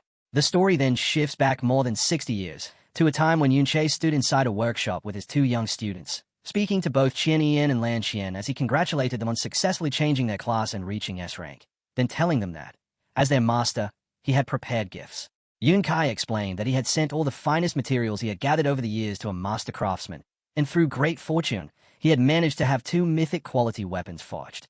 He handed a massive great sword to Lan Xian, who stared at it in clear admiration, while Yun Che explained that it was the finest weapon he could wield at his current level and that its style closely matched what he was already used to, meaning he should have no trouble handling it.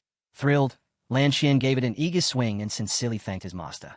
Yun Che then turned toward Xiao Yan and presented him with a large, ornate shield, explaining that it perfectly suited his new class and that, given his natural combat talent, he would master it in no time, prompting Xiao Benben to hug the shield while quietly muttering that it seemed like a waste of money, even though it was obvious he cherished it. After a brief pause, a puzzled Qian Yan asked Lan Xian what had caught his attention, and Lan Xian pointed toward Yun Che's own weapon, asking why his master had never replaced it and wondering if it was simply outdated.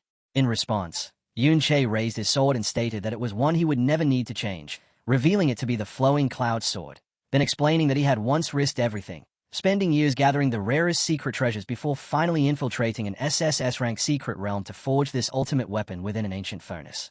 Even so, he added that it was still only its first version, describing it as a unique grade weapon, surpassing even mythic quality, and truly one of a kind. Before explaining its special nature, it could transform like a flowing cloud into any weapon form its wielder desired, with its true evolution depending on the bond formed through experience. After years of fighting alongside it, the sword had learned to respond to his will and adapt to his strength, a revelation that left Lan Xian completely awestruck. Yun Che then extended the extraordinary weapon toward him, asking if he wanted to try it, and overjoyed, Lan Xian eagerly asked if he truly could, reaching out to grasp the handle of the flowing cloud sword.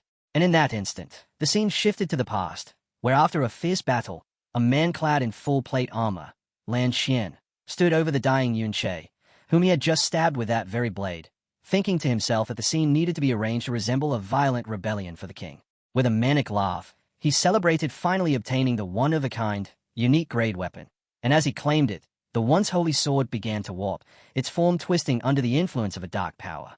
The moment passed, and the scene returned to the present, where Yun Che, still in his enhanced state with white energy glowing through his hair, stared ahead with unwavering resolve and began to walk forward, reflecting on his past life, remembering how he had never hesitated when facing danger on the front lines, no matter how difficult the path had been, always believing he could overcome any obstacle. He lifted the twisted flowing cloud sword from the ground, its warped blade now blazing with a fierce aura, and as it began to shift and reshape within his grip, he reflected that every struggle he had endured had been for a single, simple wish, to live quietly alongside his friends.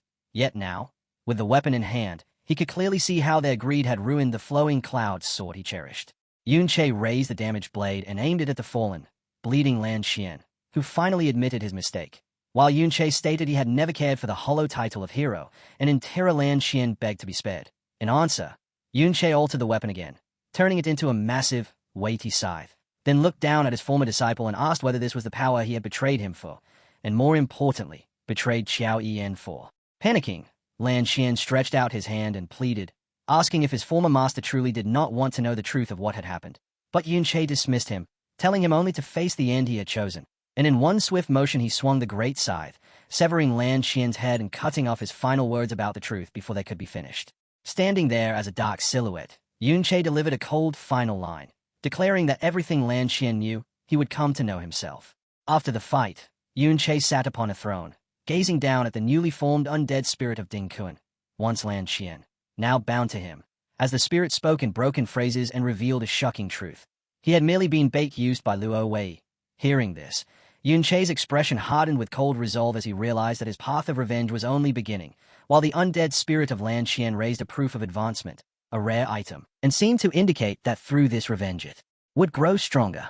The narrative then explains the world's power system, stating that because dungeons are tightly controlled, ordinary individuals such as miners might only ever reach level 30 in their entire lives, while even gifted people who join official groups and rise through ranks can at best reach level 60, as level 60 represents a massive barrier known as class advancement. Only by fulfilling specific conditions can one's class evolve, unlocking superior equipment, enhanced stats, and unique skills. And only those who achieve this advancement can surpass the level 60 limit. As Yun Che examined the proof of advancement taken from Lan Xian, he recalled how crucial it was to the process, knowing these items are extremely rare, since even in his previous life, when dungeons were accessible to all, only 1 in 10,000 people succeeded in advancing, and in the present era the government holds total control over them, making them even less attainable for ordinary people. Yunche further considered that within the entire hero family only Lan Qian possessed such a proof, meaning none of the others had advanced their class, and the gap in power between those who have and have not completed advancement is immense. Lan Qian, for instance, had risen from an ordinary warrior into a berserker, gaining formidable abilities such as Berserker's brand while multiplying his physical strength several-fold. And as Yunche looked at the kneeling spirit of what had once been such a powerful opponent, he understood clearly that without his unique SSS rank skill, Mirror World, defeating Lan Qian would have been impossible. Thinking over his next step, Yunche recalled the overwhelming boost that class advancement had granted Lan Qian and began to consider what might happen if he himself, already supported by the immense foundation of Mirror World, underwent the same process. With that thought, he activated the proof of advancement he had taken, his mind racing as he imagined how far his power could rise. The system immediately initiated the advancement sequence, scanning his attributes and confirming he met all conditions, then presenting 3 possible evolved classes for Chanter, Ward Dancer, Bard, and Forest Musician, and prompting him to choose one in order to begin the advancement quest. But Yunche had already decided, reaching out without hesitation because long ago he had chosen his path. The Ward Dancer, an exceptionally rare option among Chanters and the only one that granted strong offensive abilities. With firm resolve, he confirmed his selection. At that exact moment, however, an unforeseen notification appeared from his own unique skill, as the Mirror World system posed a startling question. Did he wish to reverse the Ward Dancer class? And Yunche froze in shock, realizing with disbelief that his power could even invoke the nature of an entire class.